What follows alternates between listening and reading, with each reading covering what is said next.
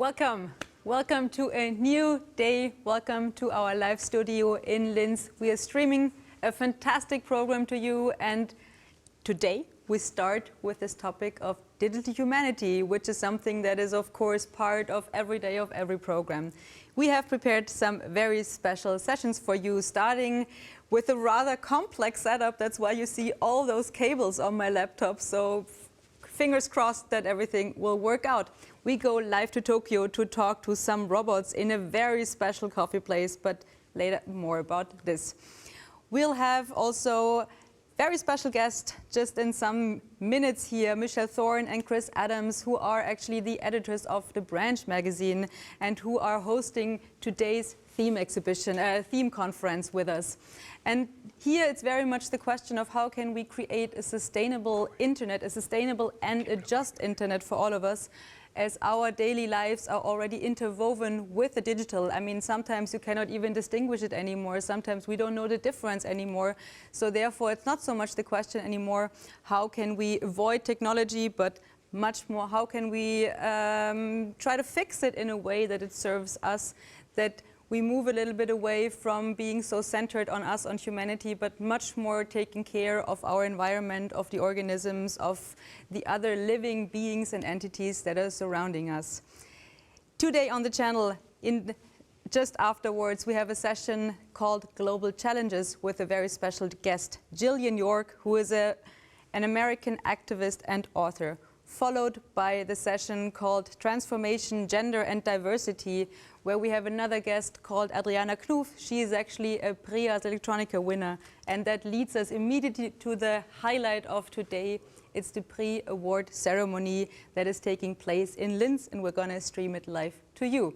But I'm not alone today. I have some very special guests with me, and I'm more than excited to see you actually, because I haven't seen you the whole day yesterday, more or less. Martin Honzik, the director of the festival, and Veronika Liebl, the managing director and the responsible person for everything that's happening around Europe, all of our European projects. So they are with us, and I would love to hear a bit from dear Martin. How did the festival for you go yesterday? Because I think I never really saw you besides sitting on that channel together in the morning. What did you experience? Yeah. Thank you, Christl. Indeed, it was quite an energized and intensive day yesterday. And actually, in our time zone, it was the kickoff. Everything before was due to you guys starting in your time zone earlier and kicking off our festival and making programs and openings. Yesterday, let me think, how did it start? Yeah, I was at the info desk, and our colleagues there were expecting the flood of visitors. What was not the case, because still here in Linz we are on a working day. And that means that a festival is always here in Linz a little fade in, and we prepare ourselves slowly for the big wave, and we expect that already coming today, and for sure and indeed then tomorrow on the weekend. Yesterday, the entire day was under the flag of starts. I think I don't have to explain now, but starts as a ideology, as a umbrella program from the European Union, is represented in our program spheres as the Starts Prize. But there are also many other initiatives, many other sub-programs, and we sum them all up here. And we bring them all together online and on-site, and we had a conference yesterday. We had conferences yesterday. I had a brief talk with Veronika, how her day was yesterday, and she was like entirely in some Zoom talk. So she was digital, she was in the stream. But on-site, I can say wonderful weather, wonderful projects, artists in good mood. Hugging mood. I know I'm not allowed to say that. I repeat myself. Yeah, and then we had many tours, many camera teams, and with our sponsors, with our guests. And at the evening, we had our Futurelab party. And parallel to the Starts Day, there was also a Futurelab Day, which is 2 different bulbs, 2 different vessels, but they are crossing themselves in many, many ways, and there's a lot of relations to Starts what Futurelab in general is doing. I was landing about 10 o'clock at our museum, and there Futurelab dedicated all their performance program to their legacy, and they did shows in deep space, and I saw Makina Mikabe playing a wonderful piece of Phil Glass with visuals from Quayola. I saw some funky performances from Futurelab members. And yes, I mean, those dudes and dudettes are pretty diverse. And when you bring a diverse group of people together on the stage, it's a lot of fun. And I think it was a lot of fun. I haven't seen Horst and the other Futurelab members. I couldn't look directly into their eyes, how tired and wasted they are. But I assume it took quite long. And there was also some very important event for us. There was a network meeting, and there was some roundtables about the relationship, about actually media arts in Latin America and Central America. And that was like a holy round of curators coming from the Latin area. And they were rolling out in wonderful and deep diving presentations that media art is nothing new, as Raphael said yesterday in that hemisphere. Media art was parallel developed. They said and presented that most of, or let's say a lot of the pioneers were actually coming from the Latin American area and then spread themselves all over the world. Yeah, that and many, many, many more activities, for sure. The entire online program and the many, many garden presentations. Our moderators here presenting the huge and vast diversity of the program. That was the day yesterday, but today is today. But before we go into today, let's have a look at what actually happened yesterday. Yes. Let's see some images. Yes.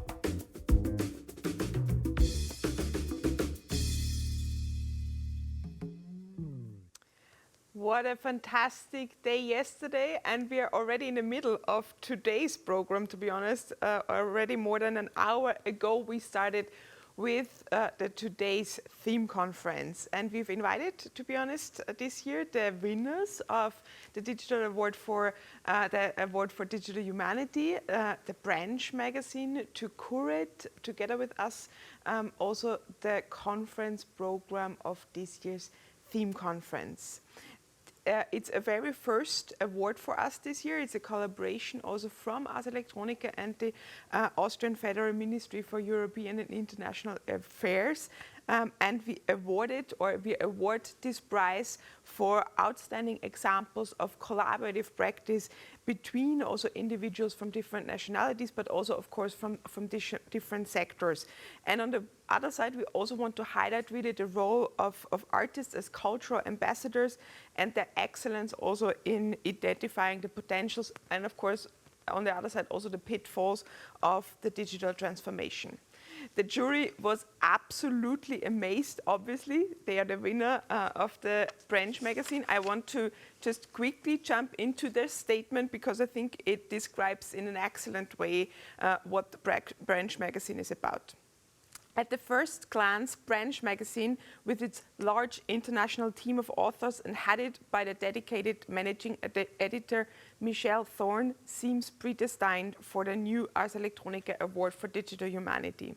This is a prize for which the jury was above all searching for cultural projects devoted to the unifying quality of culture and the necessity of placing the central issues of our time in the forefront. The online magazine Branch is a project that impresses in equal measure with its thematic focus, high information quality, and the inspiring commitment of an international and very diverse community of contributors. The project is also convincing for its unpretentious but effective graphic appearance, in which several jury members also dedicated a strong statement for a new design ecology of digital spaces. Branch curated several panels today. Their co-curators are Michelle Thorne, Chris Adams, Christine Larivière, Andres Colomares, and Alex Deschamps-Sansinon. Let's look into a video. They were describing how the panel set up and a bit more details also on the Branch magazine. Hey everyone, my name is Michelle Thorne, and I'd like to tell you a little bit about the upcoming Branch Magazine Symposium taking place at the Ars Electronica. Yeah, we invite you to join us at the Branch Magazine Symposium. We are really dedicated to making sure that the internet is serving our collective liberation and ecological sustainability. And we'll be putting together a really great set of discussions looking at this topic from different aspects, inspired by our work that we've been doing with our online magazine. Some of the provocations we're going to be looking at as a group include solar punk imaginations and other ways of building worlds. We have an amazing miniature museum called the Museum of the Fossilized Internet, which looks at the major polluters of the internet today, everything from ads to spam to training AI, VR, streaming, Bitcoin mining, and more. We'll also be talking about what it might look like to build an energy-aware internet. Often when people start talking about the carbon footprint of the internet, they go into a binary mode. Either, there's nothing we can do, the inevitable datification of everything, or they go into kind of a monkish response and want to withdraw from everything. And we think there's other ways. And so we want to explore, as we've done in our magazine, how we might be building tools in the internet and an internet that allows us to respond to the resources that are available. For example, serving up richer websites when your internet connection is running on renewables, or shifting to more text-based internet experiences when you're running on fossil fuels. In our symposium, we're also going to be talking about internets for solidarity and care. And this is going to be brought together by the amazing Billion Seconds Institute, who've been really bringing together a lot of interesting voices and talking about the political aspect of a sustainable internet. And lastly, we also want to talk about low carbon design and education. We know that we need to change the way not only that we build, but also how we teach. And that'll be a really great discussion in terms of pedagogy that we need. And yeah, we really look forward to seeing you there at the symposium. And you can also check out our magazine. And thank you for inviting us, and see you soon. Bye.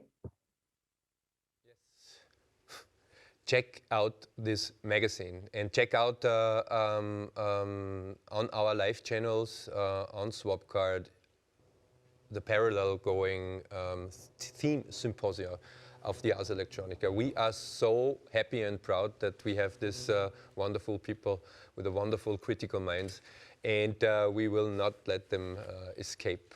I think that's the start of a longer going collaboration. But my honor and duty now is to talk about the other program points of today. And for some reasons, it's the evening. The evening is coined by our former gala. It's the prize ceremony. It's that moment where we give the Ars Electronica prizes, the golden knickers, to the award winners. For all of us, one of the most important momentums in the entire year, and especially also for the artists. It is, wonderful moments, wonderful prize. and great people. After this, the long concert net starts. I will not go deeper, but join us if you are in Linz. It's going to be a hybrid event between classical musics and pure Ars Electronica attitude. For those who don't know what the Ars Electronica attitude is, join us. And then a little jump to tomorrow, because it's directly related to the ceremony. Today evening, the winners of the Prix Ars Electronica, including also our youth category, the U19. So they will be on stage today, but separately and exclusively, we always have in the middle of the day on our most public stage the ceremony for the U19 winners. Connie Lee, you know her from this channel, will moderate this, and it is always an extremely overwhelming and sympathetic and wonderful moment to see these kids receiving their prizes with the projects that they have. I mean, the projects, they are entirely working on their future, also on our future. So also, this is a format that I highly recommend. Yes, and especially working on our future is also project partners that are coming from the Johannes Kepler University. We have developed a collaboration with them. It's already the second year, and we're more than excited. It's called LIT, Linz Institute of Technology, and they annually submit projects that the scientific institutes develop together with invited artists to then show at the Ars Electronica Festival. And here we have a rather huge range of diverse topics, such as, for example, Demystifying AI by Martina Mara. You possibly have heard her already speak on the channel yesterday about this project. Or a virtual court discussing what it might mean for the law system, for the legal system, to advance into digital technologies and to use them for actually preparing court suits, lawsuits in a way that others can also be a part of that might not be on site. And we have now one very special project. It's called Growing Colors, and it looks at the circular economy of textile industry, of fashion industry, as they are one of the largest polluters in this field. And they found a new way of actually dyeing textiles with bacteria, as some of them have colors embedded in them. But I stop talking now. Let's have a look at their project.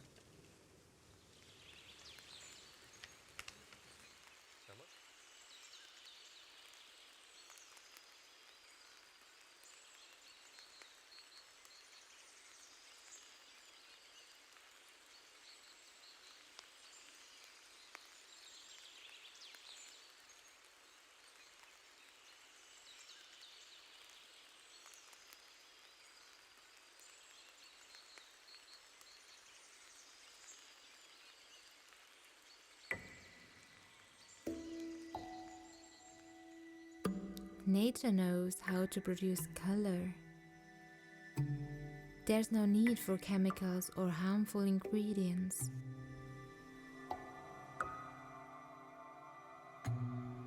And even some bacteria can produce colors for various reasons.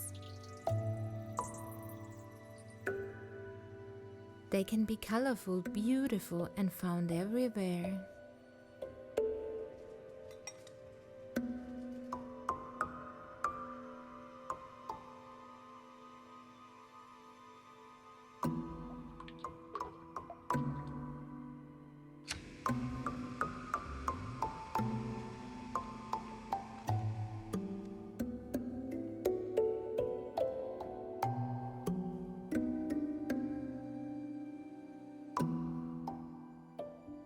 In nature, you don't always see them, but they are there and show their pigments under the right conditions.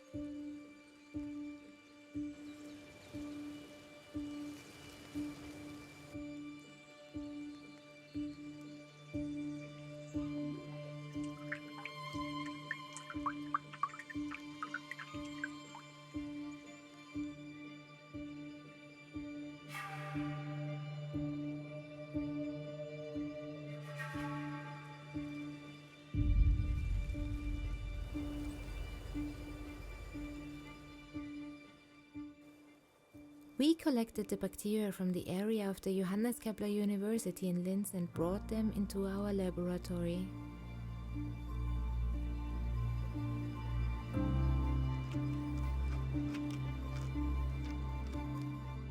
That's where they are growing in different colors and shapes.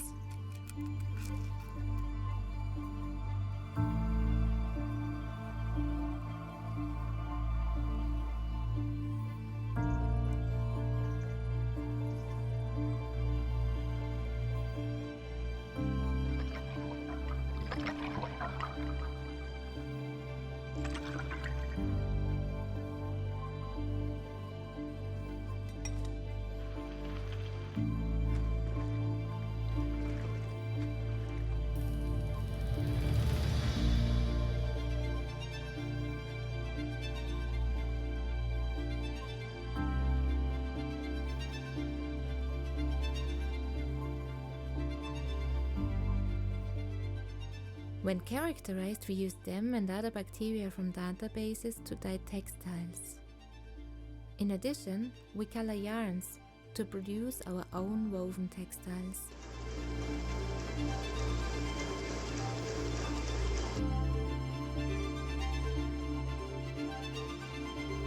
We combine colors of different bacterial strains and use various technologies to achieve intentional pattern designs.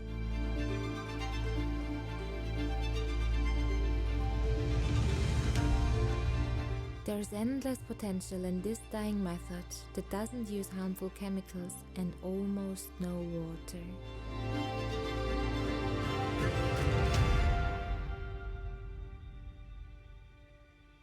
In the end, it is our decision in which direction our researches lead. But our decisions of today will create the future of tomorrow.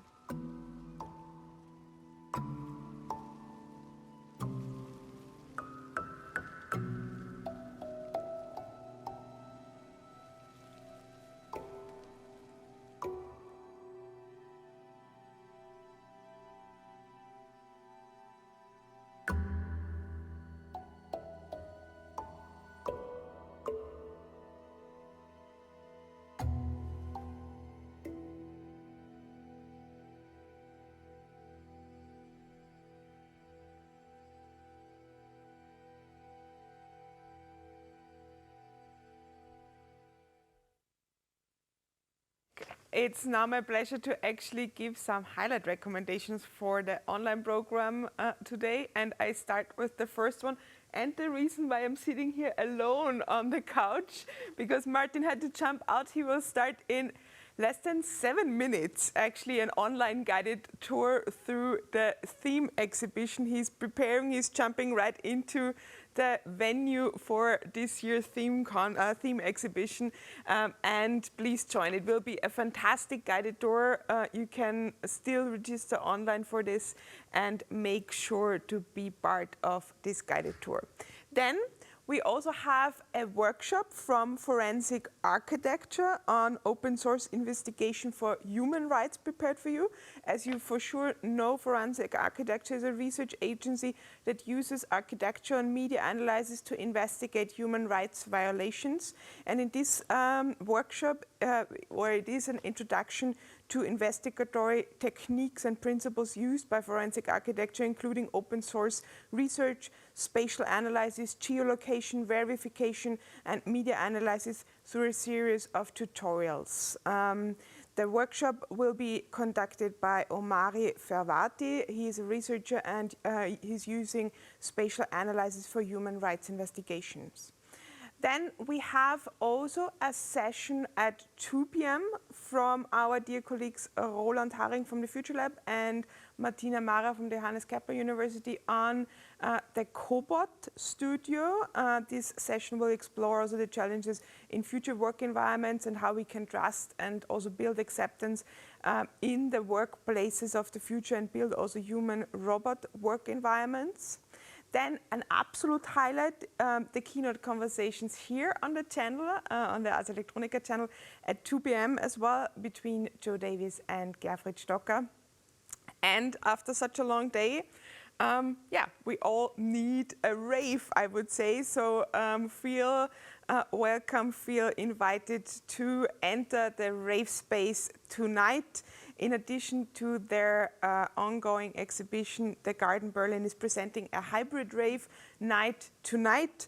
People from all over the world are invited to join the Rave Space Berlin's first virtual 3D club. DJs will actually perform live sets, and visitors can join either virtually via the web platform ravespace.club or in person at the exhibition space in Berlin. Yeah, get in touch. It will be a fantastic opportunity for ending this night. And one last recommendation from my side, of course, the partner channel is also running in parallel to this Ars Electronica channel, and we will have 3 gardens today also presenting highlights of their own programs. It will be the garden in Barcelona, the garden on hybrid times. Then we will have also the garden in New York presenting some exciting programs. They are part of Ars Electronica for the first time, so we are extremely excited to have them and are already curious on their program. And last but not least, also the European Media Art Platform will actually present a focus on ecosphere, and many, many artists who we do know here at Ars Electronica will be part of these specific sessions. Yes, that's the highlights, and there's so much more going on, so please check out also all the programs on Swapcard. There is a lot to explore today. Thank you so much for this insight, although I really wish you would stay with us now because we have a very special session planned. We are jumping over to Tokyo, to our garden partners there, and we will have a live view, a live conversation within a coffee that is called the Avatar Robot Coffee. And there actually it is not just a robot coffee, but a cafe, but it is actually a place where you have the robots, the avatars, so that people with physical disabilities can, through those robots, actually work in that coffee and can have live interaction, live discussions, live meeting with the customers there. As in Japan, the unemployment rate of people with disabilities is at the employment rate, is at 5%, which is really, really low. And therefore, the founder created this coffee a couple of years ago. And we'll see now a short introduction video, and then we jump over there live. So have a look. まあ、嬉しいのうちに、まあこれからだから多分できないと思って、諦めてたというか。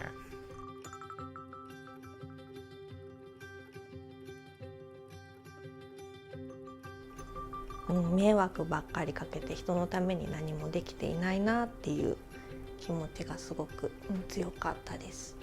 自分の体を自由に動かすことができない方々はかなり大勢いるし、我々とてね、高齢になってくれば立つことも難しくなるかもしれないし、歩くこともできなくなるかもしれない、社会の荷物になっているかも、あるいはもう家族とかが自分の介護とかで苦しんでしまうかもしれないというふうに思うと本当に辛くなってしまう。それをどうやったら解消できるかってことに我々はね、人生を使いたいと思っているし、それが我々の役目であると。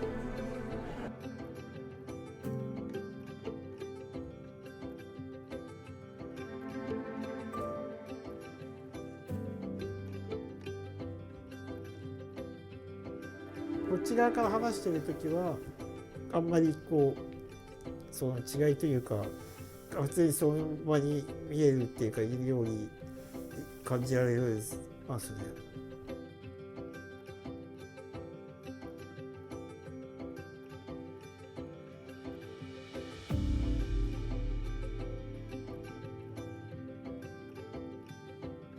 私は所沢から来ました。所沢、はい、行ってもらっていいですか。はい。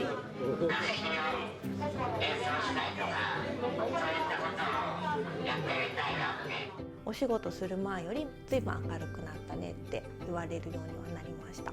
辛いこともあるけど、そうやって生きてきたことが無駄にならないっていう感じる瞬間っていっぱいあると思うんですよね。でそうやってその誰かの役に立ったり、使用にされたり、すごく楽しいですね。寝たきりの先はあると思ってますね。諦めてしまうとね、本当に何もできなくなってしまうかもしれないけれども、テクノロジーとそして先人たちのロールモデルによってね、新しい人類のね生き方を作っていけると、そう思ってます。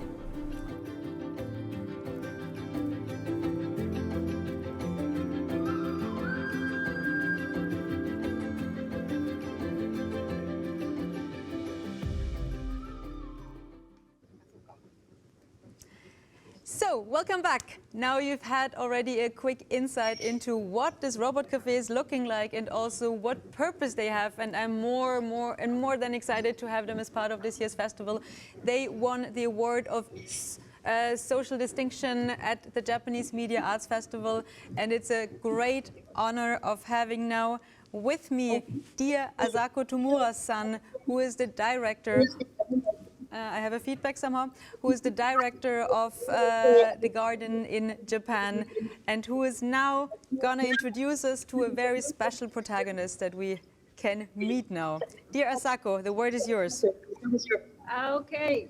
Hi, Christl. Hello. You see my Hi.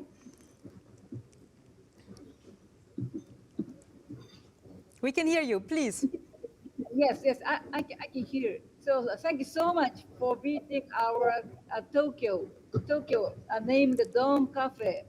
So I would like to introduce the Nene-san. Nene-san is a very beautiful name. She is juggling this avatar robot Orihime from the very south part of this Japan. So this is Christl and Nene-san. Hello, Nene-san, so nice to meet you. And for our audiences, you see this little avatar of the robot on the screen. And on the right, you see the menu of how I actually can control this robot. Hello? Nene-san, how are you? How are you doing? I'm fine. Can you hear me? You're flying. I can fly back. It's a real pleasure of meeting you. I would love to hear a little bit more about your job. I've heard that you have been involved there from the very beginning. So how has it been for you? 最初から参加したって聞いておりまして、どうですか、ドンカフェ。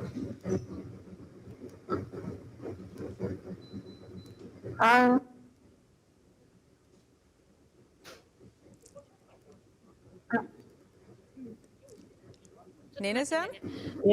Can she just an introduction from Nene?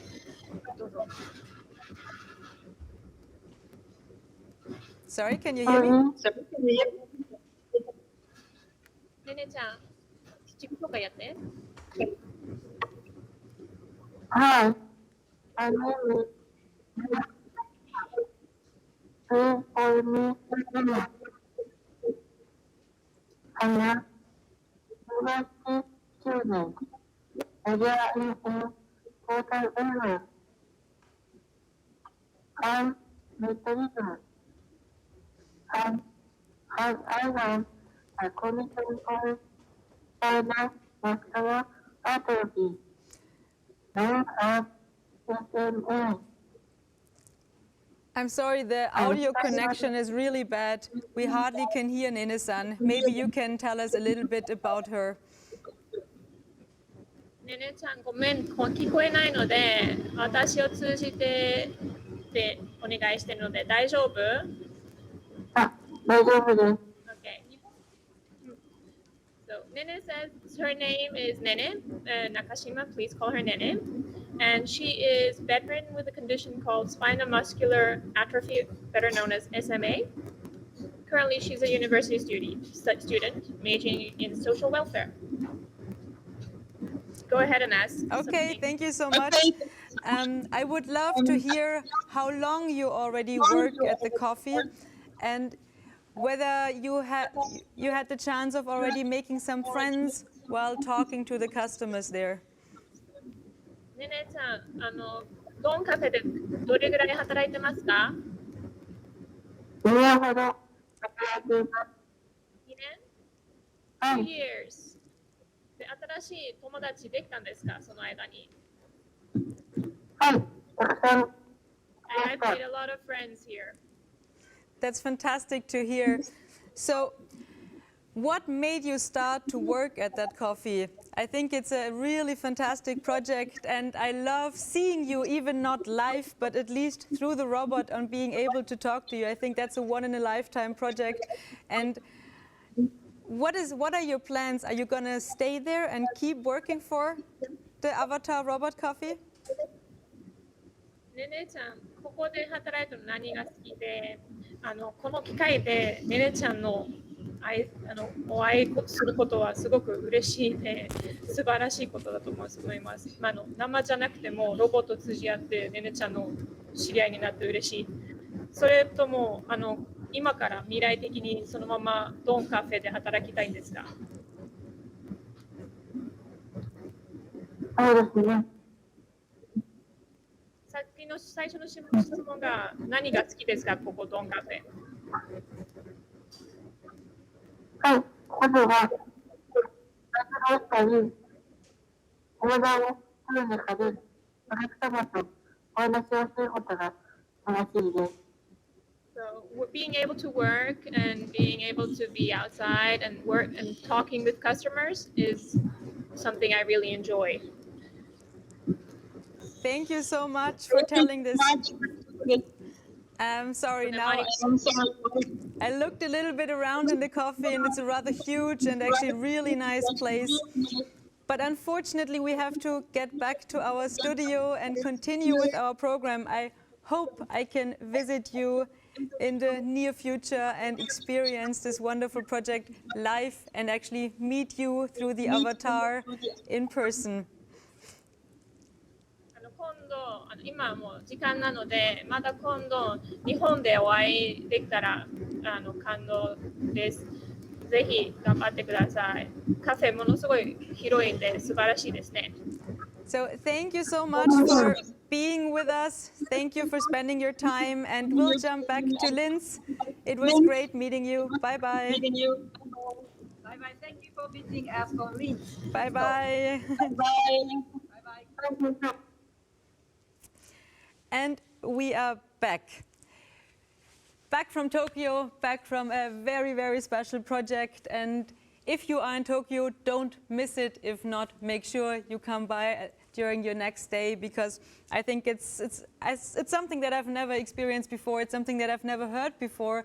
And it gives such a wonderful opportunity to those people that have difficulties of directly interacting or finding a place to work. It engages them, it takes them out of their loneliness, it gives them a purpose and something that they feel comfortable about, sharing their daily lives with others and being able to go in conversation, to meet others, to make friendships, and to really work and earn their own money. I think that's rather important. So congrats to this wonderful project. We have some more gardens that I would like to introduce, and we actually start with Moscow. Moscow is a long-term partner, and obviously not the city, but the partners that are organizing the garden. It's Helena Nikonole and Oksana Chivakina, and they are actually artists. And every year they put all their strength, all their empathy and everything together in order to put together a real physical program within Moscow. The exhibition that they are organizing is called Uncanny Dreams. And they do this in collaboration with the Electromuseum and the foundation of Vladimir Smirnov and Konstantin Sorokin. And the exhibition is focusing very much on young Russian artists, on the digital natives that are exploring the impact of new technologies, that especially go out of what they have experienced last year during the pandemic, in lockdowns, in this uncertainty of not knowing how the world is currently changing and what it actually means for them. And they have discussed this topic of AI biases, of different forms of biopolitics, and put this in a rather deep dream kind of state project that we are now having a look at. But before, it's really a physical exhibition on site, and they always manage to add those rather beautiful layers of being able to explore it also from the online world. So wherever you are, have a look. And now let's catch some images of the project.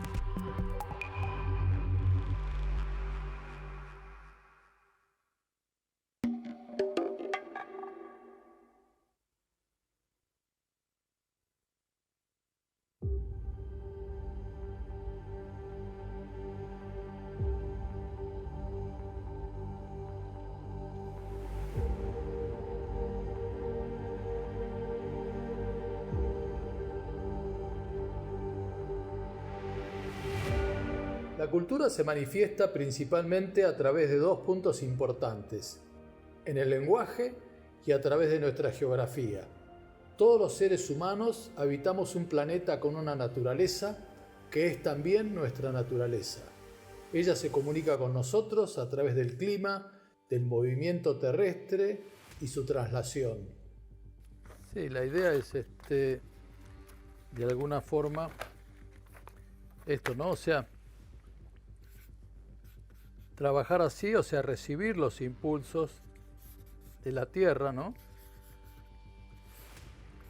Y a su vez, esos impulsos, o sea, todo nuestro cuerpo se convierte en un gran sensor, en una interfase. Cómo tener una conexión con esa Tierra más allá de esa parte tradicional, o cómo conectar esa parte tradicional, como es la Pachamama. La manera en que los humanos habitamos la Tierra es la manera en la que nos comunicamos con ella. Esto es el verbo y claro, ella va a responder. A lo largo de la historia hemos querido nombrar lo que no vemos, pero que sí sentimos.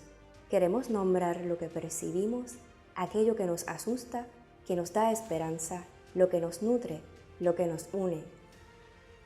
Pachamama, Atabey, conocemos a la naturaleza por muchos nombres, pero la reconocemos cuando comemos, cuando caminamos descalzos, cuando después de un desastre descubrimos una comunidad. Cada vez que la tierra pulsa en Puerto Rico, Pachamama lo siente en Argentina y en toda Latinoamérica. Ya es hora de trazarnos la unión sin barreras, geográficas o lingüísticas, para conocer e inspirar al futuro. Esto es Ars Electronica Garden Puerto Rico. Garden Puerto Rico les da la bienvenida al festival Ars Electronica 2021. Con un programa holístico al tema de este año, New Digital Deal, les invitamos a presenciar el proyecto Pulsar la Tierra, un proyecto conjunto con el artista Joaquín Fargas y el Fideicomiso para Ciencia, Tecnología e Investigación de Puerto Rico. Nuestra propuesta enfrenta el reto del área digital como un reto humano, fruto del pasado, del presente y del futuro.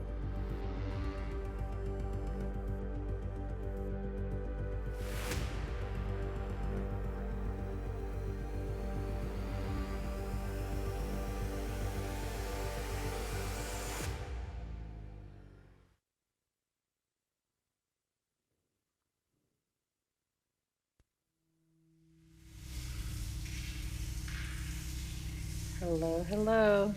This is Victoria Vesna. I am talking to you from Los Angeles, from the UCLA Artside Center. We're creating a garden for Ars Electronica, and this year we're focused on atmosphere of sound, sonic art in the times of climate disruption.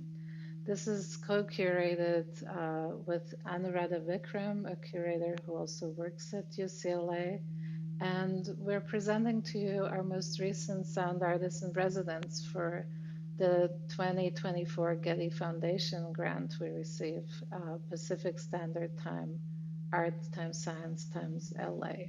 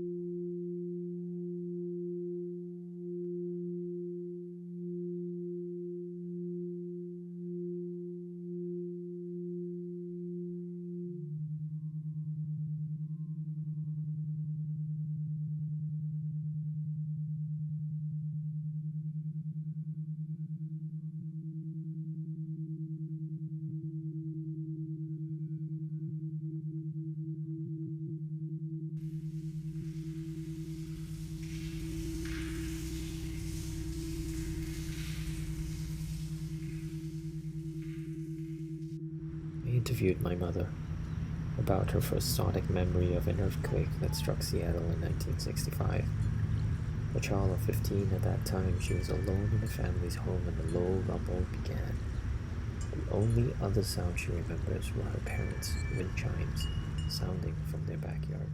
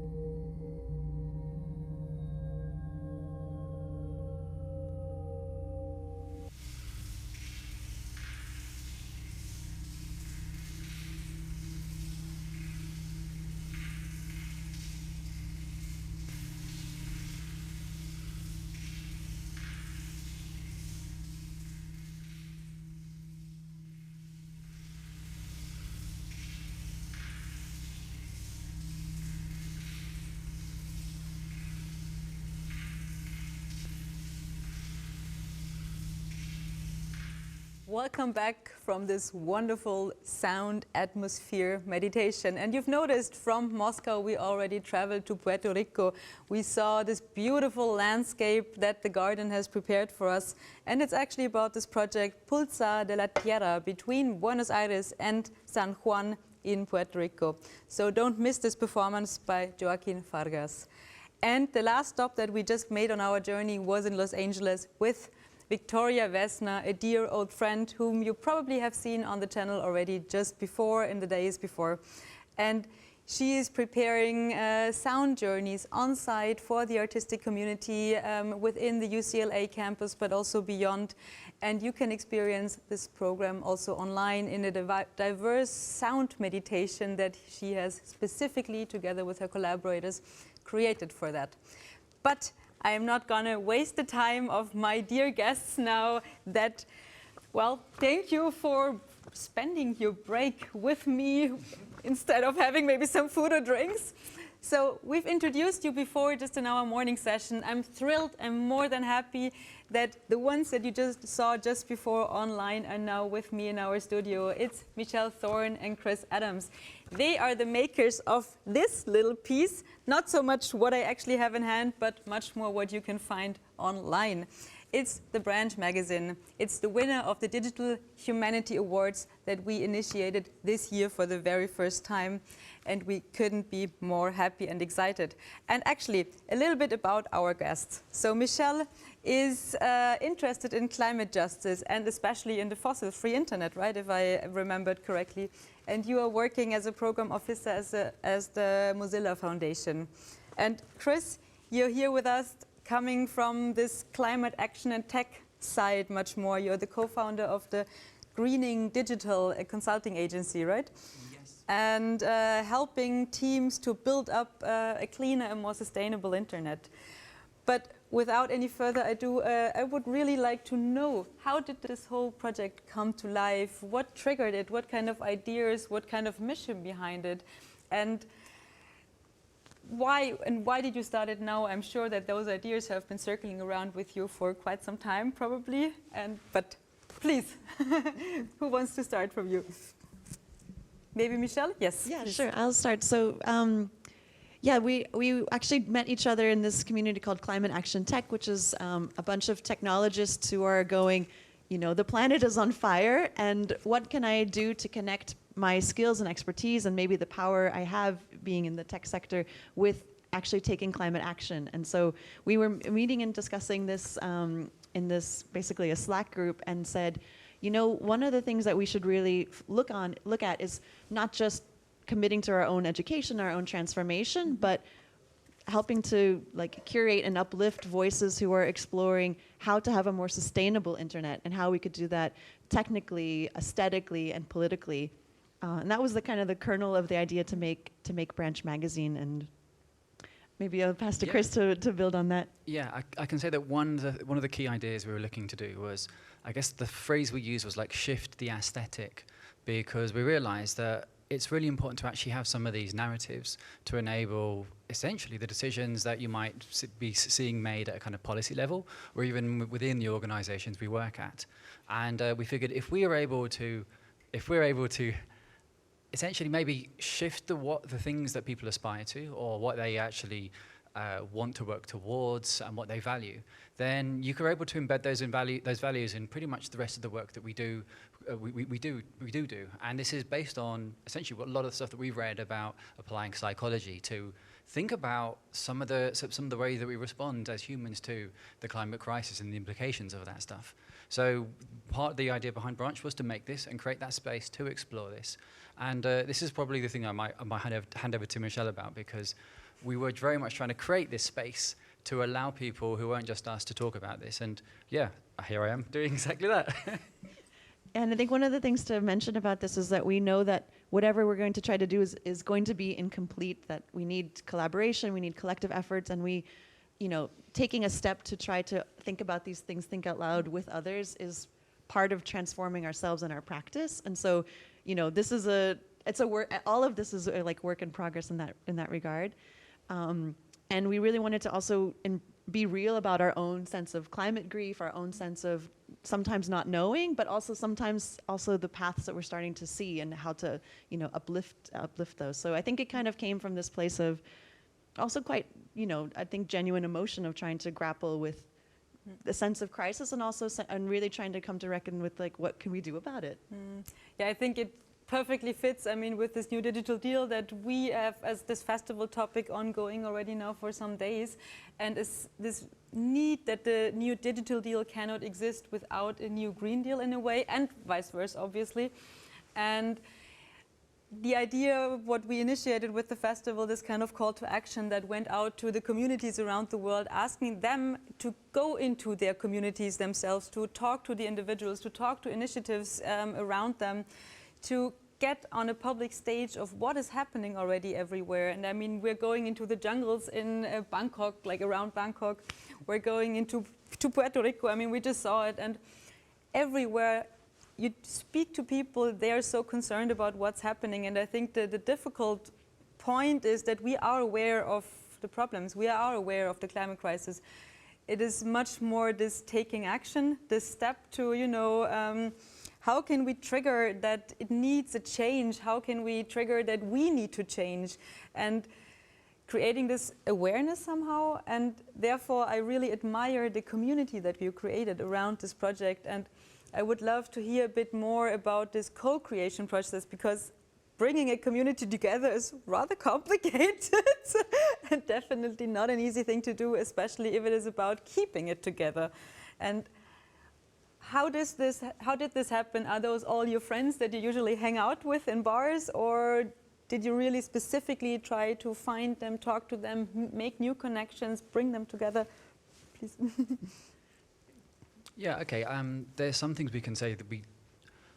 All right. There's. I mean, we're both based in Berlin, and I'm someone who came from London to live in Berlin, and we do have people who are based in Western Europe, but we made a real deliberate effort to not just have the kind of people who might work for Microsoft and Amazon, but we made a real effort to basically have the people from the Amazon as well to be talking about this, because you have kind of these complex problems, and in many cases, a point of view from just essentially in the global north is going to be missing. It's going to be missing all these perspectives and all these details and all these things that are really, really necessary to actually face this.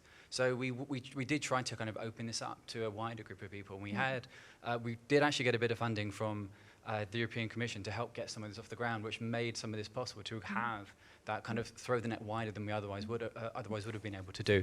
So that was one thing that we were looking at. Michelle, is there anything else we want to add on that one? Yeah, I would say maybe one of the ideas with the magazine is also to uplift things that are already happening. So we are by no means the only place where people are talking about these issues, but we were, through introductions or our own browsing of the web, or, the larger networks came across some really amazing projects of people who are already grappling with these issues. And so it was also like a sense of invitation. And I think this is also how, I think became almost like a expanding conversation. There are other events where people are talking about this, other publications, other communities, and more about, rather than it being centering on branch as a thing, it's more how do we center on the change we want to see, right? How do we center on a sustainable and just internet for all, on a fossil-free internet, and all the ways that we can work towards climate justice. And I think those are the things that actually brought people together and held them together, and maybe. That might be the anchor. Wanting to see that change might actually help us stay together. To do it together, yes. This might be one worth talking about, like the justice angle, which was very important to us, because there's often like a kind of cycle or a process that lots of us might go through when we think about like the implications of the climate crisis. Like you start with ignorance, you don't know too much about it, and then you start to hear a little bit more, then you feel a little bit, you're going into like denial. Like this is a model that was initially shared by Kimberly Rayworth, Kimberly Worth, I forgot her name, damn it, this is so embarrassing. But the model I find extremely useful, where you basically start with ignorance, you move to denial, and then this is kind of like doom phase, which is really, really unhelpful, and really it's understandable, but it's not great, and it basically, in many cases, only certain people get this luxury of doom, whereas other people already have to deal with it. And then you move into this other stage, which is like all the feelings, all the feels, and then you finally end up with this sense of purpose. And I'm sharing this process because we're all at different stages of this, and some parts of the world are further along through this because they've been forced to do this. So we talk about, say, climate change being a thing which is, oh my God, it's in the near future, it's happening now. There have been people who've been dealing with it for ages, and this was some of the stuff that was being discussed on the symposium we just had. We had people from Brazil saying, yeah, this is essentially being the norm for us. And I think it's really important to be aware of that and mindful there's a process, and there are people who are further along on this, and to basically make sure there's space for their voices in this. Because otherwise we will default to a very, very destructive default that is currently what a lot of us feel comfortable with, because we're currently in that ignorance and denial phase because it feels so scary. But we do need to get through, and in many ways, things like art and the kind of creative works make it easier to kind of follow through on that journey, really. Yeah, and this is exactly what you're talking about. And I mean, I think this summer especially was a rather bad example for, the climate crisis ending up right in front of our doors. I mean, you guys living in Germany, I'm from Germany originally. So it's been like, yeah, of course, it's happening. We all know about it, but it's in Brazil. Yeah. It's at the Seychelles or wherever. But realizing this on a completely different level, that it actually really needs to so badly concern us all, and that it's no longer just on different places around the world, but it really is happening in front of our door. I think that changed quite a bit in the mindset of people. And I hope that this real unfortunate experience, hopefully creates something positive out there, then that the discussions, and I mean, we have elections in Germany, and it's not going great at the moment. So we'll see what is coming out of there. But yes, you're absolutely right in that context. And you mentioned already that the panel is in full swing at the moment. You're just taking a break to be with us here, but you had already the introduction plenary, and they are going on about the different topics that you have prepared. And I'm specifically interested in a term that is called solar punk. Please, would you care to explain it a bit to me? So I'd really like, there's a solar punk manifesto which was collectively written, and in it says, solar punks are optimists because optimism had been taken from them and they're claiming it back. And I think that this idea of reclaiming hopeful imaginaries is really part of the solar punk movement. And it's also about writing your own future or collectively writing hopeful futures. And so I think this, more than anything else, like people call it, maybe it's like a hashtag or aesthetic movement of like, you know, the future is ours to write, like harnessing our own power and questioning also some of that power, while also saying we need to create the healthy, just, sustainable world, you know, and we got to start now. And so that's, I think, maybe from my understanding, the essence of the solar punk movement. So there's one thing that is worth being aware of, like, I mean, there was a really nice term by, I think, Jay Springer, he mentioned that, like, solar punk is this container for people's aspirations to kind of test out various ideas. And I found this really nice because it's a kind of, it's like there's a notion of iterativeness. There's an idea that it's no one person or one man's idea of what this would be. That was really, really nice. But it's also worth considering what it's, what other kind of forms of punk you might think of, right? Because a lot of us kind of might default to thinking about cyberpunk as a kind of future where you think about like dystopia, like glass, internet, all digital, everything like that. And I think the idea, it's very much not about that. It's the idea of saying, no, that's not a manual, that's a warning. We don't want that. Whereas solar punk is much more about, no, let's rethink of some of these structural things and say, well, do we need to have this kind of specific late-stage neoliberal kind of frame immediately? It kind of says, no, there's other ways and there's other perspectives, and we should look at those ideas. And this is one of the key things that, again, came out of the panel, was this idea, like, yeah, solar punk is quite interesting in the sense that from the very beginning, there was this idea of essentially doing a lot of translation of ideas from that weren't in English to actually get them to a kind of more to an audience like us. And that's kind of an inversion of very much the kind of framing that we might see, where there's very much global north have these ideas and then you kind of bestow them to fix stuff. And I think that's quite encouraging. And it's still early days, but it's this is what we're kind of exploring right now. And I think I'm a fan myself, basically. I'm so happy to hear that, and especially this rather positive approach, if I can say so, because that's exactly what we're always trying to do since 40 years with the festival, that people don't jump in the Danube after visiting the exhibitions or the conference. So we don't want to create doomsday here or paint this kind of scenario here, even if we have manifold types of problems, even if there is a lot of things to do. The intention of why we want people to visit the festival and the messages that we want to create is always, there is not much time, but there is still a little time, and we can change things ourselves. And we still have time to do this. There's, it's not done yet. We're not over with yet. And that's also the approach of what I'm so much getting when looking at the magazine, of reading through the different articles. And it's so interesting that you bring also this huge diversity of people in there.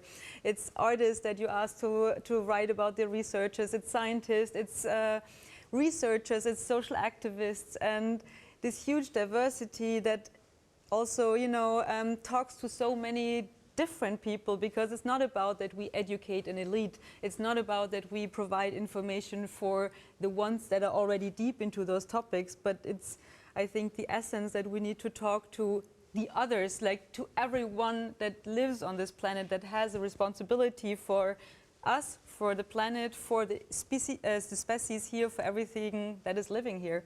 And so you want to add something to that? Yeah, there was so the thing that I guess we're kind of really aware of is that we don't know that much about this ourselves, but like if we were in a position to like maybe put some other people who have thought about this longer than we have, maybe we should do that, right? And like there is I think there is this kind of default to like pessimism and we haven't got much time left. Again, there was a really nice phrase that came out of just this last session, was like, we don't have enough time to be pessimistic. You have to be kind of like quite almost like rebelliously optimistic about this. And like there are some phrases that also by other writers have used. I just remember I've still forgot the name, the author's name, but I wanted to mention her book because it's really, really useful. It's Under the Skies We Make is the name of the book. I found it really, really helpful. And it also does address some of these ideas. It's not so much solar punk, but it is much more about, as a human, addressing this stuff and coming through and being not just entirely technocratic about this.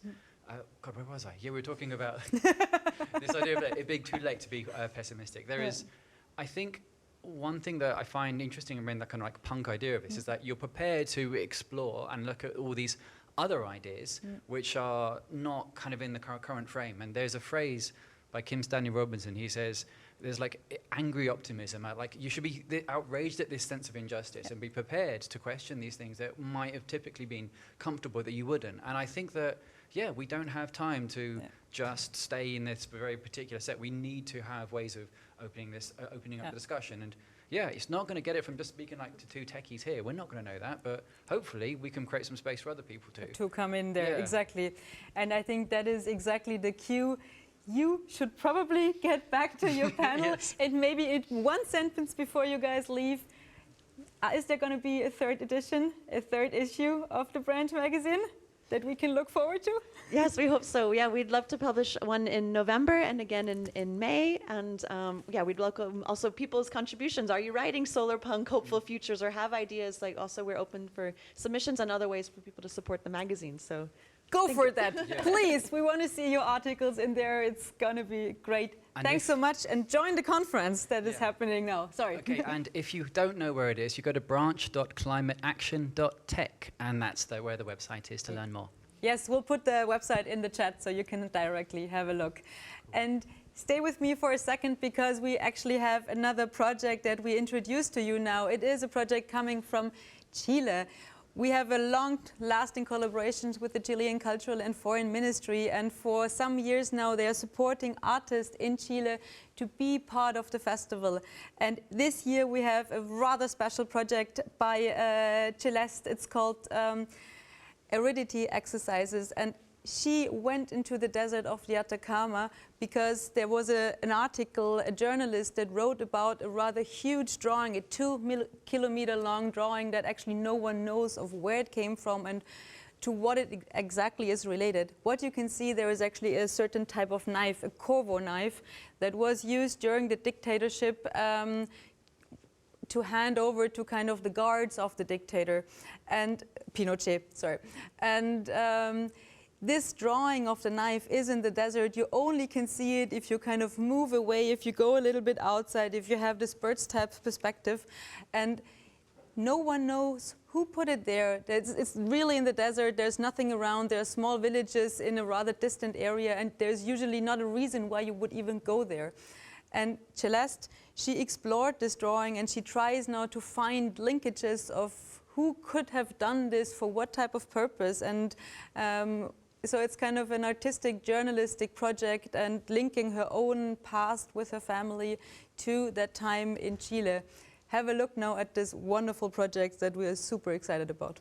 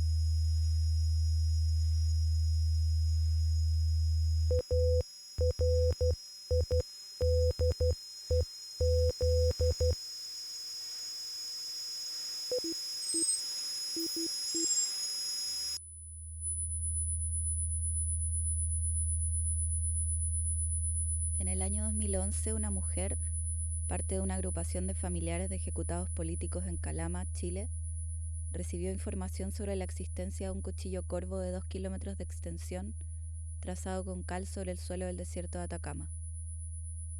En la cima del cuchillo y a cada costado de la empuñadura se habían trazado los números 11, 73 y 78, y un círculo perfecto de aproximadamente 600 metros de diámetro. El corvo es un emblema histórico de las Fuerzas Armadas en la región. Fue incorporado como arma de combate por el ejército chileno en la Guerra del Pacífico, a fines del siglo XIX. Y durante la más reciente dictadura cívico-militar, el arma fue empleada para la ejecución de miles de personas en el marco de una política sistemática de exterminio y desaparición. Las referencias numéricas que contiene el dibujo parecieran señalar el año del golpe de Estado y diversos planes de ejecución y desaparición forzada, algunos de ellos encomendados por Pinochet a los regimientos del país a través de mensajes encriptados, con el objetivo de remover los cuerpos de miles de ejecutados políticos y lanzarlos hacia lo profundo del mar. De la autoría de este monumental dibujo no hay certeza. Sin embargo, la imagen hace visible lo deliberado del gesto y la persistencia del territorio físico que la alberga. Un corvo permanece incrustado en la tierra más seca del mundo.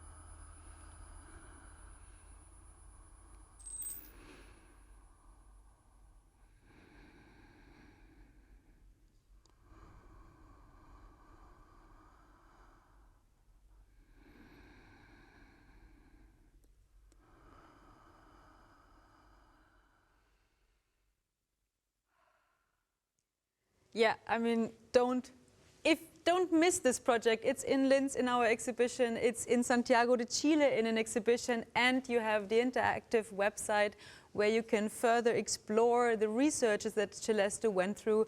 And if you happen to know something about this project, if you happen to know something about this drawing, contact us, contact her, because she really is looking for information. And we move on. There is no call to action without Paolo Tirio. Paolo is an Italian artist that is based in New York, and in 2014 he already received the GUERNICA for the research that went into discovering the true identities of 200,000 anonymous offshore letterboxes in the Caribbean. This year he also received an honorary mention in the PRIX Ars Electronica for his new work, Capture. where he's very concerned about the misuse of facial recognition and artificial intelligence, especially related to the asymmetry of power at play. And what he actually did is he collected more than 1,000 images of police officers in France during the protest, and he put them on a public website before actually kind of having them go through a certain database.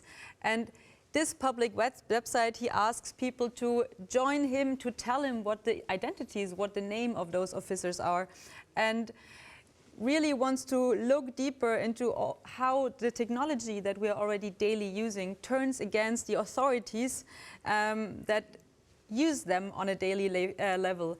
And I think, I mean, for me, it creates also a rather nice linkage to the day of the election in the US, when the Trumpists stormed the Capitol, and just not even hours later, because everything was documented by phones, by images, by videos, not even hours later, you had literally all their faces, all their identities displayed in the web. And this is a really critical issue. I mean, do we really want, you know, we're private persons just knowing identities of people walking around the streets, of doing something wrong or right? I mean, no matter from what perspective you look at it. And what Paolo did is actually that he collected 50,000 signatures for a campaign that he ran this year. It's called #BanFacialRecognitionEU, and he delivered this package to the European Commission, asking to acknowledge how the legal restrictions are lacking, actually, especially regarding AI and facial recognitions. Paolo is now telling us a little bit more about the project in a short video.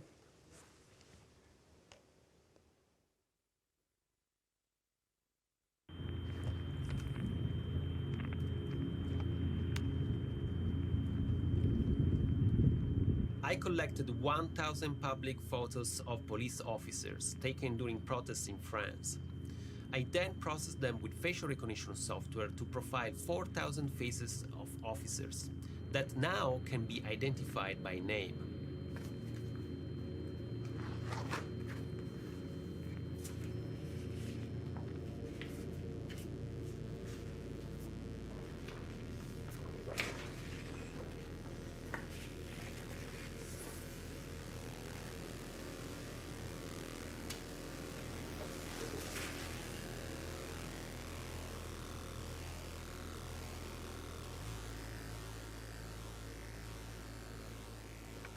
I don't have anything against the police. I just want to demonstrate that facial recognition is above them.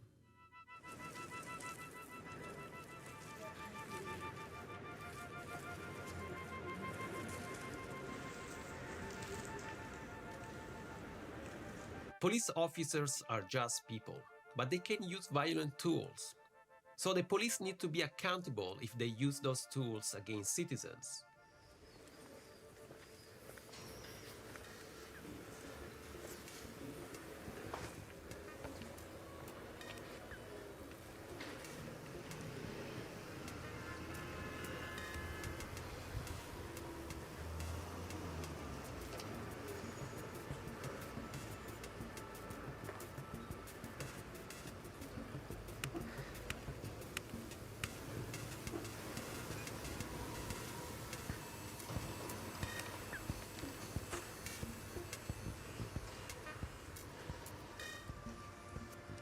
At the moment, there is an asymmetry of power, where citizens are surveilled while the police is not accountable and they can hide.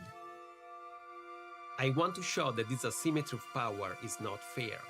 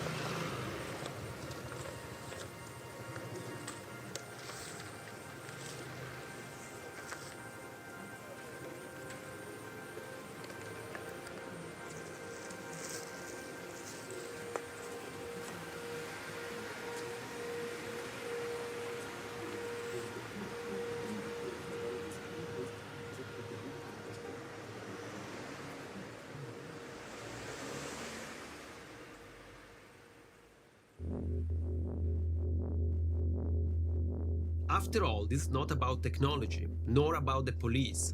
It is about democracy.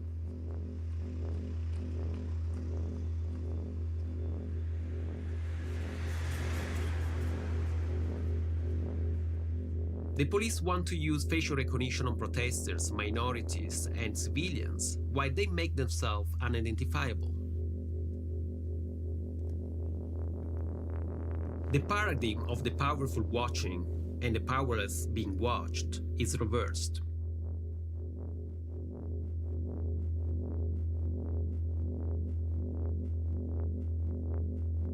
I question the boundaries of this act. Beyond this provocation, I work for regulations and debates on power balances.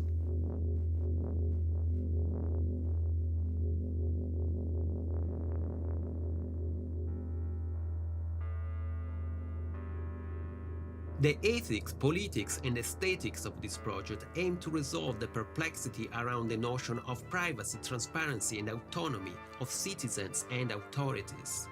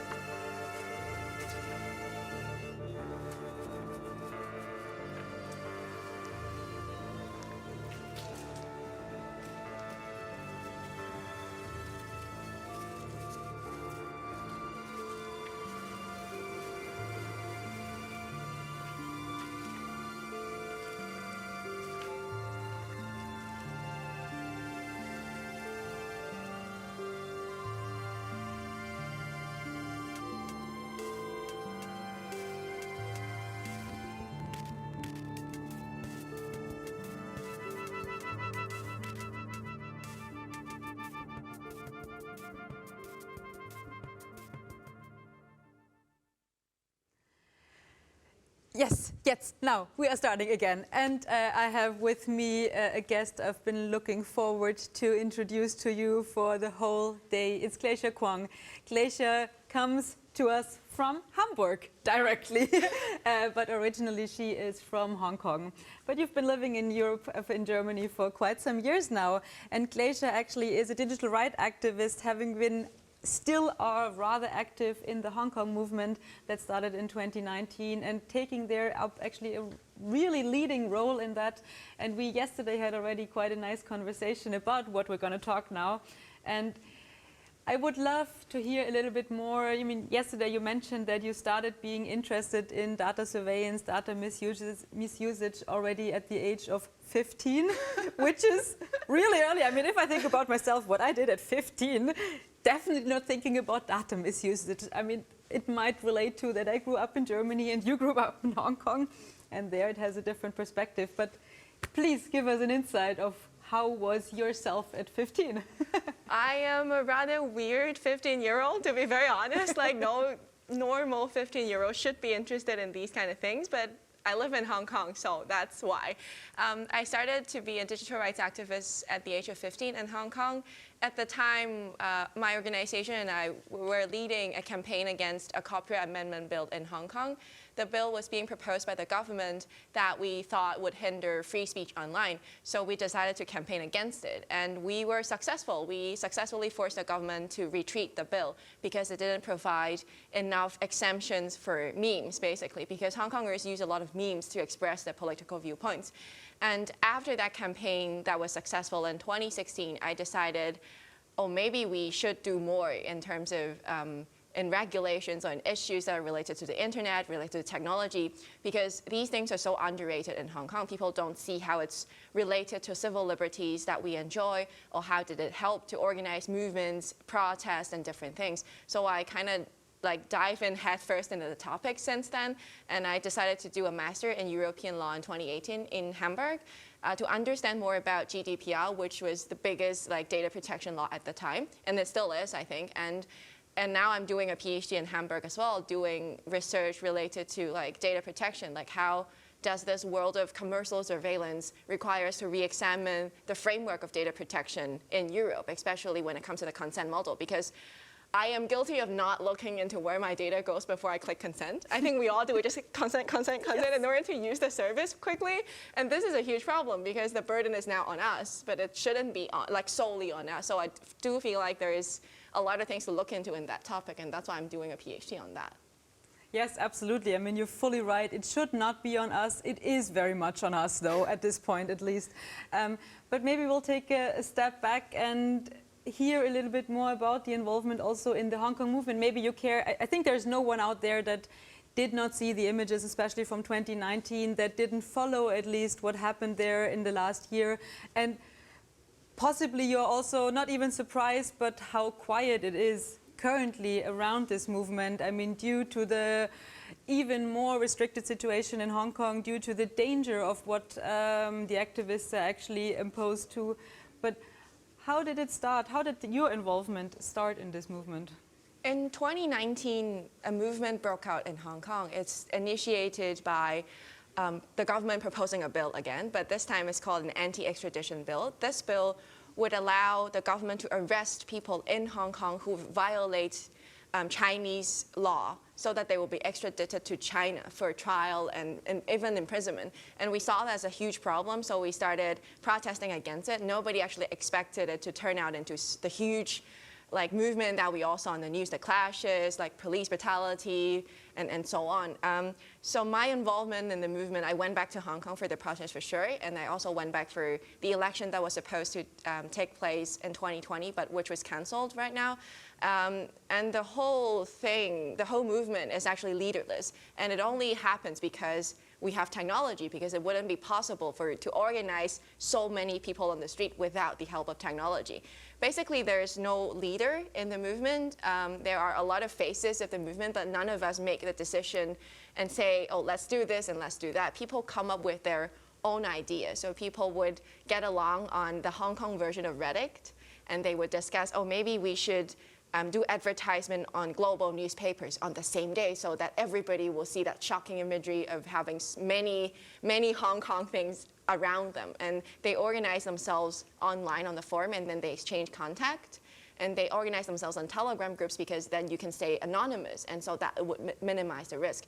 And at the same time, when people organize protests on the street, it's very difficult for people to spread the word because it will be immediately made illegal.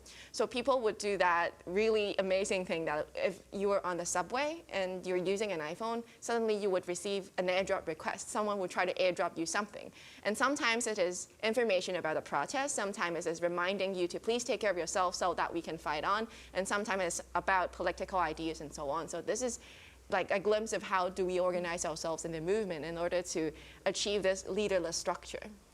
Yeah, absolutely. I think I need to mention in that context that actually in last year every year we have the Ars Electronica. Last year we had the category called Digital Communities, and we had a submission actually from two, I don't want to call them representatives now because that's exactly what you just said, that there is no leader of the movement. Their names are Eric Zhou and Michelle Thorne. And we know them, so they submitted details about the movement, especially about the technology that is used in order to connect the different participants, the different protesters. And for us here, we have an independent jury. So it was not Ars Electronica making that decision, it was the independent jury making the decision to award the GUERNICA in digital communities to actually this movement, to the Hong Kongers, to a decentralized movement that is where there is no representatives, so to say. And that created quite a huge wave around the world, especially obviously in China, as we have a lot of connections there. But it was rather interesting to see how technology actually is used still and has been used at that time to kind of have this being water, kind of free-flowing way of connecting with each other, of rather quickly informing others of where to go and what to do, and quickly getting out if necessary. And I think that's so interesting how that evolved kind of, and how did that even happen? I mean, how did you organize yourself? How did you start with those ideas? Was it really always so decentralized, or is there a group of people, not in the lead per se, but that kind of came up with those ideas, that started initiating those ones, and then it kind of took off and went to everyone so that they could use it? I'd say the reason why we were able to become so decentralized this time is because we learned from past events. Like in 2014, there was another huge protest that happened in Hong Kong, which is called the Umbrella Movement. And there is still leaders. We still have like main groups that are making the decisions. And that did create the representation problem among the groups that are there and among the participants that are there. And then as technology evolves, we realize there are actually more ways than we thought that can be used to organize movements and so on. So we kind of know how do we adjust in 2019. And it has been really amazing to see what happened in 2019 for me, especially as someone who is very interested in the digital realm, because I never expected Telegram channels can serve the purpose of warning people that where are the police or what is happening maybe 2 blocks away, and there will be people voluntarily taking up this kind of responsibilities. Basically, like the prototype of crowdsource is the ideal type of crowdsourcing, basically. Like people would voluntarily take up the responsibility or the task to like document data and then spread it out and make it into like useful information. And there are a lot of other open data initiatives that comes from it. For example, because we know that the police are using facial recognition to target protesters. So there are people who would voluntarily walk around the like heat protest area to like actually look at where are the cameras and then make a point, like make it into a Google map that everybody can see and use, so that they know, oh, if you want to get change, if you want to take off your mask, don't do it around these areas because that would be dangerous and so on. I mean, we just saw the video before by Paolo Cirio, and him taking mugshots, taking images of the police officers that, you know, is always this weird display of power using facial recognition especially. You mentioned now, speaking about the police, that in Hong Kong it's of course a completely different thing. Facial recognition is used in order to identify the protesters, but vice versa, it's like, I think, in every other country of the world, forbidden. So how about the friend that you just said before that introduced this artificial intelligence or this algorithms around it? In Hong Kong, someone created a database with public data of police officers, and with the technology of facial recognition, being able to identify police officers with their badge number. Because in Hong Kong, by law, police have to display their like badge number on them, no matter where they are. But in the protest, we have seen police hiding that to avoid responsibility, because we don't have an independent investigation panel for police brutality. There should be, but there's not. And the only way to complain against a police officer abuse of power is to go to the police and say, oh, this police officer with this badge number did something. But without the badge number, none of this is possible. So out of like anger and the feel like that we have to hold the police accountable for what they've done in the protest, like a friend of mine developed this system. Sadly, he was quickly arrested for other crimes, but we know that he's targeted because he did that. And so he's now behind bars and in jail. But I do feel like this power imbalance of what kind of technology civilians or activists or ordinary citizens have access to and what do the government have access to is usually like there is a huge power imbalance, especially when you don't live in a democratic like system like Hong Kong or China. And this is something that other countries that are more democratic and more free should be considering when they sell technologies to different people in different places. Like if you are selling technologies like that to Hong Kong police, then you are basically part of the accomplices of hindering freedom and democracy and human rights in Hong Kong. Yeah, but it's such a nice, the other part of it is such a nice example how technology can also be used to create something very meaningful, to actually empower people to talk to each other, finding subversive ways of connecting and actually fooling in a way all the others. And while doing that, of course, you create a lot of data, you create a huge network, a huge archive, whether it's interviews, whether it's kind of news channels, whether it's you know, all those meeting informations, all those details. So usually we, you know, thinking about the civil society, thinking about all the data collections, I mean, the intention is to be aware of what we create and where it goes and where we save it and where we store it. But for you, there is actually this importance of making sure that the data stays there, to make sure that everything is documented, to make sure that everything that happened doesn't simply disappear, because of course that is the intention of the government. So how do you do this? How do you make sure that you can save those data, that you can keep it? In Hong Kong, the situation became so bad that the government is trying to take down documentaries about the movement, taking down news records, and closing down newspapers. So we encounter a problem that we have to keep all the historical records of what happened in the past. And these records cannot be saved in Hong Kong, or else you risk like those who are keeping the data will be arrested, or websites could be taken down in Hong Kong and so on. So it became part of my job to store data and to keep things safe and think about ways so that people have access to these records and so on. And one of the things that I learned very recently is the use of blockchain to document different things, because blockchain is a decentralized platform that people can store things, and once it's stored, it's very, very extremely difficult to alter the things that you have been like putting it online. So we have been using blockchain to store those documentaries that I spoke of that was being like taken down. And there are a lot of different efforts to try to archive the newspaper that was being closed down. That is Apple Daily, the only pro-democratic newspaper in Hong Kong that was being closed down under the national security law by the government. And we're doing a lot of these things, making sure that we know what we're doing and how do we keep the data safe. And at the same time, like training activists and organizers on the ground so that they have adequate tools and adequate knowledge to defend themselves against the threats that they're facing. For example, like digital security basic stuff, use a long password, use two-step authentications, and so on and so forth, and encrypt all your files, and don't keep unnecessary details about different projects that you have been working on. If you need something, send it overseas, send it to me, send it to people that you know that are trustworthy, and so on. So this is how technology is being used against us, but at the same time, we can use it to defend ourselves as well.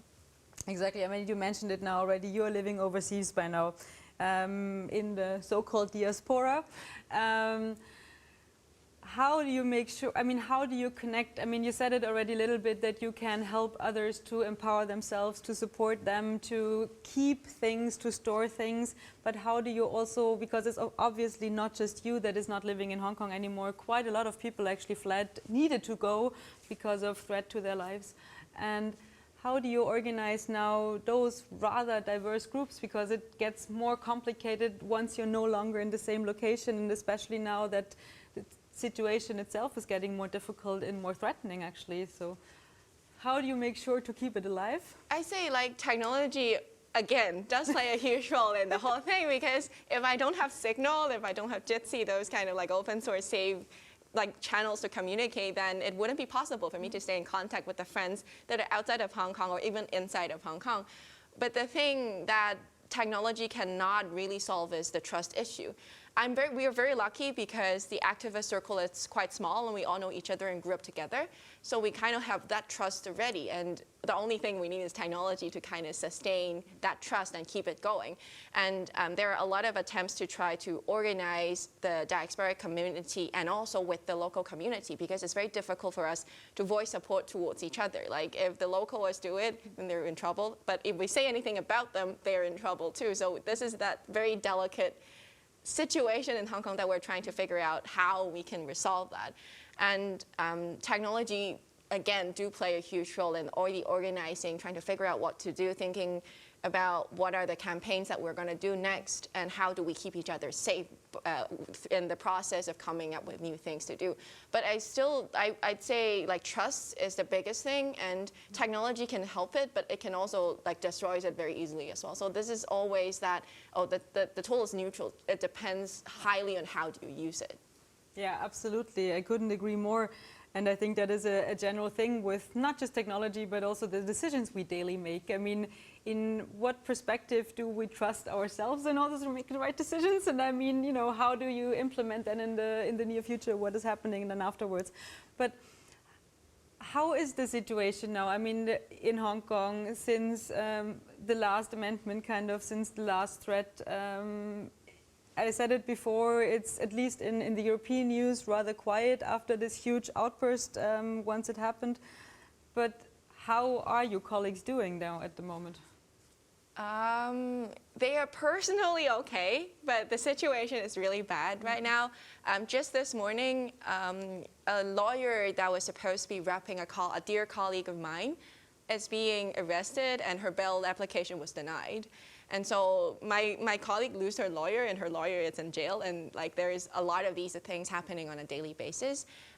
It's true that there is not a lot of visible protests that are happening in Hong Kong. That's why you don't see it on the news, because of COVID, because of the newly implemented national security law that basically calls all protests on the ground local terrorism. And any campaigns trying to fight for democracy and freedom, subversion of the state, and if you are trying to raise global awareness, like sitting here, like talking to all of you, it's colluding with foreign forces. So it makes it very difficult to actually do anything that's highly visible. It's normal that we are all afraid. Even I'm afraid too. Like I am still thinking about, oh, what can I say, what can I not say, and so on. But there are still a lot of colleagues of mine in Hong Kong that are very willing to stand up against those threats. They, like, I think it's just yesterday, the colleague that I spoke of, her name is Guarnitho. She was a journalist before. She was applying for bail, but at the same time insisting that the court has to lift the media reporting ban. The judge refused and like give really like bad reasoning behind that, and she said, "Oh, never mind, then I'm going to withdraw my application." This is for sure against her best legal interest, because her best legal interest would be reducing the terms that she's serving behind bars. But for her, like, the right to free press and the freedom of speech is more important than her own personal legal interest. This is her best interest in her mind. And there are still a lot of activists and campaigners like that, like her. And so there are a lot of like struggling still going on, that they're not as highly visible as it was before. But I still hope that there will be more reporting and people will be paying more attention to what's happening in Hong Kong, because it's quite important, because the threat coming from China is not only affecting Hong Kong, it's affecting the world, especially when democracy is globally deteriorating and we're complaining about it. And so the best way to deal with it is not to like give up our freedom and give up our attention to injustice all over the place voluntarily.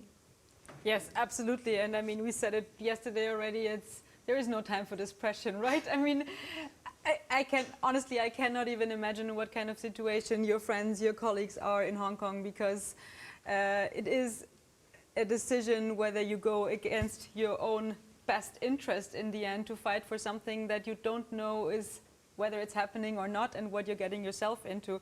And I think that making that decision of going into this activistic path without being aware of what might happen to you, how was that for you in the very beginning? Was that a decision, or did that simply happen? At the beginning, I thought it was either recklessness or being at the right place at the right time. Like, I accidentally chose to go down that path of being an activist because I thought it's going to be fun. Like I said, because Hong Kong was much freer and much like vibrant civil society back then. And recklessness is because I'm always those person that feels like I have to act when I feel things are wrong. I'm very impatient, so I have to change it, like that kind of person.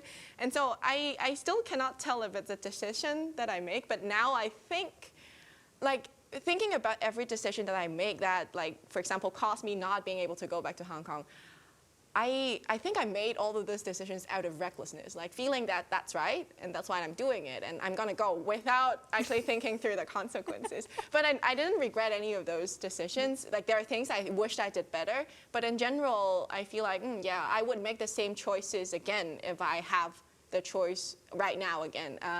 So I had it coming, more or less, like as a choice, but it's also being very reckless at the same time. Yes. I cannot even tell you how much I admire this now, to be honest. And as we need to slowly finish our session here, unfortunately, I think we could go on forever now.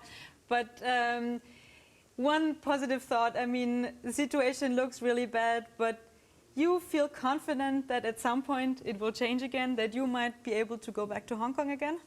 Yes, I do feel like I can go back to Hong Kong someday. Like, from history books, like, people, like in history, like, dictatorship always fall and freedoms and human rights will always prevail. And that's the only thing that I'm holding on to. And eventually things will get better and I will be able to go back to Hong Kong for my favorite food in Hong Kong. That's my biggest That's a wish. good ending, Yes. especially as we should go to lunch at some point now. Yes. But actually, thank you so much for spending some time with that. Thank you for having me. Really follow the panel tomorrow. Glacier is part of the Civil Society and AI panel that is part of the AI Lab conference tomorrow. And we have, besides her, some really wonderful speakers that are joining us to talk exactly about this. What is the role, what is the right of civil society in our world, and how we can use technology to empower all of us. Thank you so much for being with us. And we are continuing our program on the channel, and we have some of our community projects that I would like to introduce now again. It is the Taste Your Soil. We've asked our partners around the world to tell us how the soil, the ground they're standing on, is tasting. And I mean, this is of course relating to many of, well, the physical implications of possibly a chemical factory next to them, or actually the nicest soil in the woods. And this is linking to the Museum of Edible Earth that we have exhibited in our exhibitions here in Linz. And many of those partners submitted nice videos showing us of how their soil tasted. And today we see one coming directly in from Barcelona. And the second community project that we have here is the Expert of the Future. Again, we've asked all of our partners around the world to talk to their children, to talk to children in the age between 5 and 12 and tell us how they imagine their planet to look like. And those answers that we get, those diverse topics that they address, depending on, of course, where they are, whether they're in Abuja, in Nigeria, in Tokyo, in Los Angeles, in Buenos Aires, give us a glimpse of what responsibility we all have and what we need to take care of for the next generation in order to make sure that we preserve the planet so that they can have, you know, a sustainable and a good life. Have a look of what they have to say now.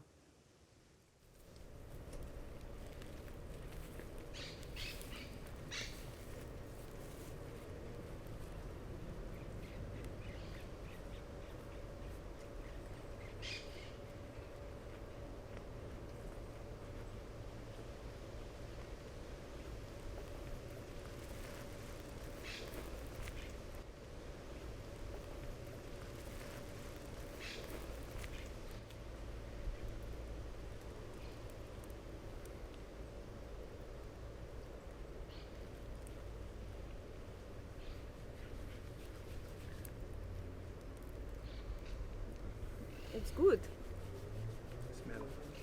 It's strange, it feels sugary. I was not expecting any creamy and sugary.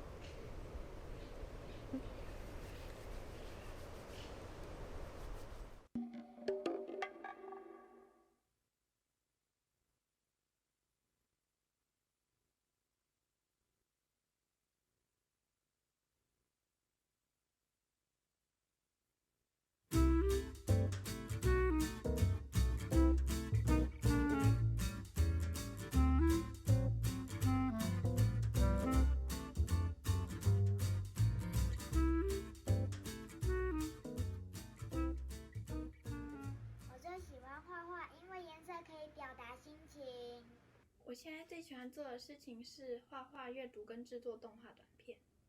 我的兴趣是读书，最喜爱做的事情是拉小提琴。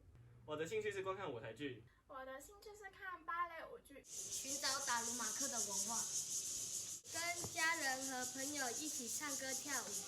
玩乐高，因为能拼成自己想要的样子。我最喜欢打电动。我最喜欢陪弟弟玩，因为只要他笑起来，我整个人也会跟着开心起来了。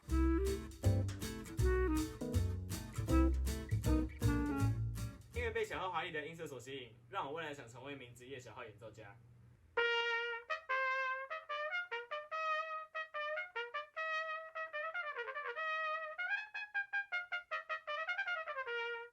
我想成为管弦乐团的一员。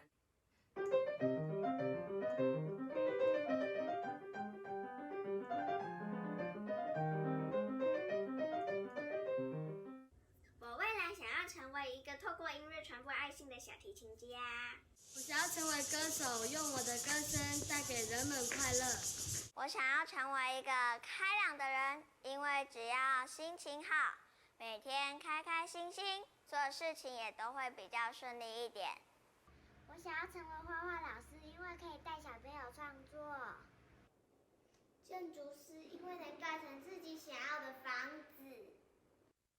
想要成为勇敢又有智慧的人，在遇到困难的时候能用智慧去解决问题。我爸说这就是人生，这是我要面对的人生课题。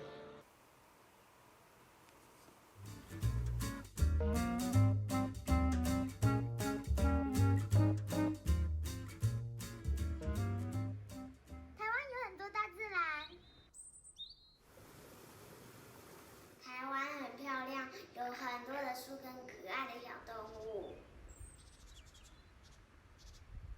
台湾是水果王国，而且台湾人很温柔，有很多好吃又好玩的地方。台湾对我来说就像是个藏宝箱。台湾是很安全、自由也很快乐的一个地方。它是融合多元文化族群，也很热情。不同的族群都有好听的歌谣让我们传唱。鱼儿不是你不鲁古那西妈咪林阿勒那罗门。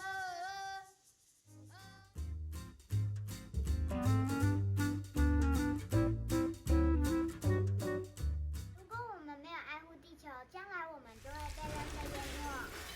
将来的地球科技会变发达，人类会越来越聪明，希望环境会变得更好。将来的地球有可能会暖化，会影响到四季的变化。未来的地球会变得很科技化，许多工作都会被机器人取代，但是我认为艺术跟人性是不能被机器人取代的。我觉得会科技很发达，然后上网查询也会比较方便。希望未来能透过音乐为媒介，把环保概念推广给世人。地球会很幸福，那是因为大家都会相亲相爱。我们要保护它，要不然它会像山一样崩塌。将来的地球，如果我们好好珍惜，可以变得像花朵绽放一样美丽。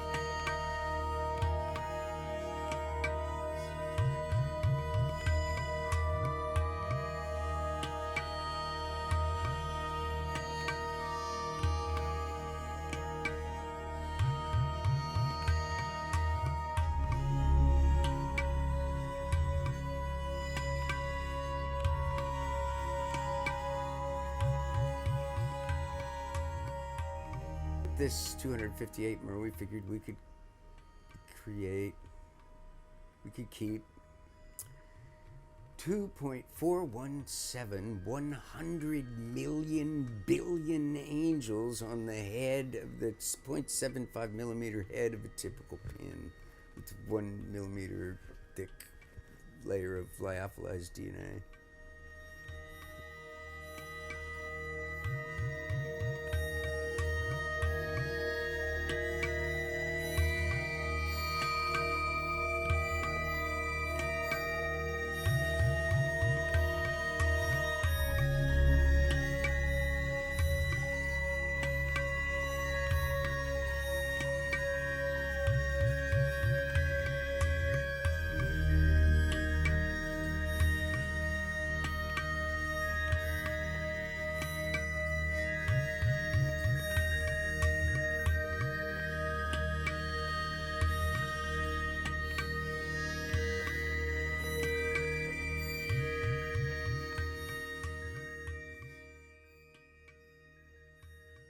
It occurred to me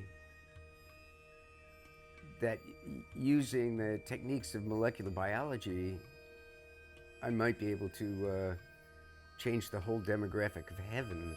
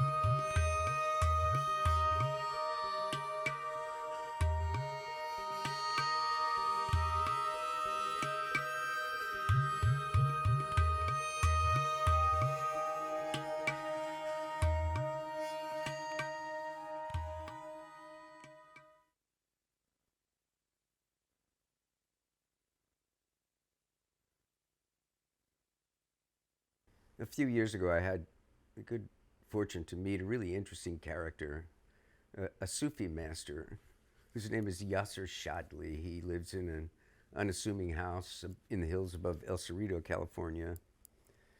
And since meeting him, every time I go to California, I'm careful to set aside some time for drinking tea and having conversations with Yasser about secrets of the universe, divinity, all these subjects that I love to have conversations about.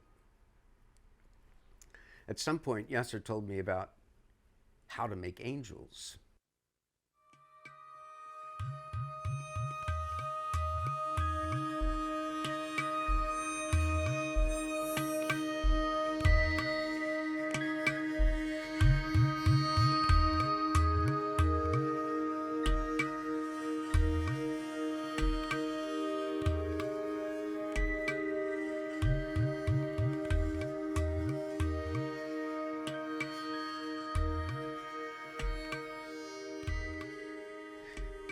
How to make angels. So apparently there's a 1,000-year-old tradition that if you repeat a certain phrase in Arabic, an angel gets automatically created. And it doesn't matter whether you write the phrase or read the phrase or recite the phrase. Anytime cause it to be printed, anytime the phrase is iterated, you get an angel. The phrase is Subhanallah, which translates to the English word hallelujah. It's simple. Subhanallah is actually part of daily prayer and is repeated about 100 times a day. by 10 billion Muslims in all that time, it turns out to be about 20 quadrillion angels. So I took this on as kind of a quarantine project, enjoying this research and consulting with many friends and colleagues, perhaps most importantly with one Sarah Khan. Sarah is a biologist and an artist who lives in Pakistan and a devout Muslim herself. Together we decided, we figured out how to code in Arabic language into Arabic language ASCII. ASCII is the formalism used to hold letters and numbers on your computer. My involvement in this project was the preliminary conversion of the Arabic text into the DNA code. But I was also one of those who designed the plasmid, assembling the subhanallah part of the DNA and flanking it with tags like prefix and suffix and making it a perfect biobrick. In 152 bits, in the 76 mer DNA, DNA molecule with 76 bases, we could hold, and this is ideal encoding, we could hold a single phrase, Subhanallah. But we were inspired by the intricate geometries of Islamic art, of the fantastic calligraphies of words within words within words. And we used a new kind of coding technique that I call DNA manifolds, which operates at several different levels of informational symmetry. It lets you, in fact, put information inside of information inside of information.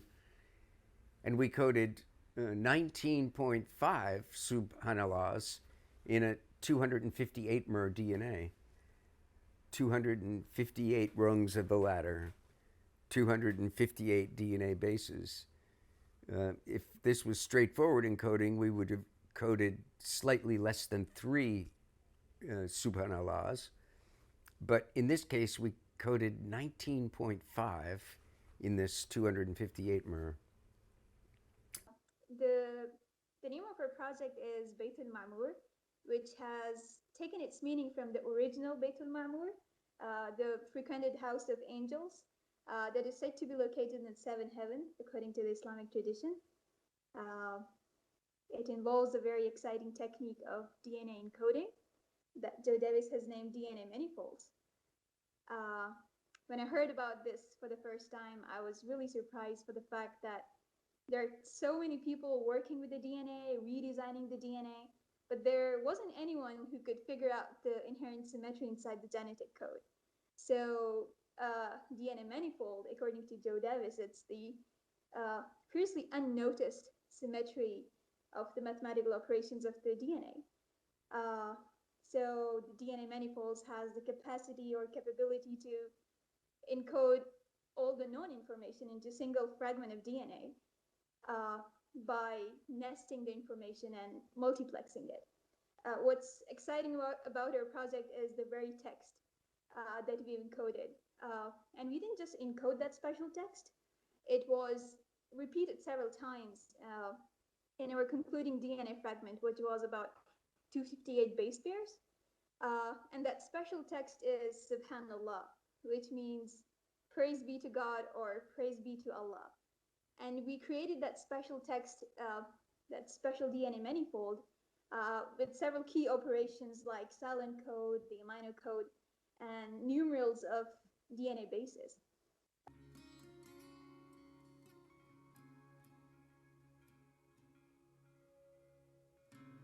It's considered as a bioart piece, but it touches lots of different areas. So it has the involvement of culture and tradition, embedding spirituality and divinity, but it also has the use of science. So there's a complex mathematical operations inside it. There's also molecular biology involved in it, and there's also tools of synthetic biology like sequencing and synthesis. So this project has sort of significant synergistic effect of delivering the beautiful message of hope to the world.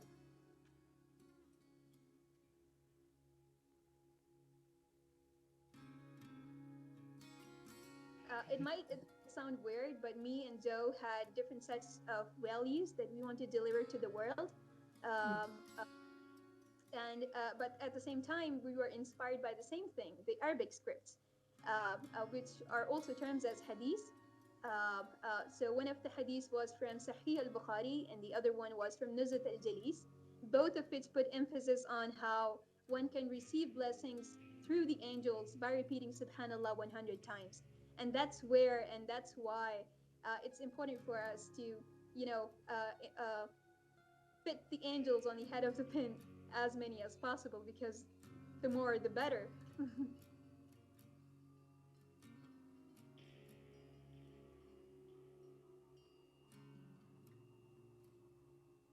And so I think to me, it's kind of just an example of kind of the incomprehensibility of what angels are, of, take the smallest, tiniest thing you could possibly picture without a microscope, and you can fit 1,000 angels, 1,000,000 angels on that. And I think it's a way of expressing to people kind of the incomprehensibility of what an angel is.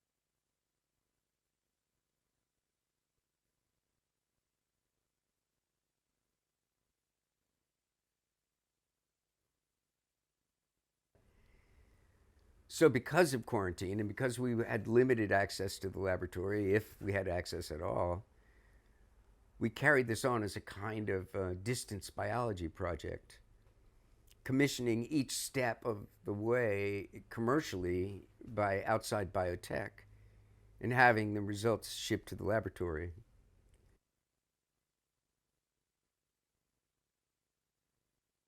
On the first try, we had trouble with synthesis because the company involved indicated that there were symmetries in the sequence and small areas of repeats which interfered with synthesis, with the synthesis of the DNA. And we added and later subtracted different fragments of DNA to interrupt these symmetries and repeats. And to do this assembly, a former colleague of mine and good friend, Jay Lee, and his lab tech, Ryan Peters, at Cold Spring Harbor Laboratories, tackled this problem for weeks on end, using different assembly techniques and amplification techniques. And then in a second try, we found a company that claimed to be able to synthesize the entire sequence as a single gene block. And we added special linkers on the end, and it was assembled into a bacterial vector called a plasmid, which is sort of like a Greyhound bus that you can put passengers on to get inside of the cell. Anyway, so then that was shipped to another friend and colleague, former colleague, Kyle Cromer at the Department of Pediatrics at Stanford University. And there we resequenced it to confirm, and it was perfect. And this was just last week. So the of DNA that they've coded the Subhanallah phrase multiple times, because it ends up being the way that you need to create the sequence becomes kind of tricky. And so I was talking to Zhou, and he was just saying he was having some trouble with that. Cloning is what we call, and it's just essentially taking a custom piece of DNA and synthesizing it, and then putting it into some sort of circularized DNA that you, as that circularized piece of DNA, you can then expand it, grow it up almost, exponentially. It just then ends up becoming pretty tricky when you're dealing with repetitive sequences for the synthesis from a technical standpoint. And so he was talking to me about that, and if I could potentially help him clone this thing in. And I've had a lot of experience recently in my lab doing this, even cloning really tricky sequences. And so I was pretty confident that I could help him with this. And I've always wanted to collaborate and work with Zhou on anything. And so this was just the perfect opportunity to do that. And so that's where I came in. I mean, the entire project was fully cooked in terms of an idea. It was already 95% of the way there, I think. It was just this one element that I could come in and help him with cloning. And so I cloned it into a bacterial expression plasmid, this circularized piece of DNA. You then can put in bacteria and get them to amplify it exponentially to grow up very large quantities. And you can do, once you have it in large quantities, you can do many other things with it. It's inserted into human cells that has been talked about with this. And so I had it synthesized. I sequenced it just to ensure that it was exactly the sequence that we wanted. And now I'm mailing it out to all of his collaborators and Zhou himself.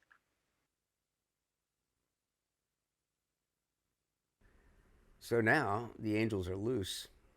There should be a new abundance of feathers.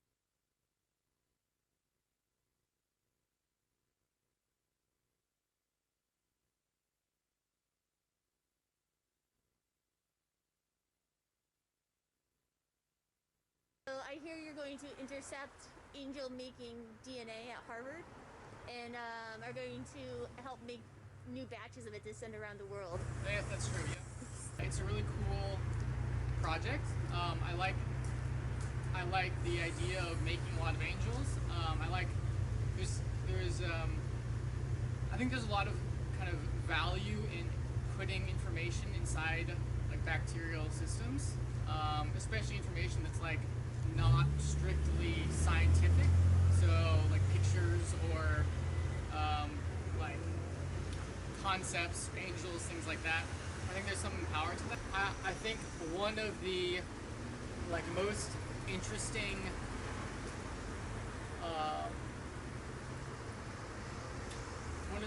one of the most interesting features of DNA storage is that you can store a lot of information in a really, really small space. It's one of it is the densest storage medium, and so if you're going to try to put an angel on something, like on the head of a pin, if you're going to use a picture, it would be really, really difficult. But actually using DNA, you can store millions of copies of angels or billions of copies on the head of a pin, and so that idea that you can store that much information of something like an angel on the tiniest space of the head of a pin is pretty cool.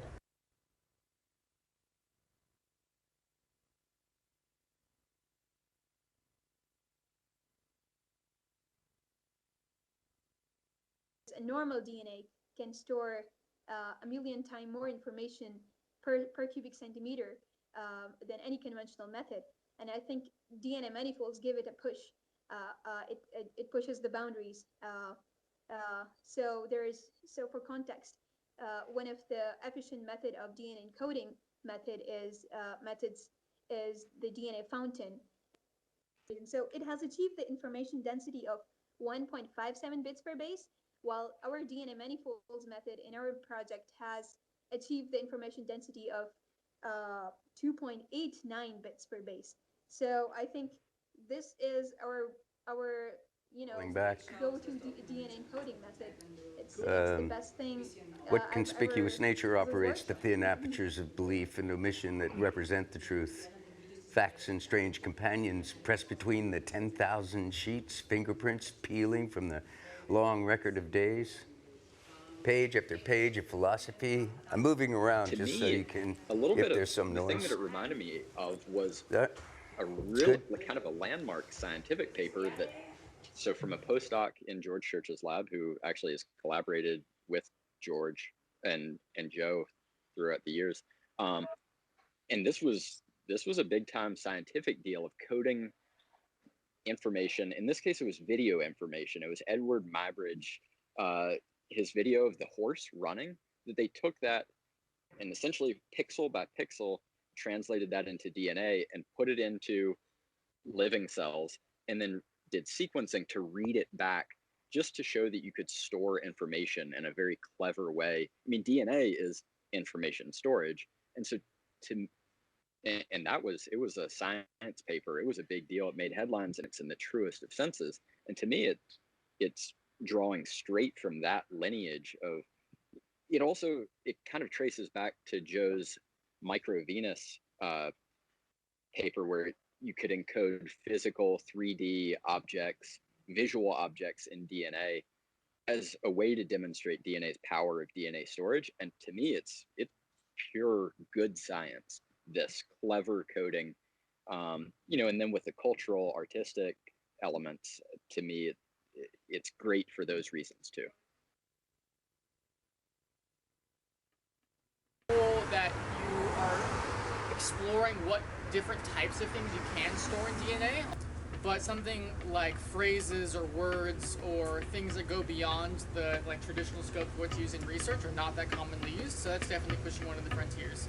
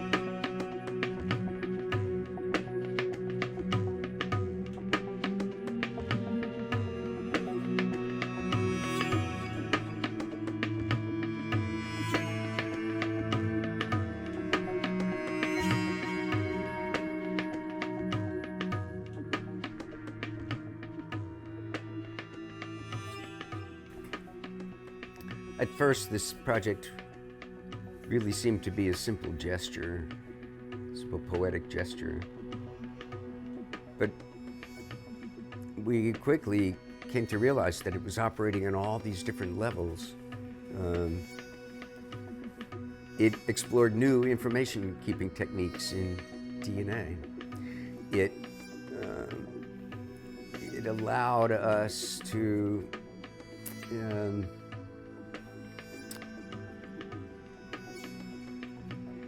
create a kind of analog to the intricate geometries of Islamic art. And there was, of course, the not-so-secret aspect of mitigating the fear and widespread fear and hatred of Islam. And it was about building bridges. It's about a bridge not only between art and science, but between art and mathematics, and between science and religion, and mathematics and religion, and between art and all of these. And so what you know, also it was a kind of message of hope. It was you know, a response to the millions of deaths, to the widespread suffering of COVID-19 that COVID-19 has brought to the world. It was a kind of bright light in a darkening world. And if you take all of this into account, what started as our simple poetic gesture became something exquisitely beautiful.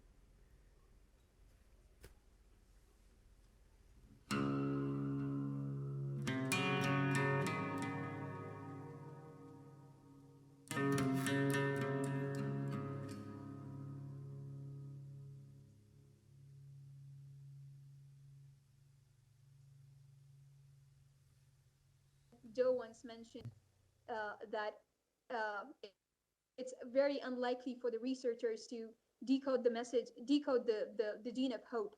And I think this project is a perfect manifestation of hope, a fragment of DNA. I think to me, this project is much like a faith-based creativity. I wanted to deliver something that billions of people believe in, but something that's real. Angels are real to me. And for reference, this is my reference book. Quran is my reference book. It's a fiction-sounding factual book. So there's like the angel word has been mentioned 88 times in 86 verses. And right now there are 2 angels sitting on your shoulders right now. They're known as Kiram and Katibin. So they're like honorable recorders. One is Raqib and the other one is Atid. So I think we are keeping the good one busy right now. So that's it. I do believe in angels. It's the part of our faith. So it's one of the pillars of our faith. I believe in some angels. I believe in the concept of angels. I don't believe in the traditional like Christian angel, but I think I believe in kind of a like fleeting experience with somebody or something that leaves a powerful impression that could like send you to a better place. And in that respect, I think that's like experiencing an angel. So I do think that that's real. I believe that the concept has a lot of power to it. And I guess the way that I would say my scientific kind of materialistic understanding of the world prevents me from believing in something animate that would be a ghost or an angel, but I think everything that has resonance in culture has a power to it and has a reality to it too. A belief in something kind of really in the truest sense. And so things that exist in the cultural consciousness are real. And that's what I believe that angels are and their real power. I mean, it strikes deep for a lot of people, and it has a resonance that I think is a reality to it.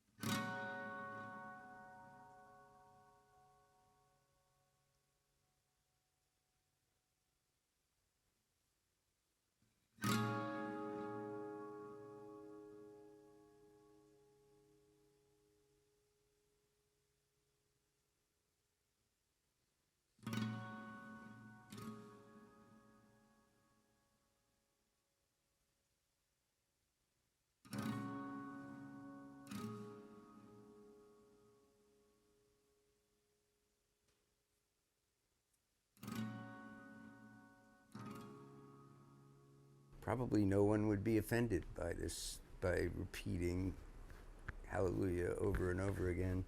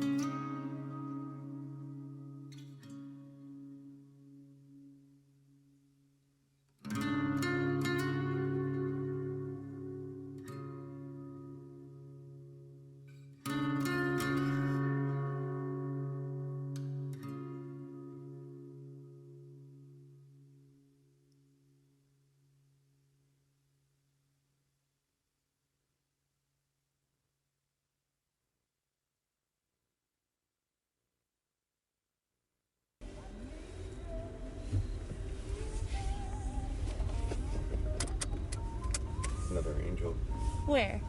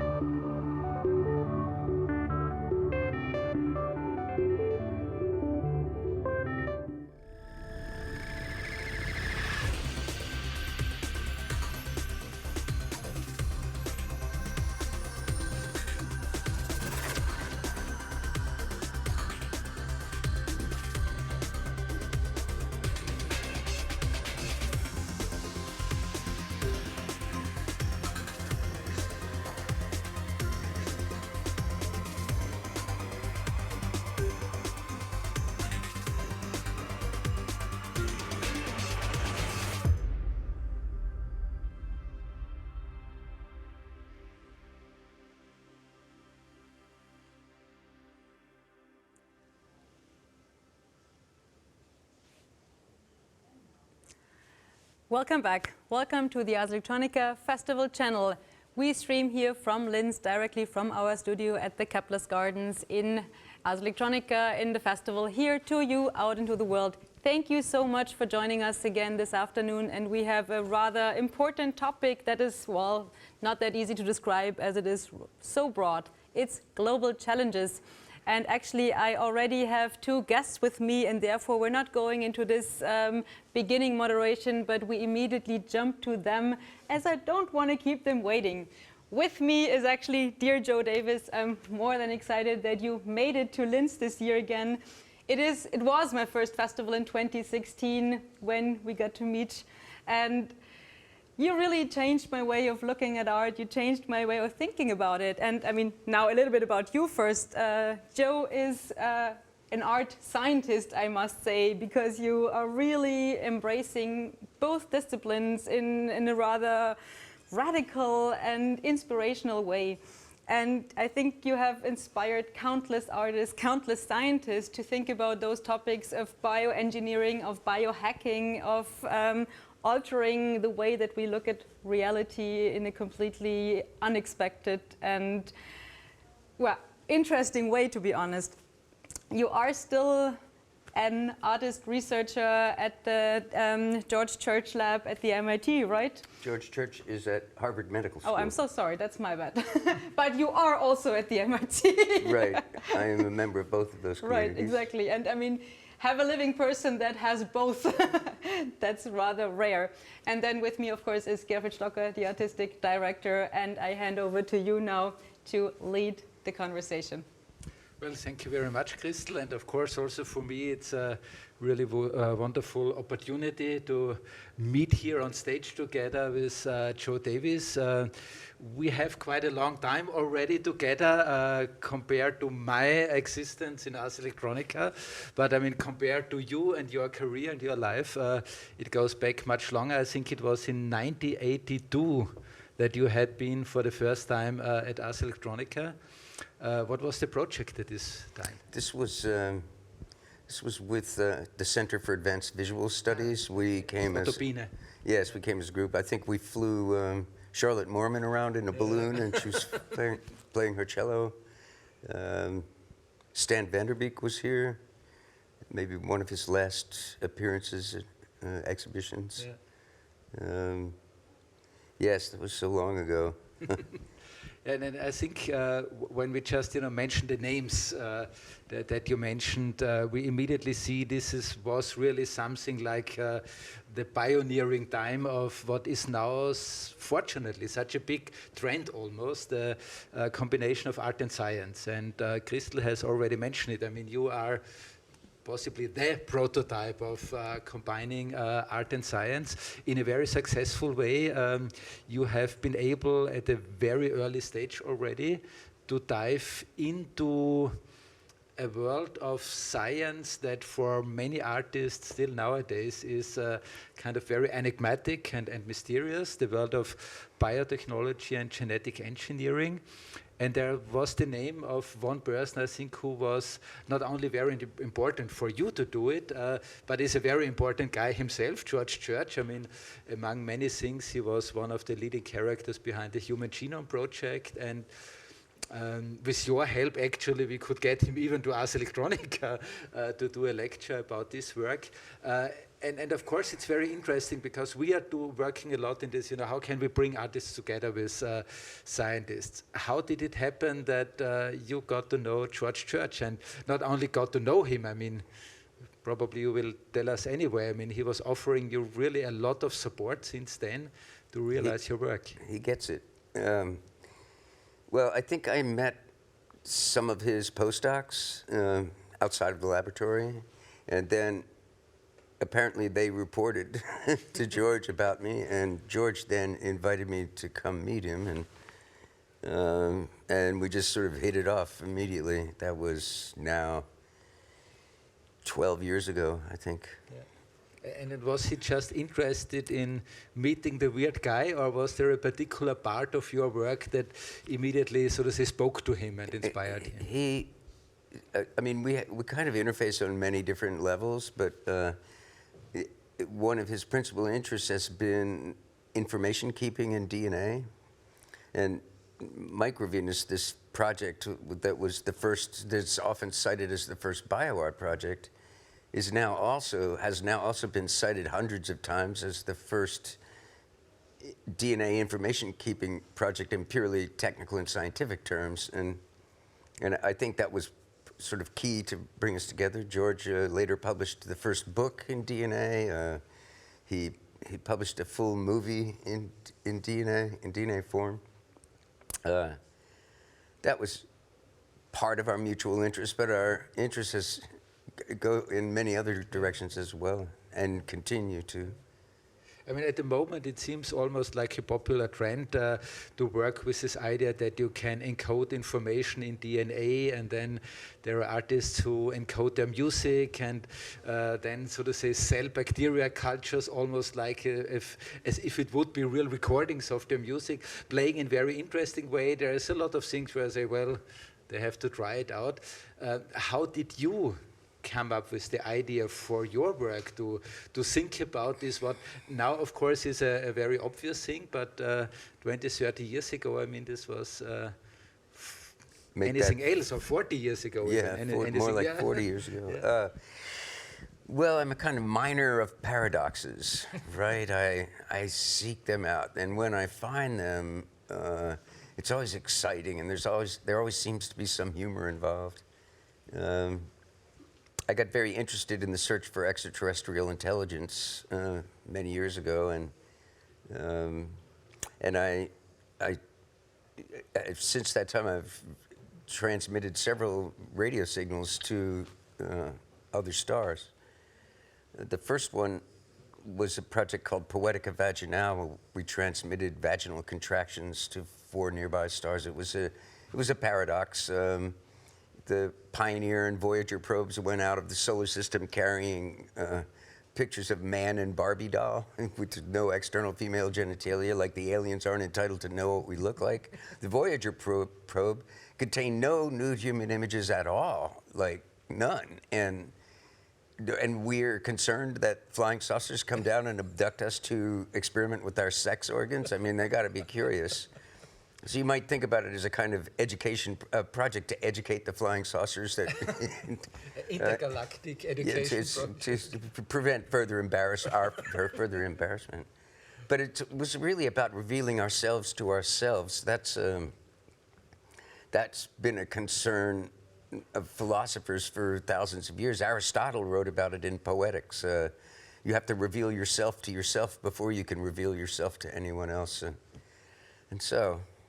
I mean, I imagine it must have been super difficult at this time even to get access to this size of radio telescopes that are necessary to transmit signals really into the intergalactic space.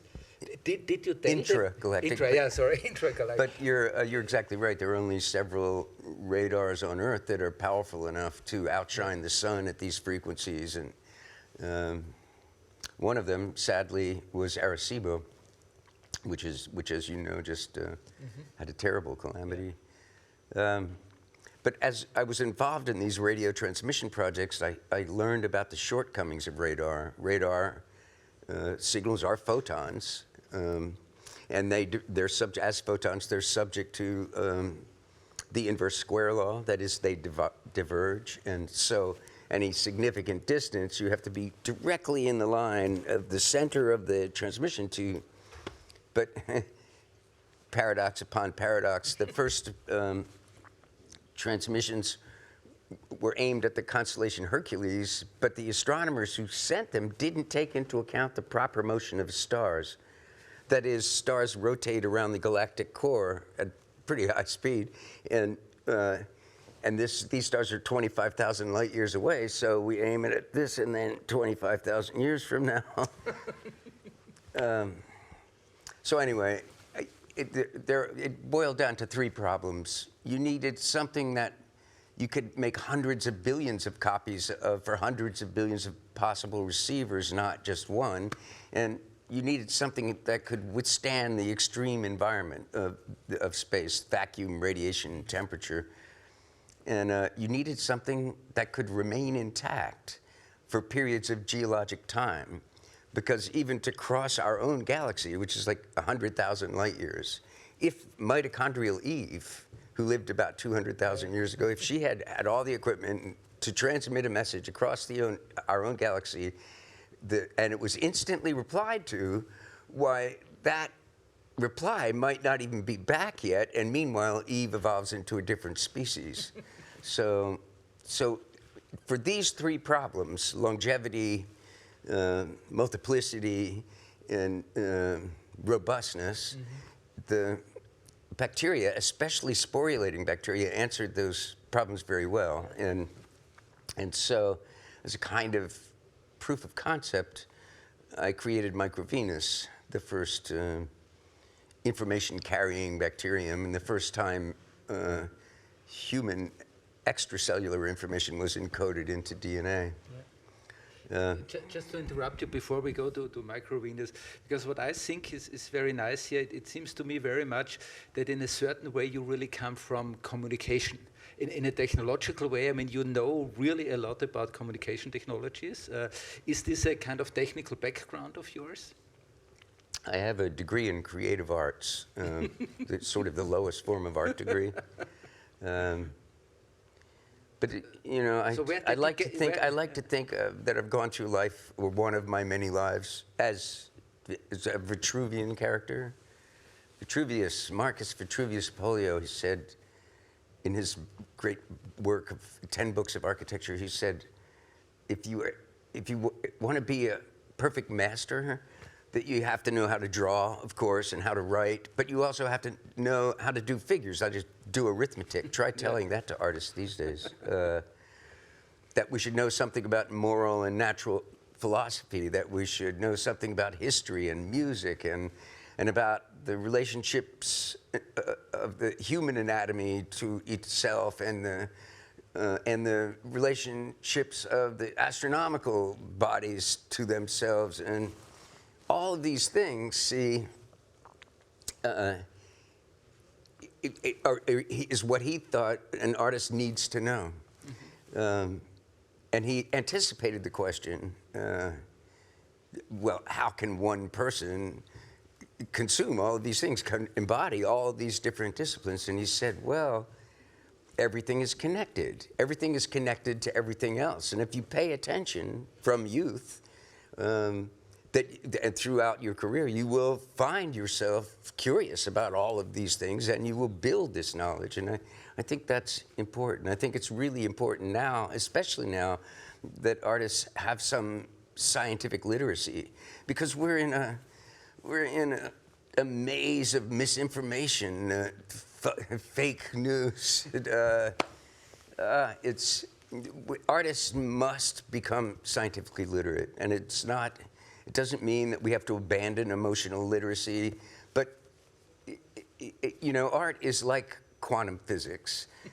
Art tries to describe the whole world. And the problem is you can't describe something that you choose to remain clueless about. So, but you yourself, you educated yourself about this wealth of scientific and technological knowledge that you definitely had to have at a very early stage to be able to conceive these projects and to convince somebody like George Church to allow you to enter his laboratories. And I think he convinced me. Convincing Otto Pino was tougher.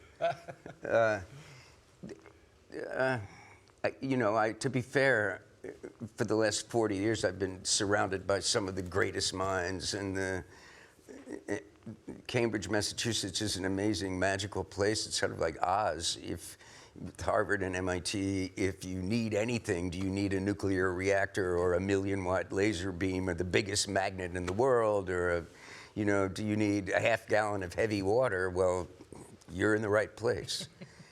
A radar bright enough to outshine the sun. And so these people impacted my life, right? That it sort of like brings the point to spirituality. My father used to say, the shadow of the cloud leaves its permanent mark on the stone, because photons have their effect on everything. and that sooner or later we'd be able to build an instrument with sufficient resolution to resolve the fact that the shadow of this cloud passed over this stone.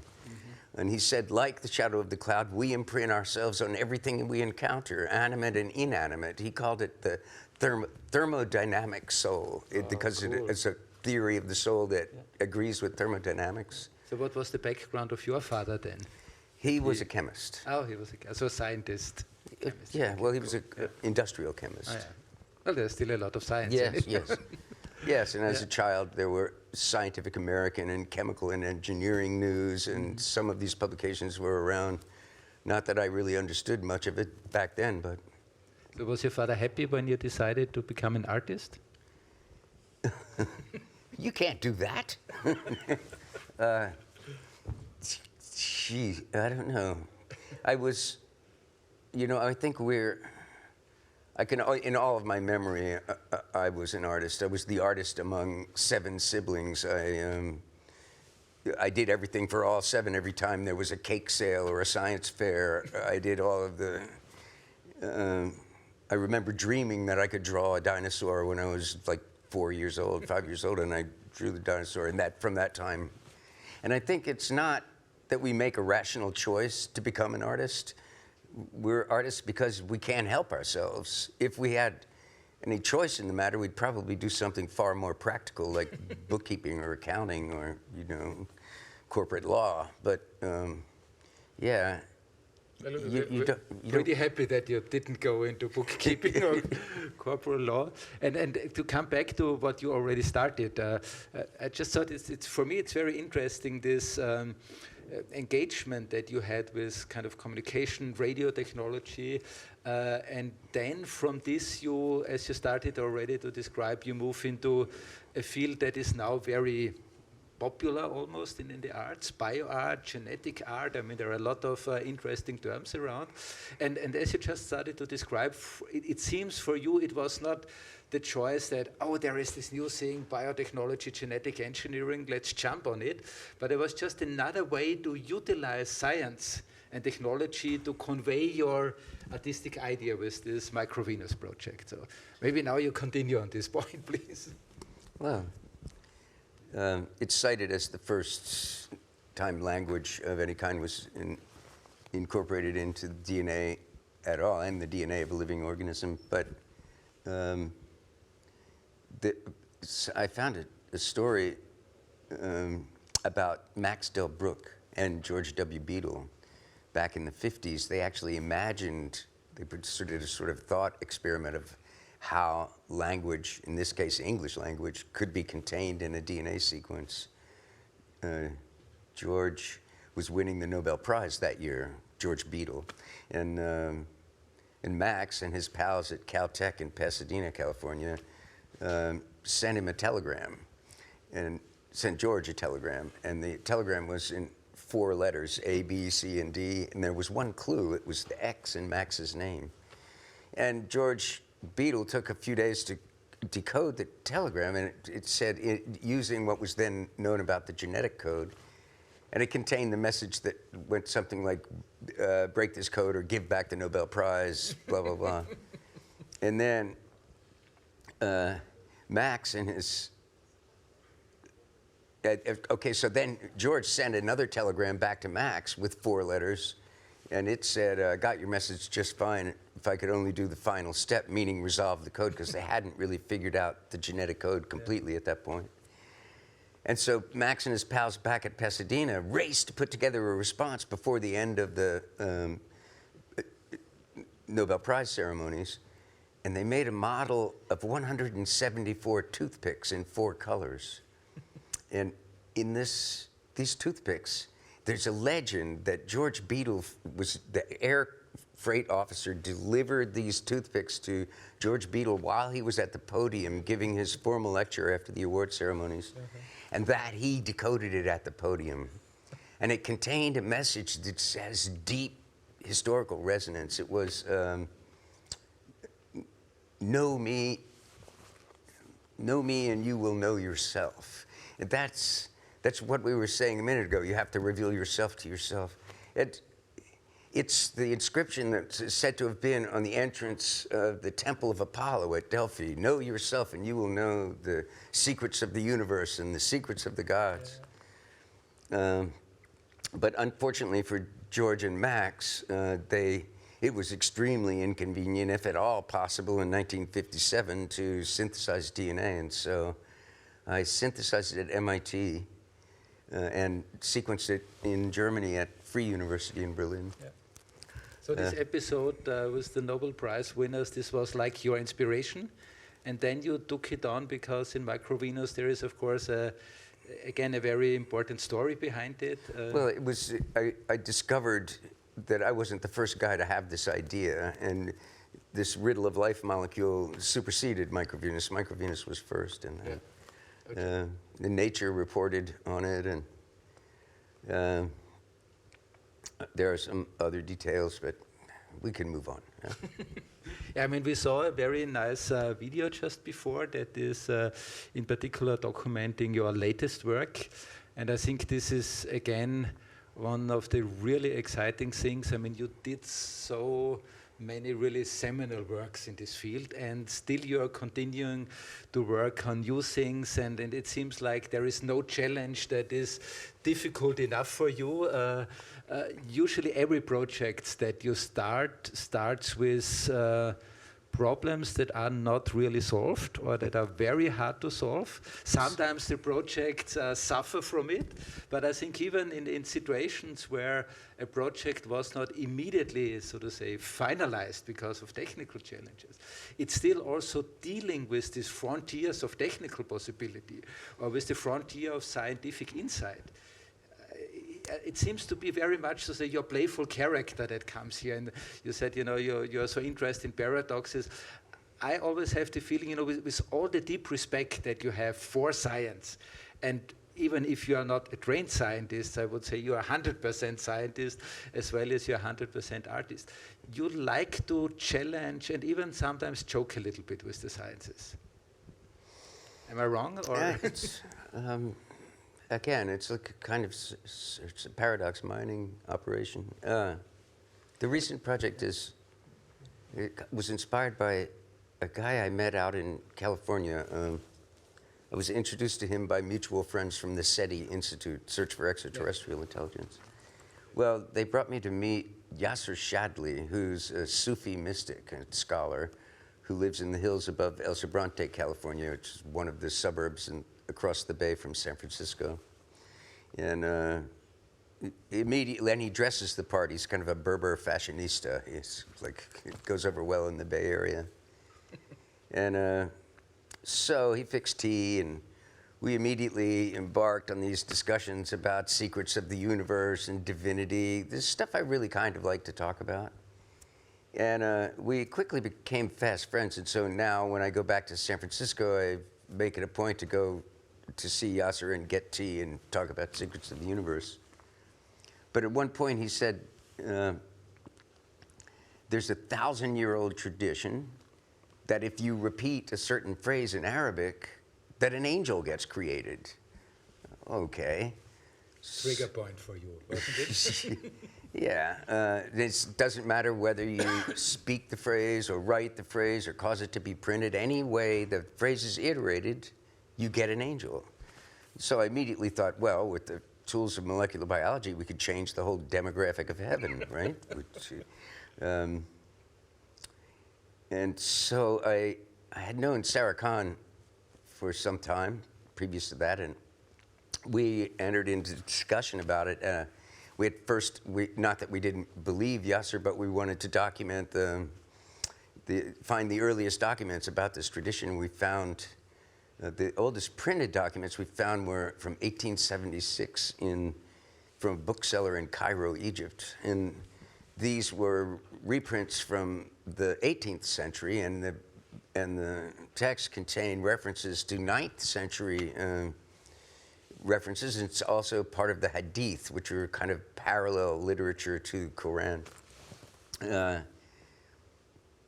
So then we explored about how we could code Arabic language into DNA. But straightforward encoding wasn't really didn't really, wasn't really that exciting for us. So, inspired by the complex geometries and nested calligraphies of Islamic art, we applied a technique for encoding information into DNA that was sort of analogous to that. It allowed us to insert this Arabic phrase, which, by the way, is Subhanallah, which means hallelujah. We nested it inside itself on many different layers of informational symmetry in a single DNA molecule. So you really worked from the calligraphy and not from like translating it into our letters and then translating it into, because I think that's a very important point. The other way would be very easy and solved, but yeah. So so then anyway, in this way, we were able to keep 2.417 million billion angels on the head of a typical straight pin. And the one that we have installed in our exhibition here is a straight pin that's suspended in a magnetic field. And there's a coil that modulates that field, and so the pin itself. And we modulate the pin with the call to prayer on the hours of the call to prayer. And then we use an optical sensor and a small lamp and mini amplifier to resolve the motions of the pin, of the singing pin, back into sound. Well, that's what it really makes it Joe Davis work, you know. Probably everybody else would say, hey, super, we did this transcoding into DNA, and then you come with this whole universe of scientific relations and symbolism also. I mean, this is, I think, really one of the super exciting things that shows again your Vitruvian character, I would say. One of our problems that I have to bring up is that it was really difficult to bring Sarah Kahn to Austria. Maybe you could also tell us who is Sarah Kahn, and then please describe. Sarah Kahn is an artist and biologist from Peshawar, Pakistan, and she was essential to the project. And she was not allowed to enter Austria. If she has been vaccinated, we had to arrange for all the money for her transportation and her subsequent quarantine, even though she's been vaccinated.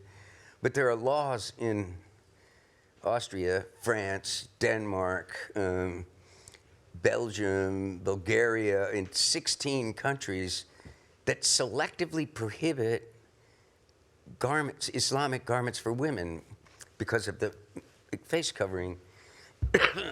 Sarah wears niqab, and that's her personal vision of piety and modesty. And who are we to say, I mean, now we all have to wear masks, and there's another paradox, it seems. And I think with this project, Sarah does want to show us a face, but a different face of Islam, an Islam that is benevolent and tolerant, an Islam that carried knowledge of mathematics and science and philosophy through the darkest periods of human history, and that's quite capable of doing it now. I think the thing is, because of current events, that her presence here would have been so important. I mean, Ars Electronica goes art, technology, society, and this is a social issue. I mean, I'm a child of the 60s. I engaged in battles against considerable odds for civil rights and freedom of expression, freedom of speech, and those principles are suddenly brought back into sharp focus on this. I know this is really a super terrible situation, and even with all the attempts to try to get some help from the foreign ministry, it was not possible. And you're totally right. It's not only absurd in our times where we anyway are all running around totally face masked, but it's really an issue that clearly shows it's actually not about Islam or religion. It's really about xenophobia. It's about a very populist approach to think that you can please a few crazy people here by passing this kind of laws. It's unfortunately a very terrible trend that we have here. And I'm very sorry also as one of the organizers here that we couldn't manage any kind of way around the whole thing to bring her. We hope she is maybe listening to our interview now, and we can really use this as an opportunity to pay our respect and thank her very much for the wonderful contribution to this project. And yeah, we set aside money to pay her fines if she had been cited on the train or something. We had yeah, but it's not only the fines. I think the even worse thing is this kind of xenophobic atmosphere here. Yeah, I mean, it's like making a law against silly hats or, you know, ponytails. How's yours? Well, you have yours in front. Because time is passing fast, I think we have some minutes left. One thing that you brought up specifically just like 10 seconds before we went online is supernatural phenomena, supernatural beings. I mean, of course, dealing with angels is one of these things. And I have maybe another question that I can squeeze in the last minutes. Do you know from your historical research about this, have there also in history been machines who are creating angels? Because it might be obvious that when there is the idea that it doesn't matter what kind of media you use, whether you're saying it, singing it, writing it, that already in the 16th, 17th century. Yeah, theoretically, a printing press is doing that every time it prints this phrase, subhanallah. And in particular, but you know, if we most of us with serious scientific attitudes, with a rational approach to the world, well, we kind of are automatically suspicious about all things supernatural, right? Angels, elves, whatever, Santa Claus. But it turns out, if you think about it, another little paradox here, if you think about it, supernatural entities are far more common than we might automatically assume. So it takes the human brain 80 milliseconds to process the present. The present is the point, the very minuscule point between the light cone that is memory and the light cone that's prediction. And note that memory and prediction are both, you know, obviously modifiable and changeable, and that all reality exists in this tiny interval between the past and the future. 80 milliseconds. It takes the brain 80 milliseconds to resolve the fact that the present just happened. And so we're stuck in the past. And since the Earth is moving around on its axis at 25,000 miles an hour and then around the sun at an even greater speed, and the sun itself is circling the galactic core, and the galaxy is moving through space at the blistering speed of 1,300,000 miles an hour, in 80 milliseconds, we travel about 31 miles or 50 kilometers. So not only are you my construct and I'm your construct, but we are, at this moment, 50 kilometers away. We're all supernatural. And on the matter of divinity, you know, there's evidence that Neanderthals,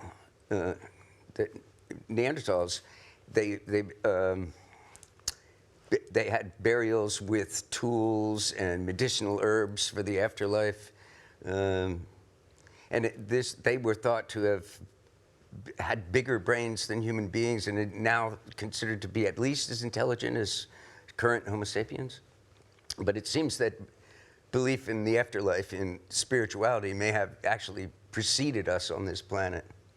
And that now there's a whole new burgeoning science, neuroscience of religion, where we've identified parts of the brain associated with the religious experience, brain enzymes associated with, and even polymorphisms in DNA associated with spirituality. One guy, late neuroscientist, Michael Persinger, I think his name, he was in Canada, he made a God helmet with rotating magnetic fields that would activate this part of your brain. And he claimed that 8 out of 10, I mean, his work is controversial, but he claimed that 8 out of 10 of his subjects reported some spiritual experience or presence of some spiritual entity. Well, but now there are much more powerful rotating magnetic fields that are having now therapeutic use in brain injuries and pathologies, and this technology is still developing. But see, what that tells me is that divinity is part of being human. That there's a kind of collective divinity. We've been slaughtering each other since we walked on the surface of Earth about trivial differences, but there is this divinity, I think, and it's one that we can also say wouldn't violate thermodynamics. And because it's so very much a part of human beings, we make a construct that we consider divinity, but you and I are making constructs right now. We are just as supernatural. And when we slaughter each other over these silly differences, we simply diminish the divinity. Certainly, when we kill each other, when we practice genocide, we lessen divinity somehow. Yeah. I have to keep an eye on the clock here. I think we have 2.5 minutes left. Oh, I get even 4 minutes now. Hey, super. We were so interesting. We got a little extension. And I think, the window that you just opened would need several more hours to really start to discuss. What I really like is, again, and you mentioned it yourself, is kind of Vitruvian approach of connecting spirituality, science, and of course arts also as a medium not only to communicate between things like spirituality and science, between the facts of our reality and the constructs of our visions, but of course also as something that allows to communicate such ideas to the audiences. And this is the bridge to ask you, what are your next steps? I mean, you are here now, and we are so grateful that you could manage to squeeze in Ars Electronica in your very tight schedules. Where are your next exhibitions and projects? Well, over pandemic, I'd been designing these little robots at home. Many years ago, I tried to get the Viking lander, operators of the Viking Mars lander, to let me put one rock on top of another rock, which I never gave up on that story, and I've been building these little robots that you control with iPhones that I could send into Death Valley with the satellite phone and lift up a rocket, put another rock as a kind of model that maybe sooner or later we can do things like that. Well, maybe a little bit more realistic is where is the next station of the Angels project going? Where have people the chance to see your projects? You also mentioned something about the exhibition for the opening of the new MIT museum coming Right, we're going to install an exhibition at the new MIT museum that will stand for 2 years. There will be a slightly expanded, greatly expanded version of what we've installed here. We're also installing a version of it at the newly renovated Anatomy Museum in Riga, Latvia, in like I think next week. So yeah. And the Angel's DNA has been distributed widely to laboratories all around the world. There are people who are making angels all the time. There's feathers everywhere. Carnegie Mellon, Stanford, Harvard, MIT, etc. Many places. Joe, in fact, we have a question from our audience that is watching online, and they would love to hear a bit more of how you and Sarah actually met each other and started collaborating with each other. Sarah was at MIT as part of the BioSummit meeting, which is a meeting of really DIY biology groups from around the world. And George Church and I were both there, and we both met Sarah at the same time. And then afterwards, we pretty much stayed in communication, and with the pandemic on our hands, my colleagues and we had more time to pursue these kind of ideas than we would have ordinarily, and so, part of the reason it was possible is even though my access to laboratory and the access of my colleagues to laboratories at Harvard and MIT were either completely non-existent or very limited, the laboratory vendors stayed in business in the pandemic, although the pandemic affected their productivity. We were able to synthesize DNA and sequence DNA, et cetera, from home. And so we were able to have our DNA created and cloned into a plasmid and delivered to our collaborators, and then we resequenced it to confirm its identity.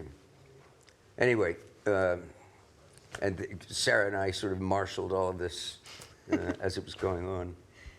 Yes, I really, really hope that we can meet Sarah at some point in person here, if not this year, unfortunately, hopefully in the rather near future, ideally both of you again together here.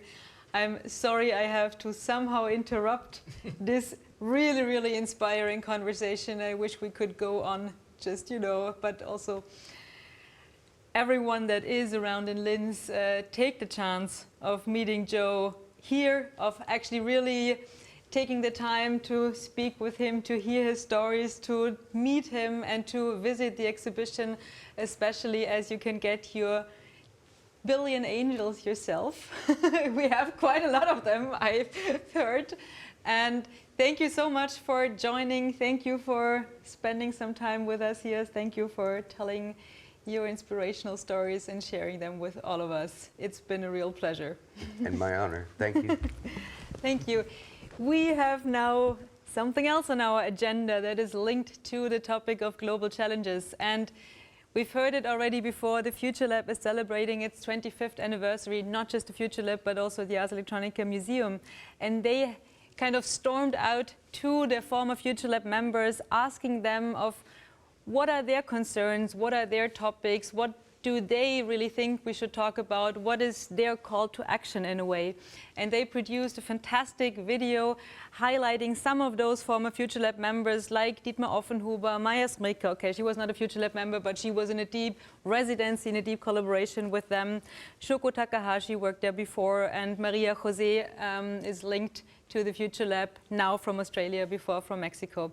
Have a look of what those wonderful people have to say. And afterwards, I'm going to leave as well. It's going to be my colleague Connie Lee who's taking over the moderation, guiding you through the rest of the session. Thanks so much for watching. One person has as much power and energy and might and influence as a whole nation. We need to be kind of the disruptors. We need to be anarchists. We have to think about that, who we are and what we want to be.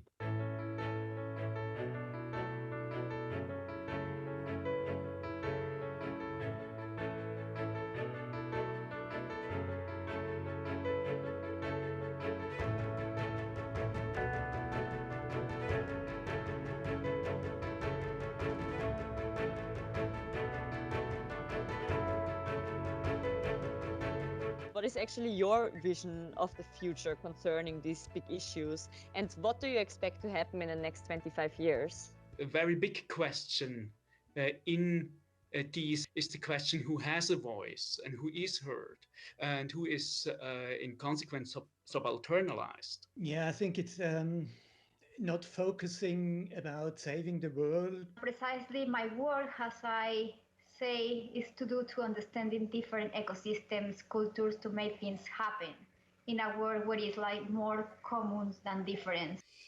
We are working with people in different countries and in communities and working upon actually these gaps and divisions of inequality. We need new ways of thinking about income, how people make money. The governments can do to support people, maybe universal basic income. The tech community, which is mostly focused on generating revenue for companies, should also start acting on using technology for a better purpose. I think that this pandemic, among many other things, made us all aware how life is about many of those other than human entities, meaning that our bodies are hosts for living beings such as bacteria and viruses. But we humans are also hosts for political ideologies and technologies. People are now realizing that, climate change is happening, and this is not this kind of strange information paradox where we can't really observe it. What we see is always just weather and never the climate. And these challenges affect not only humanity, but biodiversity in all its appearances, from mushrooms to plants to animals, the whole planet, so to say. And it's certain that we have to say goodbye to an anthropocentric view and adapt a holistic perspective that takes complexity into account also by integrating digital tools. In 10 years, 10 years from now, that we will switch into a kind of a crisis mode. And we should now build the foundations that we have solutions at hand when it comes to that.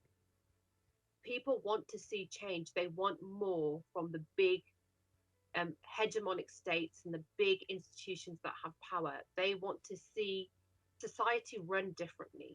We can see, or maybe and hopefully we will live in cities that are, so to say, more socially sensitive and more ecologically aware. This would be, in a way, my positive vision for the future. What do you wish to the next generations? I wish them this kind of fearlessness, just trying out to go their own way. Being actually part of the shaping and the formulating of the technology itself is a very important thing. We have the power to change the future with robot by knowing and understanding and deciding where to use, what to use, or why to use these robotic technologies. So possible better outcomes or also possible actions in different lay in different ways of communication, of sharing knowledge and information, and in some fundamental changes of power structures. Instead of putting ourselves in the opposition towards the other, we should all be open to learn from each other on a human and on the other than human scale. Yeah, perspective change for everyone is the key for a smarter society, and also for finding solutions to the wicked problems we are facing today. The positive outcome for me would be that we recognize we are in this together, and we start to respect each other's differences and include each other in positive, meaningful ways. But what do you think that each and every one of us can still do to make a difference? I think we all can make a difference individually, but I think that starts from understanding what position of power you have. We can absolutely make a change. We can give as much as we're getting, and we can turn around and challenge these issues. I think what we need again is a kind of a stronger sense of being a collective and being all together in a very difficult situation. There's been too much pressure on individuals to change the world on their own. It's time for us to collectively come together and put the pressure on the places and the points that need. We cannot wait until the magical world happens. Therefore, we have to build little by little and implement different actions to increase awareness. Participating is not only by clicking or commenting or sharing some content in social platforms, but it's also learning and knowing and being part in the shaping of the communication networks themselves and the technologies, how we are exposed to. Community does not mean that the individual disappears, but it's not overrated anymore. I personally think that, we should come up with very radical and unique ideas to create awareness and, action. People coming from like art and research background, our community is responsible to find those kind of ideas. What you can try to achieve always has to focus on a particular place and on a particular context, that there are no universal solutions for anything. I think that empathy should become a concept of solidarity in co-creating our responsible futures among humans and non-humans. We, you, me, everybody is part of nature, that it's not us and nature something, or it's not about saving the planet. Learn about that and explain it to everybody. Changing the mindset and think about what can somebody give back to Earth. It's not an entity to profit on. And what do you think? What are the areas that your work touches? Should be more broadly discussed for a positive future? I think the way that we use machine learning and industrialized value judgments through AI is of concern in the reality that those processes in and of themselves are biased, because we as a society are biased. So maybe they aren't the right systems for us to be able to, using, because these systems are kind of training us to kind of see the world in a different way. Actually, the future, together with robot, is we have to change, robot has to change, and the environment has to change, and we need to create those systems and culture, language, how we can live together with robots. We have to allow ourselves to forgive. Yeah, grief means that the idea that everything is going on like that all the time and all more fleshy, and then the AI robot will wake me up and bring me buttermilk. Yeah, and I will be like, I will end up like in the Wall-E movie, like these big fat bubbles. Yeah, we have to say, okay, goodbye to this kind of future with endless stuff floating around us. Everyone seems thinking about how we can make machines and robots smarter. But what I think is that we should think much more about how we can make ourselves smarter human beings. When I see, for example, companies developing things that we have already, such as cars, but just with a kind of a bit of a different engine, what kind of innovation is this? And shouldn't we start to kind of rethink what innovation is in a much more radical way? But what would be radical, I think, in this really hard times would be actually to step back, to be slower, to just stop and breathe and think and listen.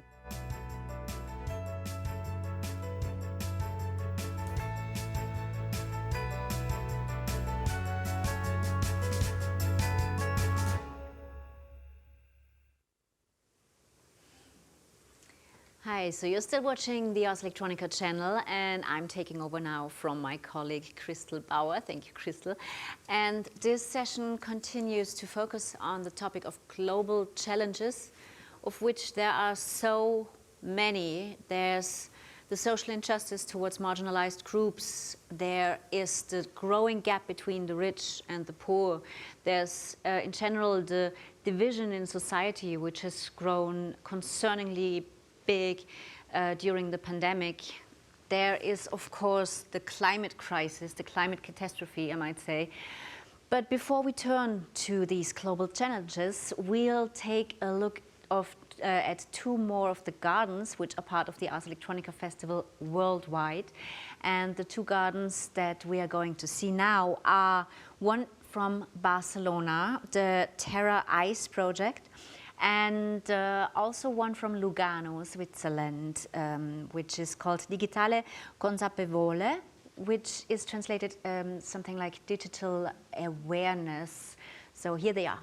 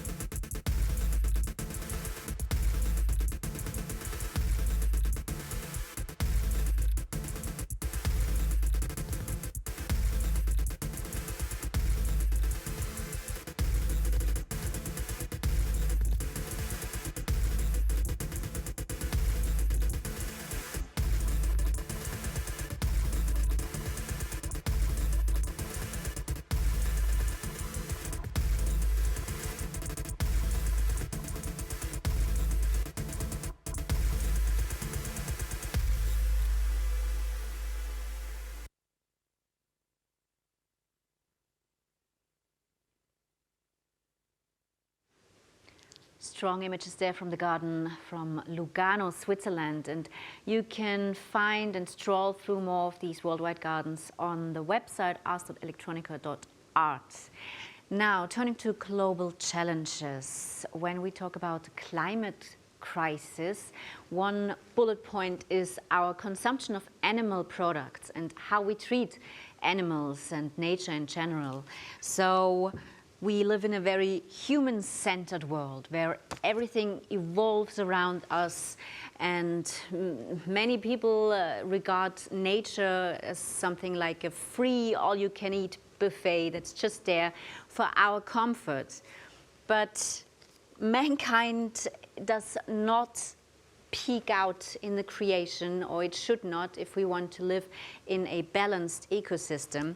And to make this point clear, some voices are getting louder that demand that we take a more modest position in the ecosystem. And one of them is the artist Theresa Schubert. She, in her project, takes quite the radical approach to raise awareness for the harshness of how we treat animals and other living beings.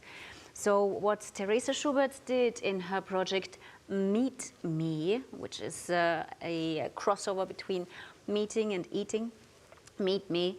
So she makes her own body a resource of food and material, because her point is that if humans and animals should be at the same stage, at the same step that we are currently treating animals, then human bodies should also be food and material.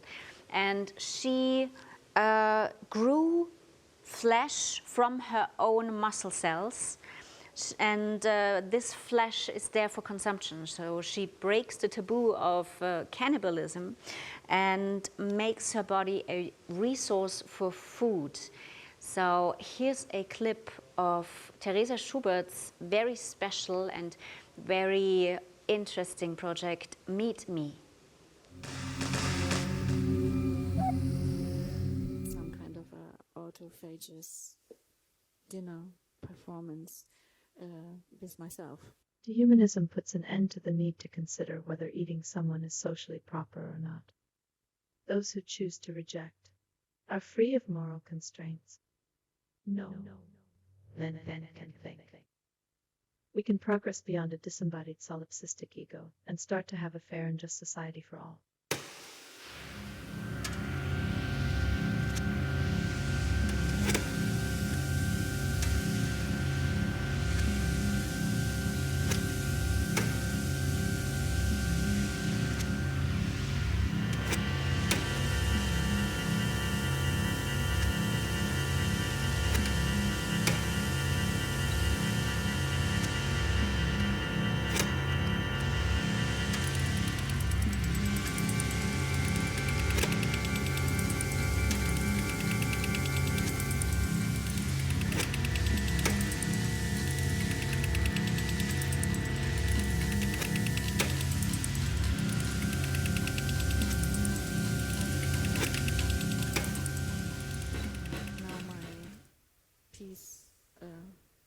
Of cells lives inside this container in a special sterile flask, where we will continue to bring it into the lab and to incubate it.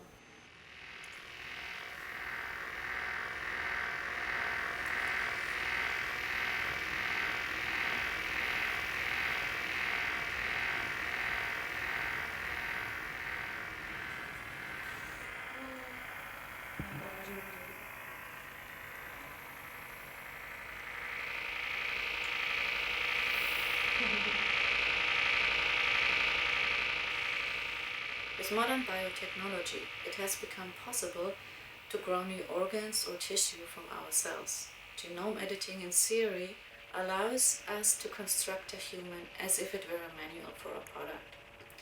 This has turned our bodies into a ground for engineering, and to a certain degree made it reconstructible. In conclusion, I am treating my body as a material, an impersonal, objective structure or architecture, in the words of performance artist Stelling, to experiment with.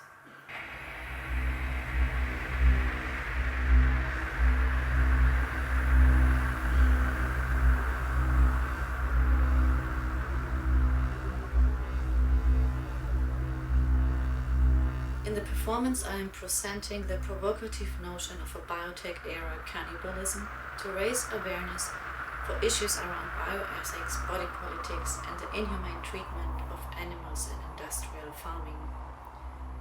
Through new in vitro meat production techniques, we could use our own body to feed ourselves. In addition, I wanted to elaborate on the idea of creating a mechanism for self-sustainable nutrition, where the meat cells and nutritious medium comes from within yourself. Your body is an externalized production unit.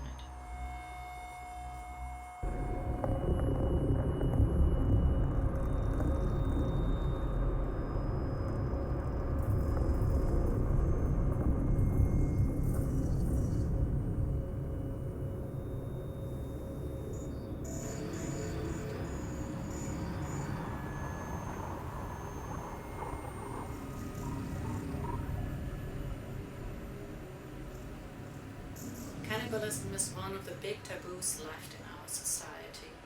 But it's left for apocalyptic dystopian scenarios in popular culture, films, series, dark zones where we usually don't want to go. Historically, cannibalism was also used to justify the killing of the white Western men of indigenous communities and to conquer new territories. Alleged cannibal tribes, for example on the Caribbean islands, were compared with animals. A human that consumes another human loses its humanity, it becomes animal, a beast without rights. I found the project to be, especially the live performance of the project, to be really in line with my own research into ritualistic practices. I found a very interesting parallel between cloning the voice of Theresa, the artist, and also the reproduction of the cells. So in one case you have the voice being a biometrical information that comes from the body, and on the other side you have the physicality of the cells.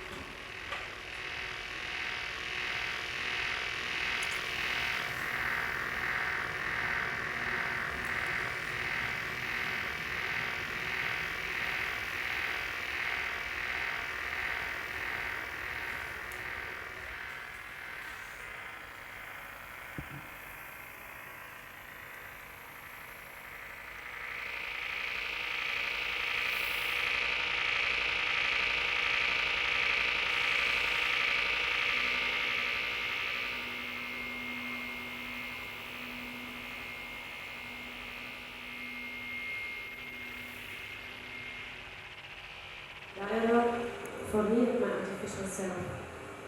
There is an odd feeling of uneasiness that is common to both when thinking about the growth of living beings or body parts and acts, as well as about artificial intelligence. Human beings that could put these visions of the future into practice. Life just got more peace. Pluripotent. Stem cells. Aliens are invading along with the financial industry.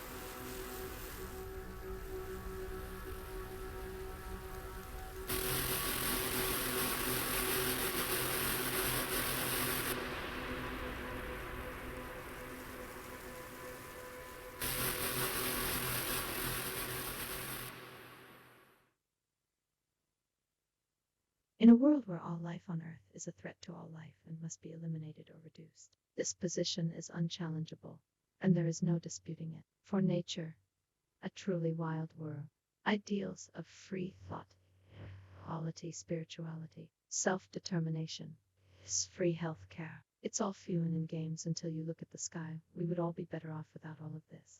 We hate Mother Nature. We hate. We only see the destruction of something as if it were some kind of tribute to ourselves. You don't have to look so hard to see that there's nothing we were doing or willing to sacrifice to save Mother Earth, because we need her for our freedom and our health.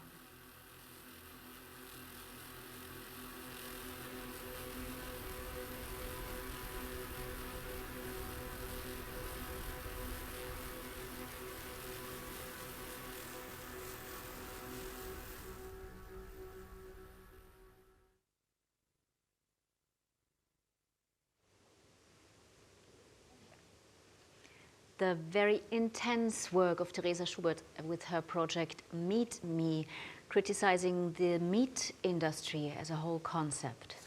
And now we're turning to another global challenge regarding the social factor in the digitalization. Speaking of digital humanism, and for that I've got with me now a special guest. I'm very happy to have you with me here, Jillian York from the Electronic Frontier Foundation. Hi. Hi, thank you for having me. So to introduce you shortly to our viewers, you're Director for International Freedom of Expression. Your work focuses on corporate and state censorship and how it has an impact on human rights, on culture, focusing on marginalized groups also. And you also wrote a book called Silicon Values, The Future of Free Speech Under Surveillance Capitalism. You're also here at the Ars Electronica Festival because you're going to be part of a panel with the title AI and Digital Humanism, which is going to deal exactly with this question, right, of how to incorporate social dimensions into technological development. So my first question to you is, what do you consider the key for digitalizing humanism? Thank you. I think that's a great question. For me, it's really about bringing humanity back into the processes through which we create technologies that are meant for human use. Right now, the primary mode of the internet is surveillance capitalism. We have all of these technology companies that are capturing up our data, our expression really, and using it to sell things back to us and to create more capital. And so for me, making sure that there's always humans in the creation process, which means, of course, as we seed things to AI, that humans are always in the loop, but also bringing a sense of joy, a sense of wonder, a sense of humanity back into the technologies that we use, rather than these sort of soulless ad-driven machines. Yeah, sometimes I think the ban of advertisement in general would probably turn upside down the whole internet and digital industry. Absolutely. I mean, we're willing to pay for so many things. We pay for the clothes we wear, the food we eat, our social enjoyment. Why aren't we willing to pay for the things that we use online? That's one very clever thing I learned over the couple of years that I've been using internet, that if you don't have to pay for a product, then you're the product. Exactly. So how can the digital world, do you think, be freed of the capitalistic pressure of being always after profit? I mean, I think that we first have to think outside of the frameworks that we create these things in. I mean, right now I think there's a lot of rigidity in Silicon Valley, in the United States, around technological development. There's a lot more innovation happening here, but we have to find ways to break out of these existing modes. I was on a panel last week that was around the concept of protopia, curated by Monika Bialecki. And protopia being this kind of non-binary concept between utopia and dystopia, or maybe outside of it. I think that we have to start envisioning the futures that we want. And obviously there's practical things that we need to do to get there, such as taking some of the politics out of it. But nevertheless, I think that we can. Yeah, I guess one of the main problems is that the whole system is so connected, everything with each other. When we talk about global challenges here in this session, all of the challenges, be it climate, be it societal challenges, are so interconnected with each other. So if you want the internet to be changed, people have to invest time, and to do so they have to get paid, because they have to pay for everything else in their lives, right? So where to start? Exactly. I mean, I think we can't separate the political systems from technological systems and development. And so obviously, I mean, I think that we have to work, away from tech a little bit to make sure that we do have things like basic income or whatever strategy it is that we see fit in our current societies. So you're an activist for the freedom of expression. And I think that is a very thrilling field of research, especially currently, since so many people misuse the argument of freedom of expression, freedom of speech, the amendment of freedom of speech, and use it for hatred, for misogynistic and homophobic posts and so on and so forth. We have experienced all of this online, probably each of us already, sadly. So how do you draw the line, or do you ever draw a line of where the freedom of expression ends, and where, how do you deal with that? Yeah, I do. And I think that, for that, it's important that we think about what's come before. I think that the Universal Declaration of Human Rights and the attached covenants to it, the ICCPR, for instance, do give us a really strong guidance for how we can draw that line. I don't agree with all of it, frankly. I think that, it's time for a 21st century update to, for example, the morality clause. But nevertheless, I do think that we have to think of it as freedom of expression to the point, or ends before the point where you harm another person. That being said, there are also a number of ways in which both laws and technology companies' policies go too far in inhibiting free expression. For example, when it comes to the human body or sex and sexuality, or even the ways that AI systems miscategorize certain words as being hate speech. That's the difficult part, I guess, because it's so very personal and subjective when you're being hurt as a person by someone. So, and many people also misuse that and say, oh, I'm being hurt by seeing a female nipple online, so this triggers me, I can't have it. So how do you see this difficult issue? Yeah, I mean, I think part of the problem is that we've taken the system of policing that already exists in our societies and attached it to these online spaces. And so we're really just replicating problematic ideas about policing in online spaces instead of perhaps dealing with this in a community manner. So we've got, these paid workers, really low-wage workers making these decisions, or AI and machine learning being applied to speech, rather than saying, you as a community should be making the rules in your spaces around what is or is not acceptable and policing them as such. Again, bringing the humanity back into the conversation.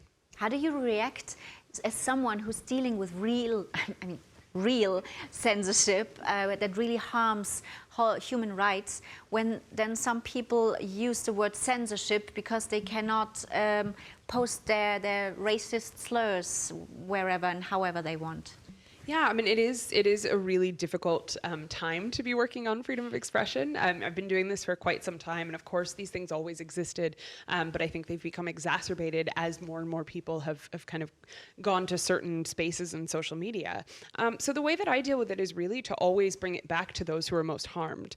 And it's the political activists, the people of color and women and trans people, et cetera, who are the most vulnerable in our societies, and they're often the ones most impacted by censorship. At the same time, it's gotten to the point where there are a lot of other people impacted as well. And so I think it is important to always raise those cases and look to look at the details of what's really happening. So in the panel you're going to be part of, it's also going to be about AI, artificial intelligence, and how this plays a role.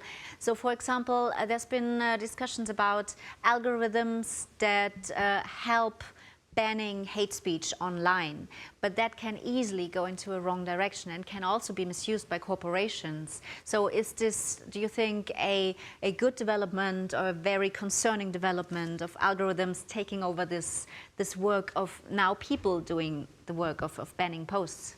Yeah, I mean, I think that there are good uses for AI, for example, with dealing with really difficult to look at things, child sexual abuse imagery, terrorism, etc. But when it comes to text, I really don't think that AI can do this job. And I also worry that the biases that people who program the code are bringing to the table end up doing things like, censoring or removing profanity instead of really harmful but civil statements such as men are better than women or, as things like that. And so it's the biases that humans bring into it, but it's also the fact that machines simply aren't that good at making determinations about complex text, especially when you consider the fact that we're dealing with hundreds of languages online. But probably the same problem can exist with pictures because people can always find ways around the algorithm. I mean, I think that that's the thing, is that people will always find ways around the rules regardless. And that's why, thinking about old systems of policing doesn't necessarily make sense. I mean, we think about something like drugs are illegal, but people do them all the time because there's never been a system of perfect policing. And yet online, people want there to be a perfect system of policing speech. And I think that we have to reconsider that idea altogether. So if we talk about implementing social factors and social dimensions into technology, the question will also be who is forming these parameters, who is deciding what these social dimensions look like, and who is spelling them out. So what do you think? Who can that be? Yeah, I mean, I think the first step is, before we break down the systems altogether, we have to consider that these companies and governments, of course, but the companies already exist. And so I think we have to change them from inside as well as changing the externalities. And that means bringing a far more diverse set of voices to the table. I mean, right now, companies like Facebook really have huge gaps just in terms of gender, in terms of race and ethnicity, but also in terms of global, representation. And so if we're making rules about what speech is acceptable, we have to think about a variety of different societies and adjust the rules accordingly. Same goes for the different experiences that men and women and other people have online. And so, yeah, for me, the first thing we need to do is change the equation of who's at the table in the first place. Mm-hmm.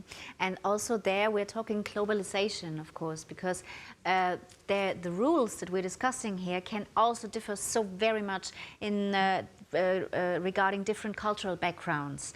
So can we, as a humanity, even find a common ground in these questions?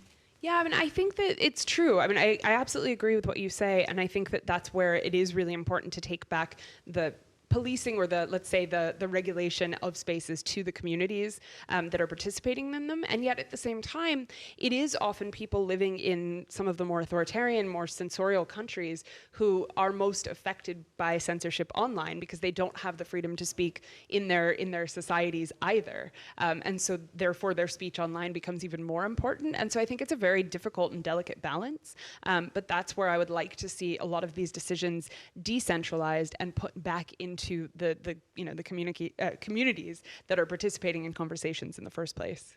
I wonder, how do you personally react to people who call themselves marginalized for being racist and don't wanting to accept the media, the mainstream media, and telling everything fake news? They are now calling themselves, many of them, calling themselves marginalized groups who are under a dictatorship and so on. How do you deal with this? Yeah, I mean, I don't think racists have ever been marginalized in any of our societies, but how do I practically deal with it? I mean, I think really it's continuing to tell these stories, continuing to put these arguments out there, to come on these panels, to say these things. And also, I mean, obviously this is quite a special space, but it's also not, I mean, it's globally accessible in many ways, which is wonderful. But I think it's also really important to speak to so many different audiences.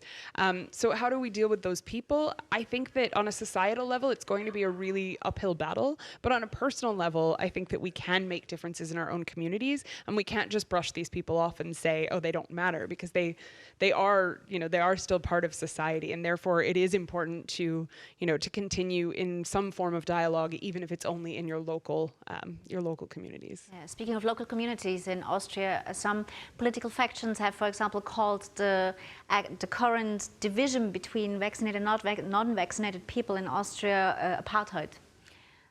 So yeah, so that's just one of the many aspects of how very divided people's opinions are concerning freedom of expression. Yeah, the vaccine situation is a very, very difficult one. It's something that we've seen building up over the years through a lot of disinformation, purposeful propaganda and disinformation. And so in order to combat it, again, we can't just brush these people off. We have to, create rules as to where they can enter and where they can participate. But at the same time, I think that this is time for states to do a much better job of public health campaigns. I'm not sure that we have done a great job. I live in Germany, and I have not seen a significant enough effort to really help people understand how the vaccine works and why it's important. They're just saying, get the vaccine. They're not saying, this is why, and this is what we did, and this is how we tested it. And I think that if, for people who are skeptical, and especially in low trust societies such as the United States, I think that it's so much more important that we communicate clearly to people instead of kind of talking above their heads. So you've been researching this issue for a period of time now already. Do you have the feeling that the freedom of expression has improved or worsened over the last couple of years? I feel as though it's mostly worsened, unfortunately. I think that some states have made errors in judgment in the ways in which they've chosen to enforce, pretty reasonable laws. So, for example, in Germany, we have the NetzDG law, which is just a means of enforcing existing laws around hate speech online. But instead of going after people, they're going after the companies that host the speech. And the difficulty there is that that law has then been replicated in a number of states in pretty disturbing and more authoritarian ways. And so I think that we do have, as more free states, obligations to consider the ways in which echoes of the laws that we create will, affect the rest of the world. And of course, there are a number of countries that have just become so much more stringent and kind of have been cracking down on activist communities. And that really concerns me as well, of course. It's probably the point why we can never find the one rule that then stands firmly, because it's always evolving, always changing. A Hong Kong activist was here earlier in a session today on this channel, and she was talking about how software is being sold to China and how China uses this software to find people, to track people and to arrest them afterwards. So you also have to think about how other systems can misuse your systems, your software, your rules also. Absolutely. And I mean, China is both a consumer and a producer of those systems, but so is the United States. Italy and Germany have also both sold these kinds of technologies to governments in the Middle East. There's a very troubling industry that's, by a large number of states at this point, selling this kind of equipment to each other and kind of washing their hands of it. And so I think that this is going to take a pretty large citizens movement to push back on the idea that it's even acceptable to record us in these ways, to capture our messages, to surveil us. Your book with the title Future of Free Speech Under Surveillance Capitalism. Surveillance capitalism on the one hand, so where, what's your position towards the necessary regulation that many see in social networks, for example? Again, talking about hate speech, talking about stalking also. So where do we draw the line and differ between surveillance, capitalistic surveillance, and maybe necessary regulation? Yeah, I'm not completely opposed to regulation, but what worries me is that regulations are often created without the input of civil society. Civil society experts who've been looking at this stuff for many years, and lawmakers who are, just recently elected and want to score political points. And so very often these regulations are created in ways that don't really serve the people, the citizens. And so I think that there are definitely paths toward regulation. For example, I think about things like transparency, ensuring diversity in the rooms where the rules are being made, ensuring that people have the right to due process, to appeal. And there are, of course, aspects of speech that we may need to regulate, but that should be done through a much more consultatory process than it's being done right now in most states. Can this process be a democratic one, do you think? I think it has to be. I think that in order to serve the largest number of people, it absolutely has to be a democratic process. But that's where we need to educate people so much more, because, I mean, there's algorithms, artificial intelligence, the whole system of how these corporations work, and it's also very, very complex. So for it to be a democratic process, people have to understand what's going on. Yes, absolutely. And I think we also really have to work from the starting point of the idea that technology is not going to solve these problems, that these are deep societal issues that have always existed and may always will exist, and that we can't just slap technology on it and expect it to fix the problem at hand. And so, yes, I mean, of course, that requires a large amount of education. Probably, I haven't been in the education system in some time, but I do think that these are issues that we need to start educating children about from a young age. And right now, there's kind of a global debate around what should be taught in schools. This absolutely needs to be part of it. Yeah, so do you think the digital world in the state that it is now can be changed towards digital humanism, or do we have to, basically, should we start from scratch? Well, I'm a pragmatist, if anything, so I'm not sure we can start from scratch. I think we can't put it back in the box. The it's out there. Digitization is out there. Restart, reboot it all. Yeah, exactly. Just reboot the whole internet.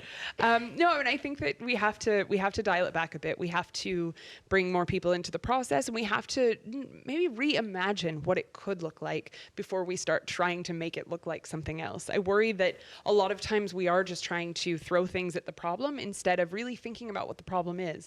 And a lot of that happens because we're always thinking in this, not to bring code into it, but I think code makes us think in kind of binary ways, black and white ways, whereas we should be thinking really outside of that box and beyond binaries. So do you think this is going to happen over the next couple of years? I think it'll take time, but I hope to see it start happening over the next couple of years. I'm already seeing really incredible conversations happening at places like this, places like some of the panels that I saw last week in Berlin. And I think that there's a huge and growing community of people who are thinking about these issues from all over the world. And so I'm really heartened to see that those conversations become much more inclusive and participatory of people of such different backgrounds. I think it really makes it a better dialogue in the first place. So last question maybe, there are also always new things starting and also online, and there are so many networks, social networks that have started over the last couple of years or boomed over the last couple of years that pride themselves of being completely free medium of expression and have also been misused again. So how to deal with those new platforms, those new media? I mean, hilariously, none of them really are, though. They all still ban perfectly legal nudity, First Amendment protected nudity. So I like to remind them of that as often as I can. But I do think that when it comes to these companies that have the ability to kind of grow in power and gain market share, it's dangerous to just shun them. I think we can't just disregard them entirely. And so, organizations like mine do take the opportunity when we can to be in dialogue with those companies, even if on a personal level we completely disagree with what they're doing and what they represent, because I think that it can help move them in the right direction. And when it comes to content moderation, the truth is that every company, be it Parler or Gab or Facebook, whatever, at some point they all realize that they have to bring content moderation into the process. And so if you can talk to them early on, you can help them see that there are better ways of doing it and that there are rules that maybe do need to exist. And so I think it is really important that we keep them looped in. Jillian York, thank you so very much for this interesting conversation. Thank you. Yeah, thank you for great questions. So, where to continue now? Now we are coming to something quite different, actually. We're going to speak of Pablo Picasso now. Why not? And one of his most famous works, the Guernica. The Guernica was painted in 1937 as a reaction to the destruction of the Spanish town of Guernica. And today this painting is exhibited in the Museo Nacional Centro de Arte Reina Sofia in Madrid. But here at the Ars Electronica Festival, you can also not just see, but experience this painting in the deep space. The impressive, incredible 8K projection experience in the Ars Electronica Center. Because in collaboration with the Museo Nacional Centro de Arte Reina Sofia, Madrid, with the kind support of the Spanish Embassy, the Ars Electronica has set up this very special presentation of a gigapixel image of Picasso's Guernica, which we're going to dive into now. The presentation will be given by the great curators of the Spanish Museum, by Mrs. Olga Sevillano and Mr. Jorge Gomez Tejedo. They will provide us with insight into the artist's craft and technique. So enjoy this live glimpse now into this presentation at the Deep Space. Or transport reasons, the work was replicated or translated to other media, supports, and the scales. Guernica returned to Spain, first to the Museo del Prado and then to the Museo Reina Sofia in 1992. Guernica had become established as a timeless, universal symbol that condemns the horrors of wars, opening an artistic debate on the representation of armed conflict.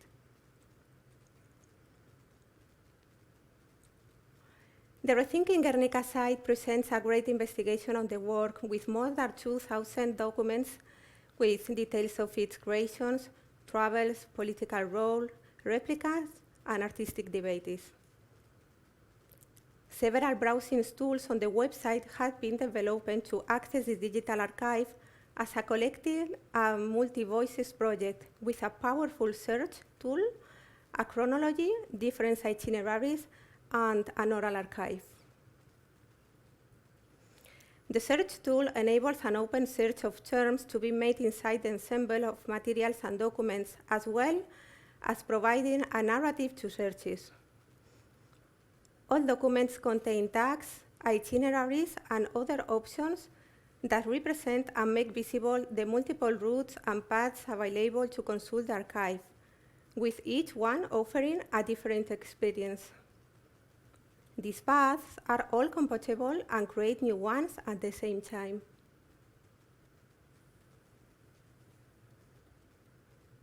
The chronology or timeline is a virtual resource which is clearly presented and interactive. It also constitutes another search engine inside the website. The itineraries or histories and accounts of the main thematic focal points that help to add context around the work. And the oral archive is a compilation in progress of testimonies via interviews with some of the figures involved with the history of the painting in recent decades, from the 60s to the present day. Our aim was not to create levels of interest or relevance one particular year or event or build a dominant archive reading.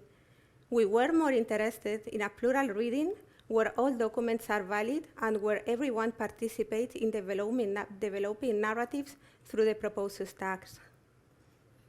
In other words, as an archive, the Rethinking Guernica project does not contain one only history, but multiple histories, as many as the people browsing, and all of them are valid and complementary. Rethinking Guernica is a work in progress.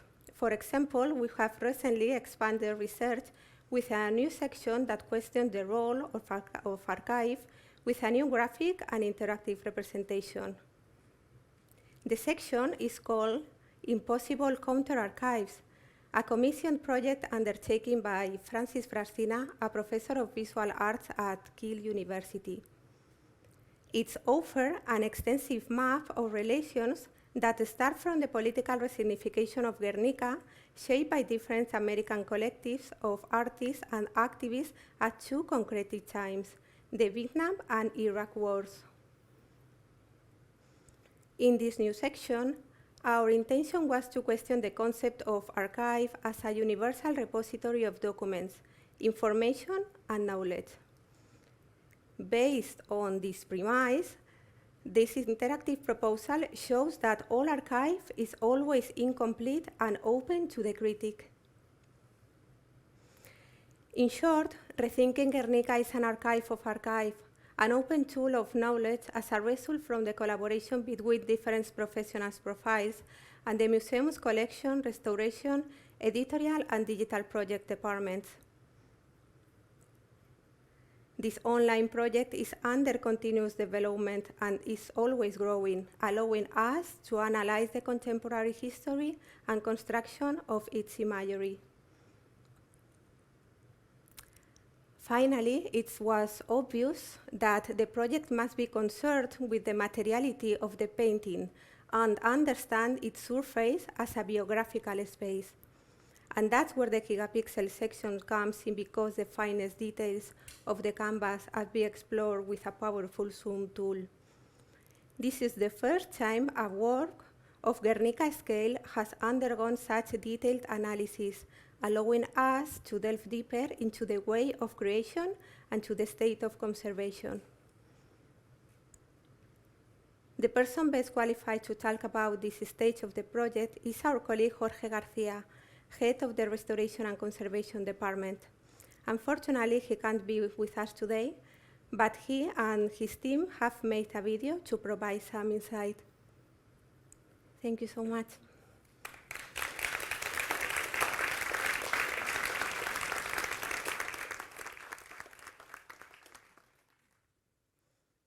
Hello, everyone.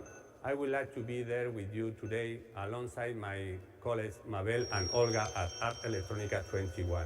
It's to be an honor to be invited to participate in the great festival in the wonderful city of Linz. From the Museum Reina Sofia's Conservation and Restoration Department, we have been out research of the world's state of conservation, drawing from the digital technology. In 1981, Guernica arrived in Spain. The work's format is monumental, 3.5 per 8 meters on one sole canvas. The fabric composition is linen in the warp threads horizontal and jute in the weft threads vertical. Its size makes it a complex piece to conserve, and it's particularly fragile when transported. The canvas has an animal glue primer and a white oil-based preparatory layer. The painting's creative process was documented over 10 photographic sessions by Dora Maar. The different sessions show the modifications to the composition.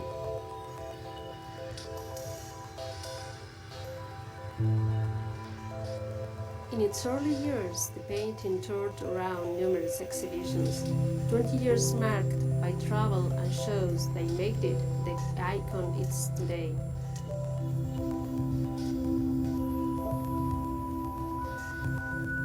In 1988, the first study of Guernica was published. This work compiled chemical analysis of the constituent materials, technical studies, and a detailed report including a map of alterations and a photographic report.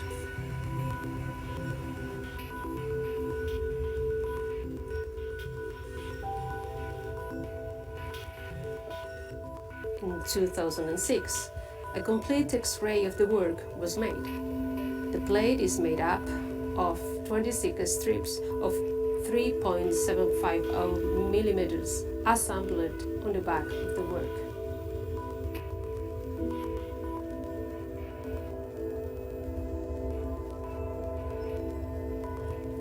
From 2011 to 2017, the journey to the heart of the Guernica project got underway and is structured in 4 stages.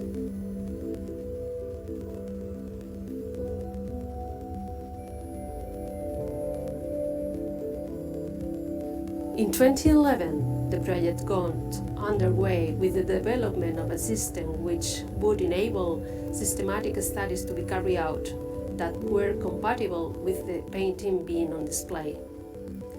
It was agreed that we needed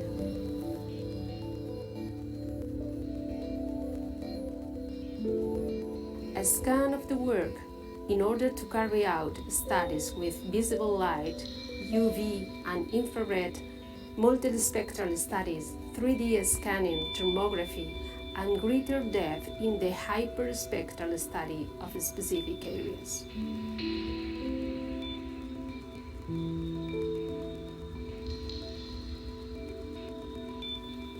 To work in situ, a mechanism that would follow up and not interfere with the contemplation of the work when open to the public. A mechanism that works in parallel and at an unbreachable safe distance. The possibility of placing light sources together to be moved with sensors. In January 2012, it was placed in front of Guernica. This phase stretched from January to May 2012. We worked every day from 10 p.m. to 9 a.m. and throughout Tuesdays, the day of the museum closes, enabling us to avoid closing the room and even allowing visitors to see the automation alongside the work. Given the scope of the work, we tried to fully automate the image capturing processes using remote controls and with the option of stopping the system. An information sheet was created for each study.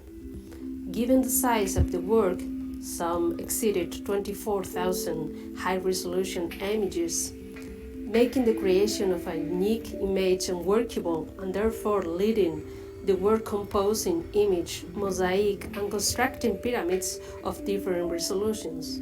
To perfect this assembly, we worked via programming with correcting logarithms on optical distortion and luminescence. A georeferencing program was also developed on the information data to create maps of alterations.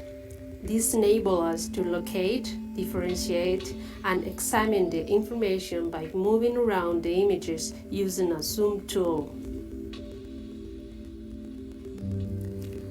With visible light, alterations to the pictorial layer can be discerned. Microfissures, calculus, losses, stains, holes, dirtiness, wax, etc. Technical aspects of execution, rapid and vigorous brush strokes, characteristics of Picasso, marks and splashes. Historical aspects, such as the red paint residues from the act of vandalism in 1974. Via ultraviolet light, we can make out, in terms of technique, the different types of white in the compositions, whether it be the primer or layers of color. With regard to the alterations, repainting, chromatic additions, varnishes, and wax resin in the restoration become apparent. We have also managed to reveal different restorations carried out of the work, retouching, repainting, etc. In the radiographic study of Picasso's technique, we can see the characteristics of the current stretcher comprising 20 stretcher bars, the metallic tensioning system, affixing the fabric to the stretcher using tacks. Details of the support, the fabric's wet thread, horizontal strips to apply the primer. In terms of the alterations, we can note tears to the fabric, damages to the edges and angles, areas with an absence of priming and stucco, reinforcement strips, patches.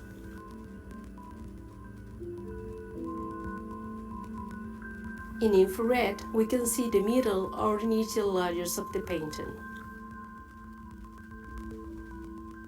Dora Maar's photographs, housed in the Museo Reina Sofia collection, thankfully show the different stages of composition, and using these images as a reference has enabled us to identify with color the different composition scenes in the photo.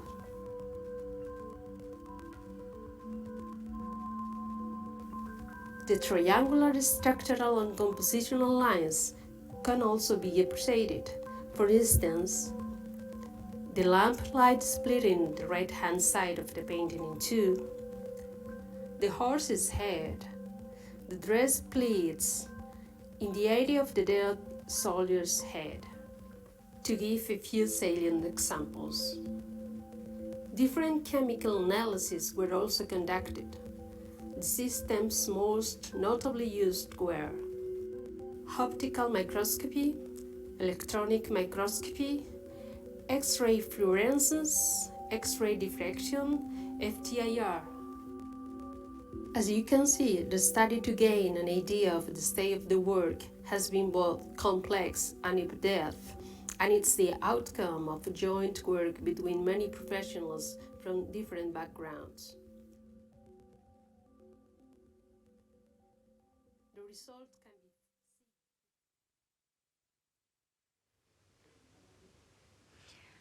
That was a part of Rethinking Guernica live from the deep space at the Ars Electronica Center. And with that, this session is coming nearly to an end. Nearly, but not completely. We've got 2 clips from our community projects left. So that's on the one hand, the Taste Your Soil community project, where we ask people from all around the world to taste the soil from where they are and describe the tastes of it to us. And from that project, we're going to see a clip from Johannesburg. And after that, we're going to see a clip from the Experts of the Future community project, a clip from Puerto Rico. That was this session, Tackling Global Challenges. And today, still coming up in the evening at 6 p.m., is the PRIX Ars Electronica ceremony, starting at 6 p.m. It's going to be streamed live also on this channel, so just stay tuned. And after the live stream of the ceremony, the three of the winning projects from 3 winning categories are going to be presented here, namely the one from the animation category, sound art and digital music, and artificial intelligence and live art. So all you have to do is just stay here and enjoy. Thanks for watching.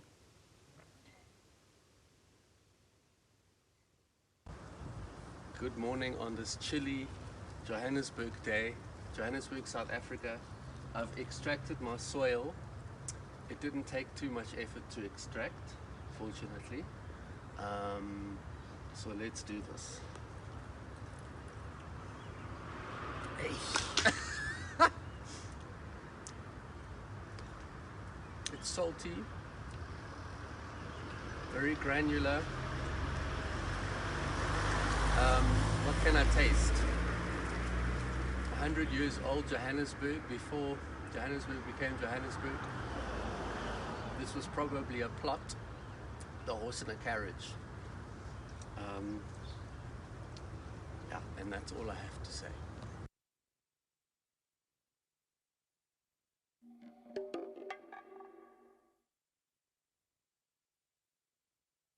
Yo pienso que con el desarrollo de la tecnología y la ciencia, los seres humanos pudieran vivir una mejor vida y serán más felices.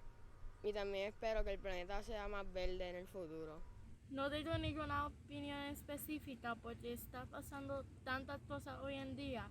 Te podría haber posibilidades de que la tierra esté sucia o limpia, pero yo realmente deseo que en el futuro esté limpio el planeta y que los animales estén fuera de peligro de extinción y que puedan ser libres.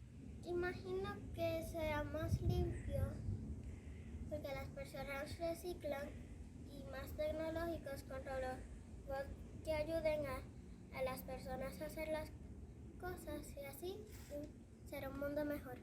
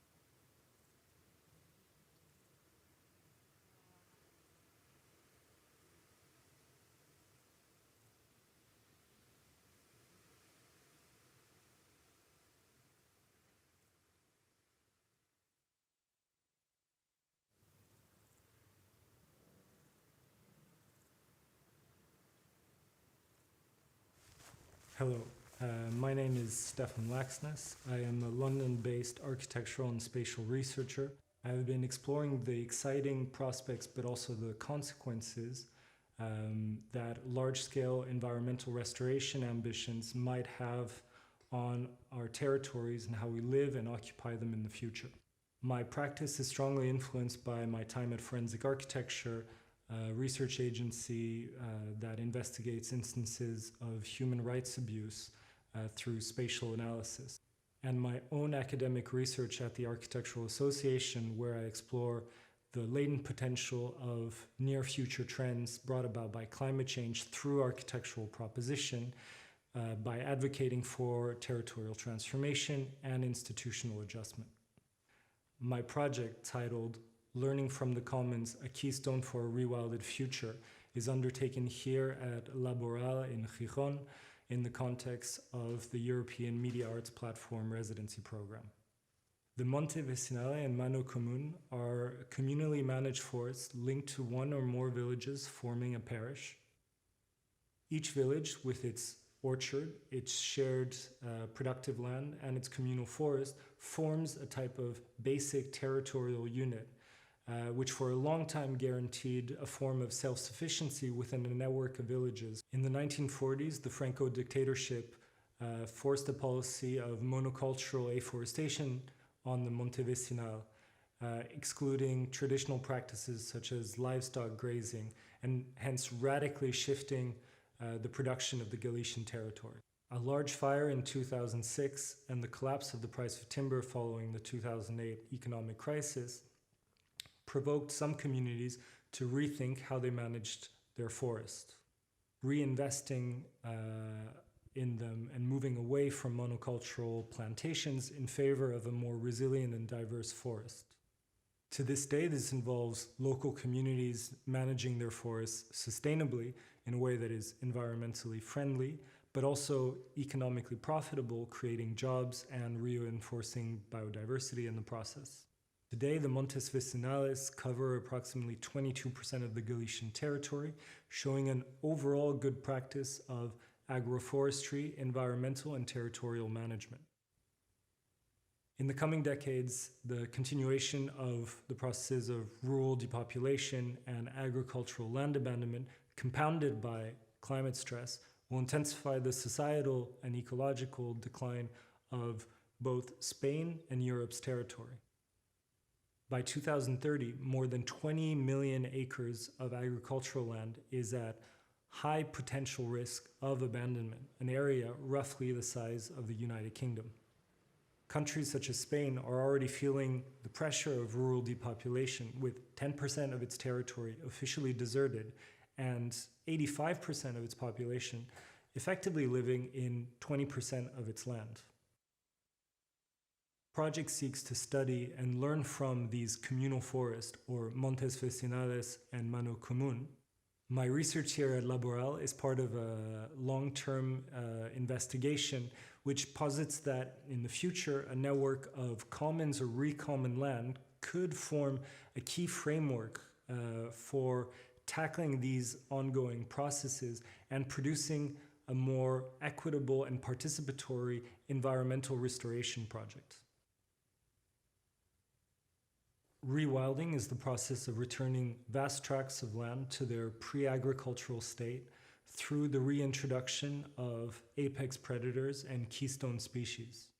Rewilding requires large-scale wilderness engineering and connecting previously fragmented ecosystems. A key principle of rewilding is to create a network of restored ecosystems passively managed by these reintroduced species and limiting human involvement. However, its interpretation and implementation varies greatly. The concept of rewilding has taken hold in Europe specifically because of these ongoing processes of rural depopulation and agricultural land abandonment, which promises to free up the appropriate amount of space for such projects. But very quickly I observed what could be understood as the lack of participatory spatial projects when discussing large-scale environmental restoration, in particular in the context of rewilding.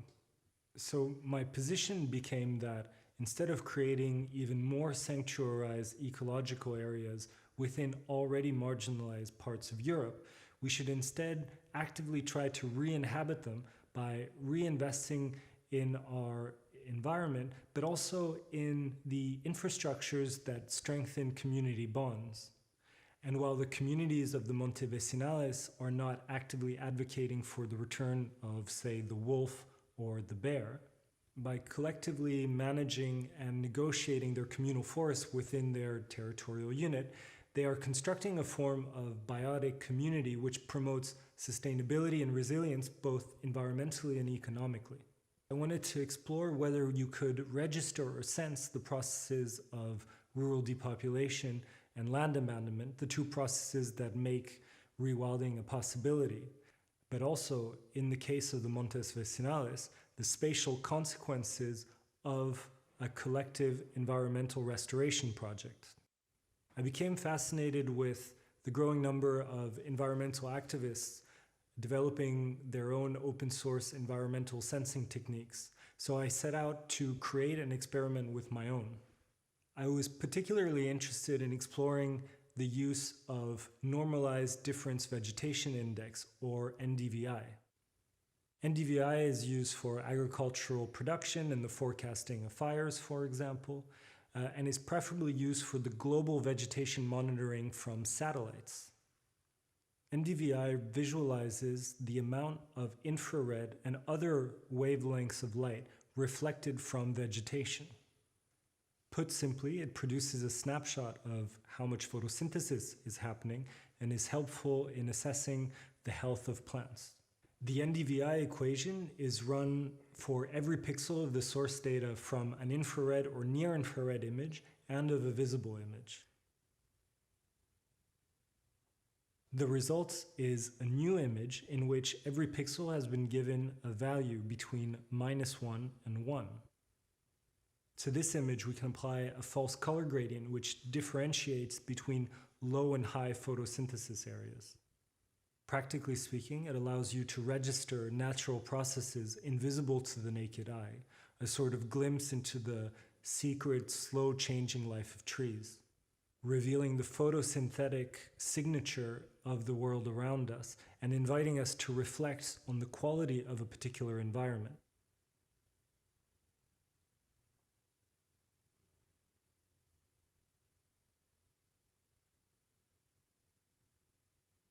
By rigging my modified NDVI cameras to a simple balloon, I engaged in a series of sensory walks, sometimes lasting up to an hour at a time, through lands known to be undergoing the processes of rural depopulation and land abandonment, and in some instances, parcels of land known to be commons.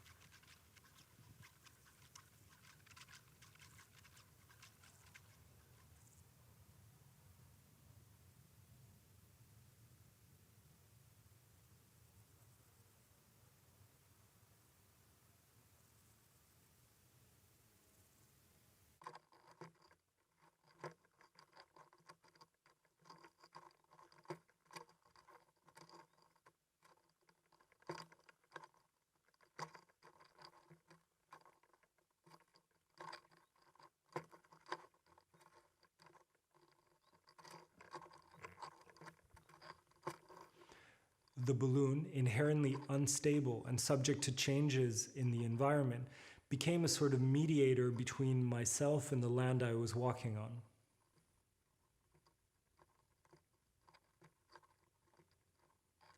As a device, it forced me to engage differently with a given area, to be more attuned to its spatial complexity, and to pick up on more subtle cues such as wind, temperature, vegetation, and terrain.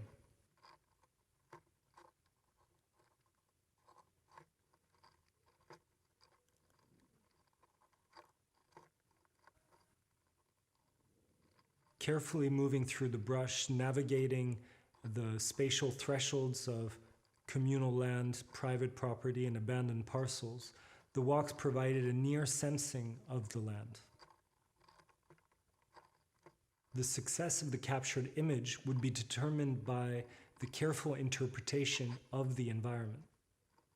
The uncertainty of the balloon and the almost willful misuse of the NDVI, in opposition to, say, high definition, highly stable aerial drone footage that we're used to seeing today, came to encompass one of the key issues facing large-scale environmental restoration projects. The need to set up an infrastructure of uncertainty, one that allows for unforeseen and unknown ecological processes and cascades to occur.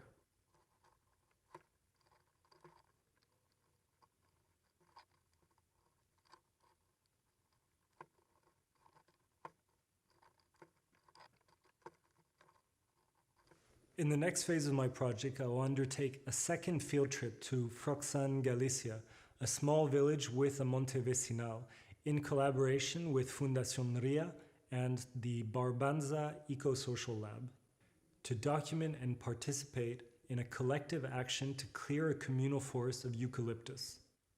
First, the ambition is to scan and record the monte vecinal and the components that make up the sum of its parts.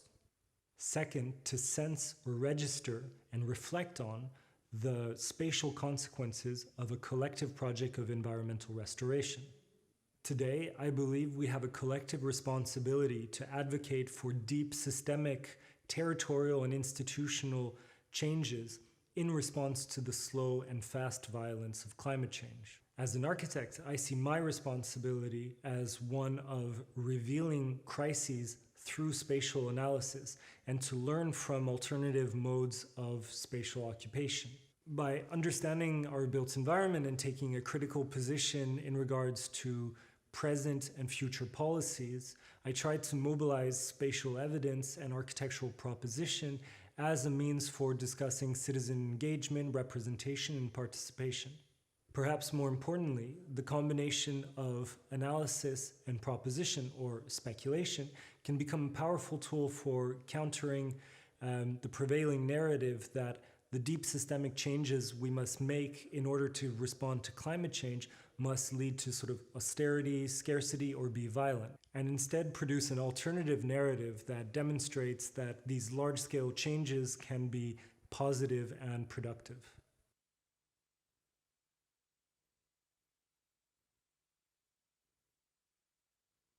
Charmant, liebenswert und schön. Berlin sind wir zwar nicht, und trotzdem Trendsetter. Awesome. Von uns bekommst du das etwas andere Österreich.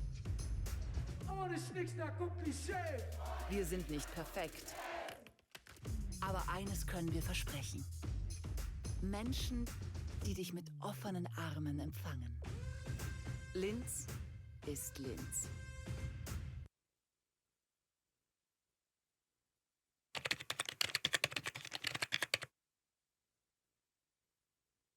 The project began with the question, can AI distinguish between advertising and reality? I use the latest machine learning technology called CycleGAN, a generative adversarial network, which already has classification functions. AI was trained to convert images of rooms without human guidance. In the first activity, you can see how your room will look if it is advertised. Through the second activity, you can see what the room in the advertisement actually looks like. In this video, I conversed with collaborator Zhou. I also have an interview with Professor Kevin and Professor Otto, where we discussed their perspectives of AI and my project. This room is perfectly set up for advertising. This house is usually rented for taking videos in advertisements or drama. If someone pays attention to vital advertising factors such as angle, lighting, and directions, it could create the perfect room for excellent advertising. Yeah, I think so too. More and more housing searches are relying on internet nowadays. So more people are relying on somewhat misleading images today. And what are your thoughts or ideas on AI in relation to your inner small room project? What surprised me was that photos created by AI look no different from a human's work. When I mixed the photos that were created by AI in with authentic ones, even for me, it required more attention to distinguish them. AI brings benefits and some side effects as well. Thus, I think we should think about how we can respond to those phenomena. How about you? I think the fact that AI learned this transformation between the two groups of images itself shows the presence of distortions in advertising nowadays. In this regard, I think there will be many opportunities to explore human behavior through AI. What is the aim of your AI web program? After the psychology results, I became even more interested. They revealed that AI thinks advertising images are bright and blurred with smooth writing. On the contrary, when I change it from an advertising image to a realistic version, the overall tone becomes darker and gloomy. It means that AI noticed this relationship. Yeah, I remember that. Hmm. So, what do you think about machine learning and AI's imitating human behaviors? Well, I think machine learning provides chances to people think about how our technology has continuously impacted society. And it is a pretty excellent tool to reveal and think about diverse social issues using AI. Through an AI-led program, evidences of AI's ability to learn the transformation from real photos to advertising images can show the numerous misleading advertising images around us. In a small points out the difference between reality and what's in the media. We can observe this constant tendency on virtually every digital media platform. What do you think about this pervasive phenomenon? Yeah, I think it is very interesting to notice. Since people are always surrounded by various media images, like you mentioned, they seem to forget that there is a significant difference between those images and reality. This issue reminds me of Rene Magritte's The Treachery of Images. It points out the difference between symbols or images and reality. But in the media, it's easier to mislead and manipulate. So there are things that trick people and cause misunderstandings. I think those points are what we need to refrain from doing so. I think a lot of people compare the humans and the machine intelligence, and they say maybe that machines will take over the human jobs, for example. But I think you cannot really compare the humans and machines too much because they're not really equivalent except in some kind of functional way, maybe. You know, humans have created tools to take some of their work for a long time, and that's the case also with computers and AI. Um, but the result, because the artificial intelligence becomes so complex and so powerful, that some people say we humans are becoming like a caretakers of AI, just feeding them, taking care of them, and giving them lots of data and information, and they become very powerful. Um, so I think for artificial intelligence, that we shouldn't look at it as just as a tool for creating things. I think in some sense it works in collaboration with humans, and it's positive to do things that humans maybe are not good at, like counting things and dealing with large sets of data. Um, But I think it's maybe not correct to look at it as a being or something something like that, but maybe just as a complex system, just as a human is a complex system. And maybe that's one definition of intelligence, is that, you know, when a system becomes so complex, then you can say it achieves some degree of intelligence, maybe. Um, so I think for artificial intelligence systems specifically, they're about the computer is using the data to do something and not the algorithms. So in a normal programming environment, programmer will write some algorithms and that tells the computer what to do. In the case of AI systems, machine learning systems, it's using the data as an input, and those algorithms are learning from the data. So something that we started in the IED program that I ran at the RCA called the decomputation.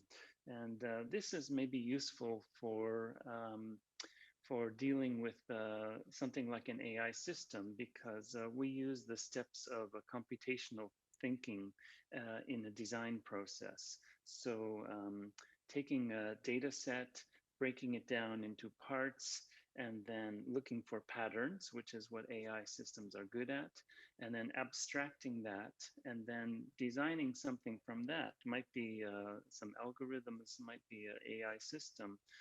So that might be a useful way to think about the process of machine learning in AI. But basically, AI system is based on statistics, numbers, and probabilities. And in statistics, so in my work, I try to take an anthropological or an ethnographic view of AI. And that means looking at different cultures and looking at the cultures of people who create AI, but also maybe looking at AI systems almost as a culture themselves, and thinking of like an AI system looking back onto humans almost as a kind of participant observer. I think it's very interesting, this issue. Of course, the difference between images and reality has been an issue for a long time. So advertising going back more than 100 years has always struggled with this issue and pushed against this issue. And some theorists like Walter Benjamin, looking at how images are mechanically created back at that time, changed the way that we understand and see images and see the world. And so this tension has always existed. And since image manipulation came about, and to some degree, images have always been manipulated. When you paint a picture or take a picture with a camera, well, you're always making a frame, and something is included within this frame, something is excluded from the frame. So it's always somehow framing reality. So there's always some kind of manipulation, let's say, in these images. And in that sense, you know, you can say that humans have always been artificially intelligent to some degree. If you think of the camera, for example, as an extension of the body. So no image is really real, you can really compare to reality, of course. But specifically for rooms and houses and the advertising images, I think there's a lot of issues here. Maybe one of them may be more personal to me, because my mother is a real estate agent selling houses in the United States, in California. And there's a practice within this profession called staging the environment. So when they sell a house, they will hire some people to decorate the apartment so that it looks like an ideal apartment that people might want to live in. So when people visit the real place is, let's say, manipulated to some degree. So not only images, but the reality can be manipulated to some degree. For the AI system, that's taking some idealized images and then comparing another image to that. It's relying on certain categories and certain conventions that we want a room to look bright and clean, for example. This kind of ideal types that partly a cultural convention and partly maybe related to human perception as well. I think that's quite interesting. And you use AI, to create a kind of idealized images. But in your other project, in a way, was about using something like AI to change the space we're in, and that's maybe something interesting direction for the future of the project. Yeah.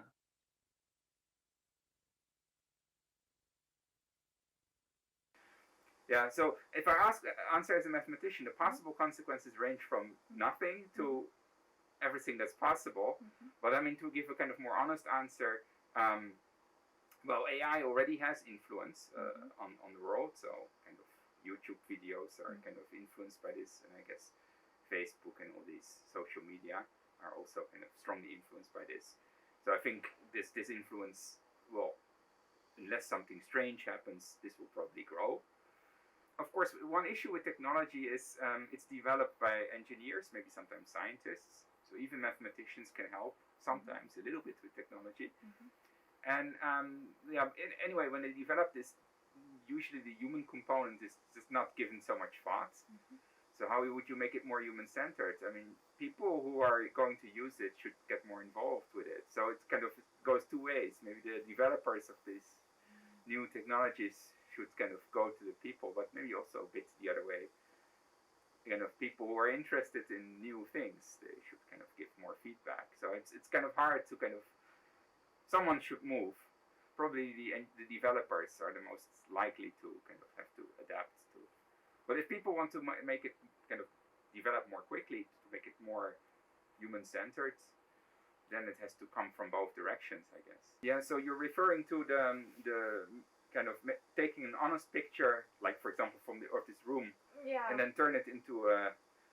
So maybe the AI program is so good that it can make this look like a clean room, or the opposite one. Yeah, I think it's very nice. I like this kind of application, creative application of AI. So yeah, I like it very much. It's a kind of, yeah, creativity is kind of thriving in this way. It's very nice. Type of propaganda, or whatever you want to call it, has been around since forever. I mean, sculptures, ancient sculptures, are also often idealizing certain people. So it's not new. Yeah, of course, for the particular thing that you showed, the Goshi one, right? Actually, I live in a different city, so during the week when I stay in Seoul, I'm staying in a small apartment. And well, the current place is nice. But the one we stayed before was better than the Goshi one, but not much better. So it was, but it was kind of, yeah. So if this advertisement is kind of used to kind of mislead people, I personally like active involvement in things, and I think kind of either drawing or maybe training AI models, you can pick it up, and I think it's interesting. You can try all kinds of things. So, like what you did, but I mean, you could also kind of try to, what we just talked about, like detect, just make pictures of normal situations and train a model to see is this normal or not, or make some other things that idealizes. I mean, the advertisement pictures, they kind of go from reality. They make it in some idealized world in a certain way, but you could kind of do it in a different way, like it's on a different planet or something. So you could imagine something like that. It would be maybe interesting to do.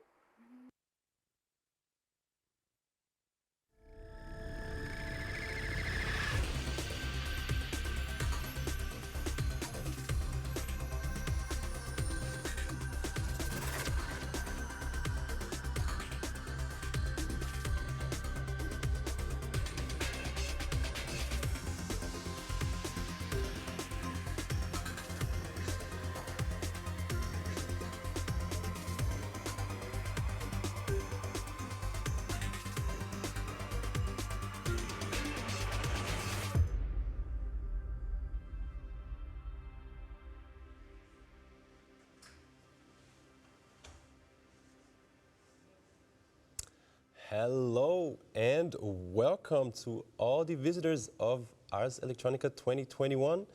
Hello and welcome to all our partners, and really hello to everybody tuning in to our Ars Electronica Festival channel today for today's third session titled Transformation, Gender and Identity.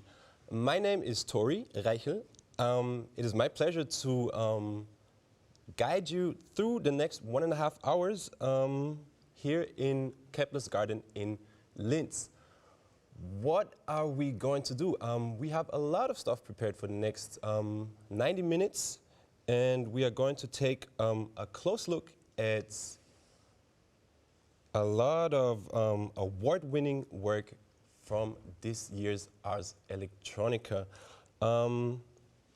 All the projects that we have prepared today are very different, winners from different categories, different ages, all over the place. But what they all do have in common is that they are all somehow unified by the concept of today's session, which is transformation, gender, and identity.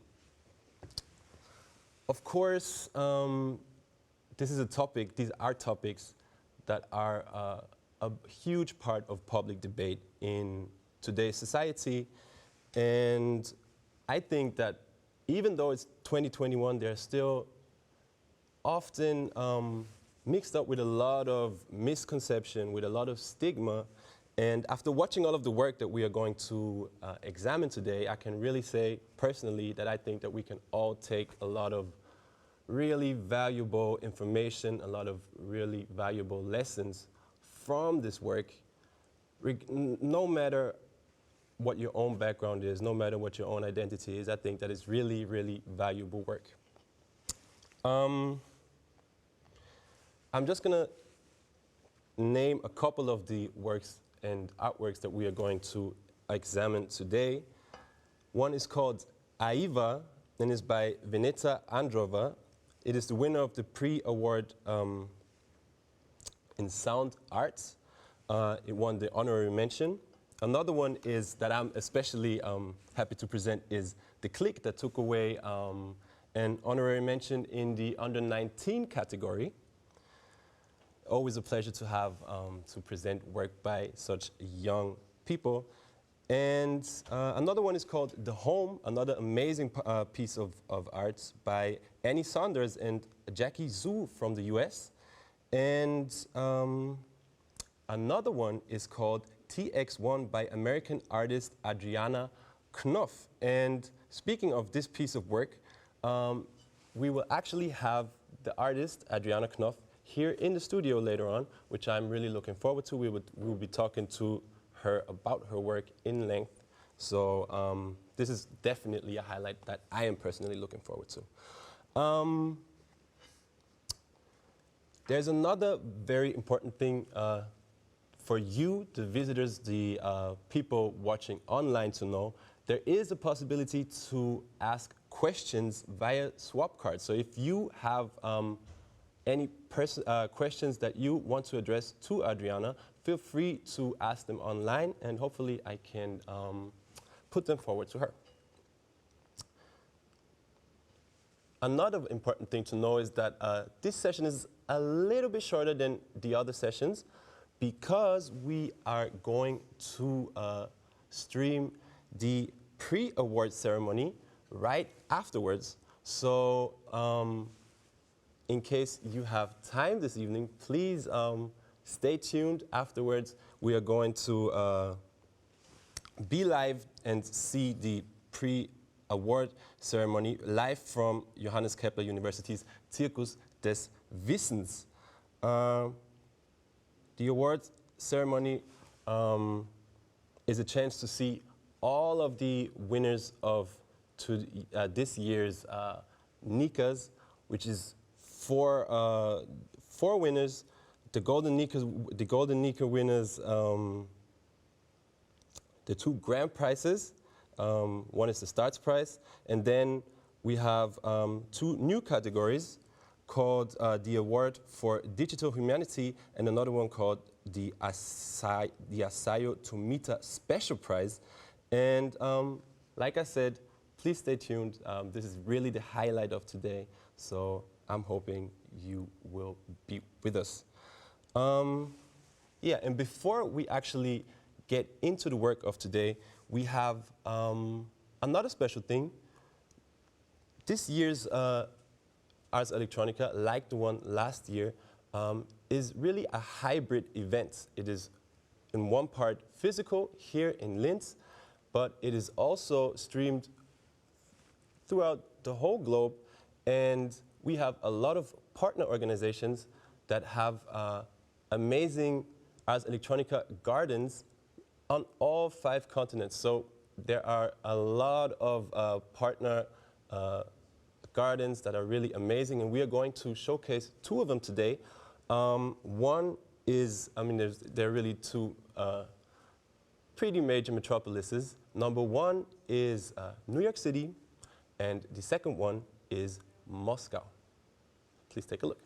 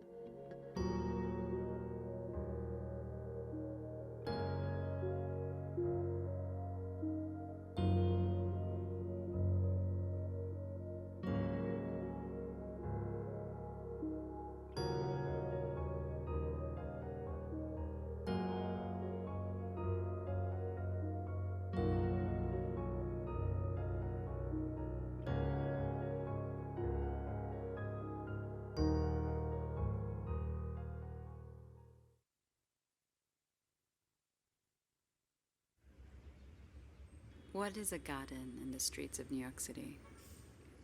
What does it mean to be inside a garden? What is a festival? Is it a congregation of people coming together? Is it a celebration of a combination of different concepts brought in the same space? Is it a theme of the same concepts where everything is in alignment? XRE is curious as to what a festival garden is, and as we're making it, we're discovering it on this journey. The buds of new flowers blossoming in the spring, the darkening of leaves of the trees in the summer as the heat comes up and it starts to dehydrate the trees and branches. And yet a festival of humanity kind of brought XRE together. We were in a pandemic, and we still are. And yet at the beginning of the pandemic, the incredible amount of pain and suffering and stratification from one another also caused artists to yearn for desire to connect and collaborate.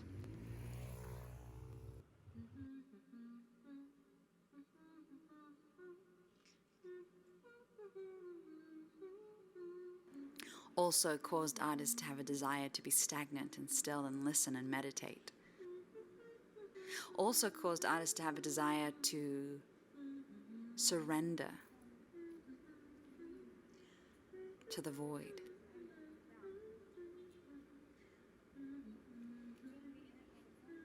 As a wall of cement gives a crack in its space to allow this beautiful greenery to grow through it.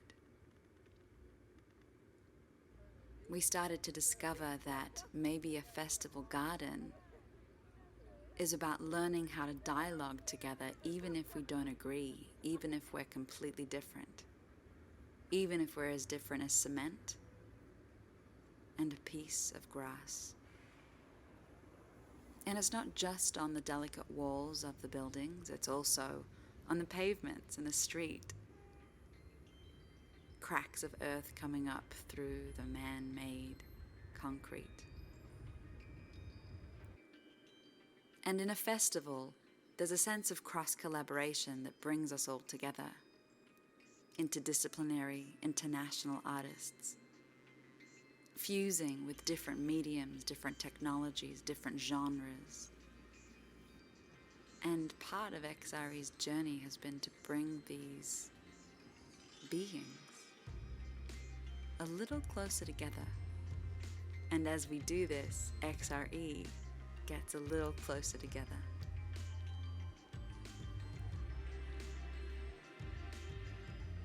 This is a story about our garden, of the New York City realism of gardens everywhere you go, of a festival in this city everywhere you go, the festival of reflection, the festival of silence, the festival of chaos on the MTA train streets and subways, in and out, up and down stairs, the festival of the horns honking in the streets, even when there's nowhere for cars to move.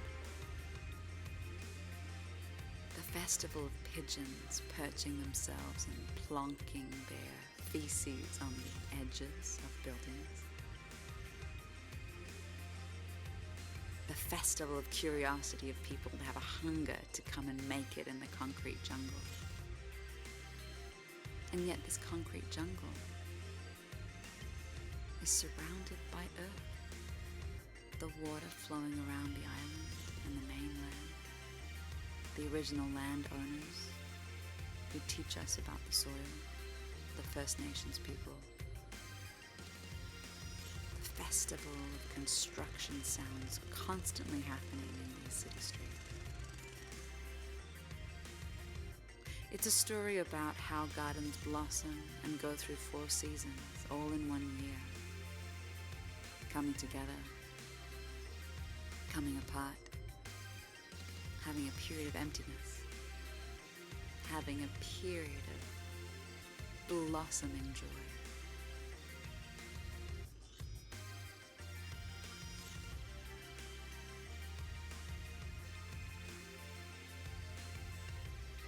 Our journey has been one to learn how to dialogue. Learning how to dialogue between different mediums that don't often connect. Learning how to dialogue even when we're different. Learning to cross-collaborate even if there's nothing in the space between us to create yet. Learning to cross-collaborate when there's a hunger and a drive to create something between the empty space.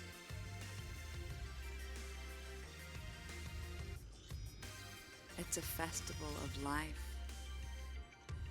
the festival of pain, the festival of mourning that brought us together. Laughing in backyards, twisting our heads at different angles for different understandings, a desire to be curious and investigate perspectives. This is our festival garden. A journey we will always be on.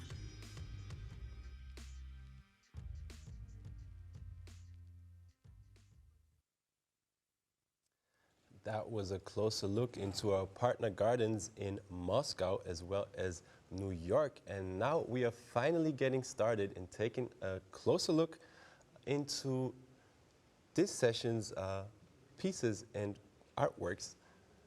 The first one is one that I'm especially excited to present. I think everybody will be interested that in some sort or form has ever had interest in space or going into space. And while we as societies refer to when we talk about aliens, we usually refer to life in space, but at the same time, oftentimes queer people and transgender life on Earth is also kind of viewed as alien. This is something that the artist that we are going to present now has addressed in his work, a work that has had found wide acclaim and by this year's jury and won an award of distinction in the category Artificial Life Intelligence and Life Art. It is called TX1 and is by Adriana Knouf, who is going to join us right after we take a look at the project TX1. Space travel is a rarefied domain. Out of the 568 people who have been to space, very few have been women, non-white, or LGBTQ. But representation alone won't change our relationship to space if our imaginaries remain tied to the frames of governmental or commercial interests. We need new modes of thinking, new ways of materializing our relationship with outer space. In the fall of 2019, I was given the chance to make a work that would orbit the Earth aboard the International Space Station. Through the Sojourner 2020 project and a launch opportunity provided by the MIT Space Exploration Initiative, 9 artist groups were selected through an international open call. The project I made is entitled TX1. It draws upon one aspect of my identity, being a transgender woman. Coupled to this is the fact that I have, at times, found this otherwise enchanting Earth so inhospitable that I had a desire to travel to space, to find a new, more welcoming home out there. While my connection to all of this is tied strongly to being transgender, it undoubtedly can also speak to anyone who has found themselves marked as other, as alien. Transgender people modify ourselves through social and biological technologies, altering our surfaces, our viscera, or hormonal molecular balances. These modifications are also necessary experiences for living in extraterrestrial environments. Decades before Haraway's elaboration of the cyborg, Manfred Clynes and Nathan Kline argued that space travel would require alteration of the human body into something that is no longer entirely human, something alien, something cyborg, a homeostatic merging of viscera and machine. And in many ways, every human being who has gone to space is a trans body through biomedical interventions and alterations due to being in microgravity. Yet transgender people, as well as any body seen as different from the idealized norm, are likely to be disqualified from consideration as astronauts because of the biomedical changes that we choose to make. To create a symbolic exodus to outer space, in TX1 I handmade 3 resin spheres that encased bits of my hormone replacement medications, each sphere being around 4 to 5 millimeters in diameter. The first sphere included a fragment of my spironolactone pill, which is taken to suppress testosterone. The second sphere encased a slice of a worn Viveldot estradiol patch, which provides me with exogenous estrogen. And the third sphere contained a handmade abaca paper sculpture to gesture towards all of the other xenoentities that could not be included in this project. These spheres were sealed inside a machined polycarbonate vessel. TX1 and the other Sojourner 2020 projects launched on March 7, 2020 on our CRS-20 resupply mission to the International Space Station. Once aboard, we received one downlink of video from the 3-layer structure that housed the projects, with some layers rotating in order to simulate Mars and Moon gravity. TX1 was on the Moon layer in a nod towards the feminine understanding of Luna. TX1 and the other projects returned to Earth on April 7, 2020. The safe return of TX1 was a sign of resilience, of not being disposed of through incineration in the atmosphere, of coming back to thrive once again. The month-long orbit of TX1 marks the first known time that elements of the transgender experience have orbited the Earth. Having been in space, the returned spheres now possess a certain intangible aura, an aura that is simply the result of the rarity of leaving from and returning to Earth's gravity. Such an aura does not have to be tied to militaristic control of space territory, outmoded fantasies of colonization, or dreams of asteroid riches. Instead, we can draw upon the power of this aura to rework our outer space imaginaries towards new ways of being here on this planet, in this cosmos, now. My absolute pleasure to now introduce to you the artist of this work. Adriana Knouf is here. Yes, thank you. I'm very glad to be here. First of all, congratulations. Thank you. And before we hop into the conversation, just a few little informations about you. You are from the US, but you live in the Netherlands. Yep. You're an artist in residency there. And you are the founding facilitator of Transient. Maybe we start here. What is the work you do at Transient? Yeah, so the Transient Lab is basically me right now, but I'm always looking for collaborators. Basically, it's a place to foster entanglements between entities trans and xeno. And so I consider trans very broadly, also in transgender, but in terms of things going beyond or across or other, and xeno for any entities that don't really fit in or are seen as strange or alien. Okay, let's talk about xenology in general. You're a xenologist. It's not really a science that I knew a lot about, but I got super interested in it once I read that you are a xenologist. Xenology is basically the study of alien phenomena. Where did your interest in xenology stem from? Where did it start and how did it evolve? So yeah, there's a couple parts to this. Yeah, it's not really something that you can go to university for yet, but maybe in the future. So for me personally, it comes from the fact that I grew up in a very rural part of the United States in Iowa, a very small town, 600 people. And even though I wasn't out as trans then, because it wouldn't have been safe, I certainly was having those feelings growing up. And yeah, I think I really felt quite alien. And so I would go out in my backyard at night with a flashlight and point it up to the stars and sort of turn it off and on and off like Morse code to sort of try and signal to some aliens to come and take me away. So that's sort of one side. That's sort of like the personal side to things. I assume that's like a very young age. Yes, exactly. It was about 6, 7 or something like that. But then, as I've been thinking about this in recent years, I actually didn't come up with the word, but I've sort of expanded upon it. It really was developed by people who are trying to think about, within the world of science fiction writing, how would you describe the study of an alien entity or an alien life or something like that? But then other people were like, well, we can also use this word to think about how do we study the actual search for aliens, the search for extraterrestrial intelligence, right?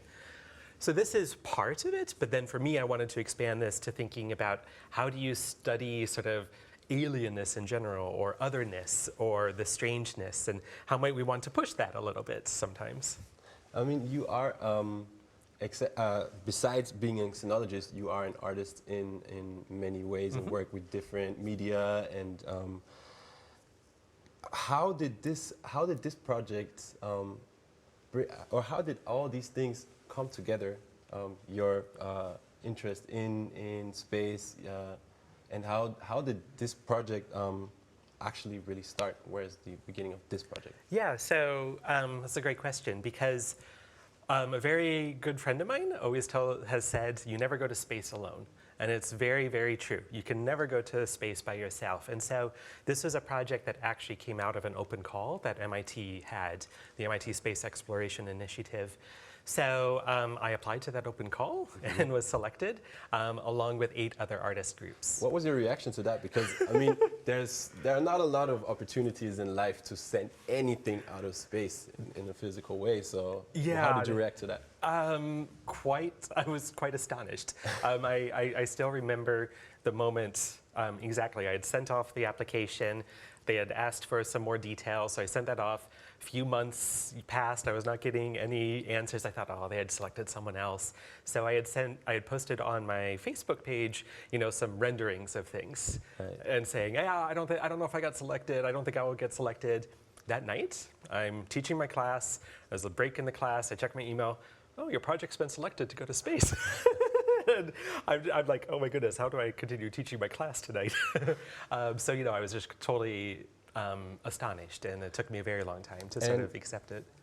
At that point, was the project already like completely developed? Did you already know what you were exactly going to do? And how did that process of, okay, I have the opportunity to do this, or I want to send something into space, what do I send to space and how do I develop that? Yeah, like what I wanted to send was pretty much the same from what I originally had proposed, these fragments of the hormone replacement medications, because for me it was really important to send some aspect of the transgender experience to space.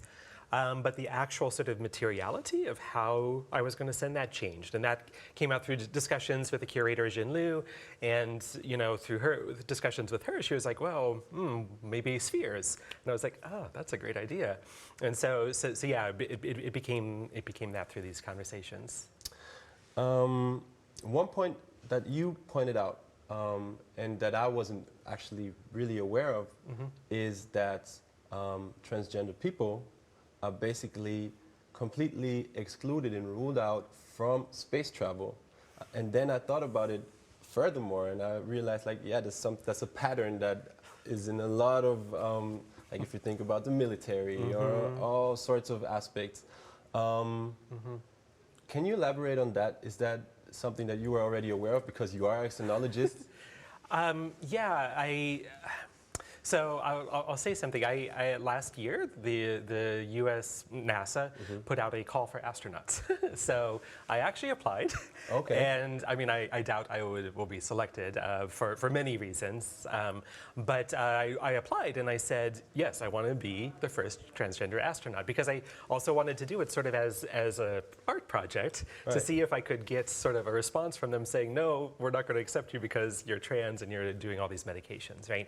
I mean, the issue is that we have often seen astronauts as sort of like the quote-unquote perfect human, right? They have to be, these strong men or, et cetera, like the US didn't, have a woman in space till the early 1980s, right? And out of the less than, 500 people or 600 people who've been to space, 11% have been women, very few have been people of color and so forth, right? And so, yeah, there's a long history of this exclusion. And there have been other people who have made the argument that actually people who are marginalized, people who are disabled, would actually make better astronauts. Because there's nothing about the quote-unquote able-bodied body that has an advantage in space because there's no gravity, right? So people who are already used to moving around the world in very different ways perhaps are going to be able to navigate that space better. And one point that you also made is that going to space as a human being is already, it is connected to a lot of transformation within your body. So it might even be a very good idea to send somebody to space that has experience with transformation. Is that correct? Exactly. I mean, one of the, for obvious reasons, we don't get to know a lot about the medical aspects of the astronauts, right, for privacy reasons. But yeah, from what we know, there's a lot of changes that happen to the body and a lot of medications and pharmaceuticals that astronauts are on in space in order to deal with the challenges of being in microgravity. So yeah, those who have dealt with these things, perhaps it's much better for them or easier for them in space. To get back to the actual working process, can you take us through that? Like, once you knew, okay, I'm going to send this project to space, how did the work actually look?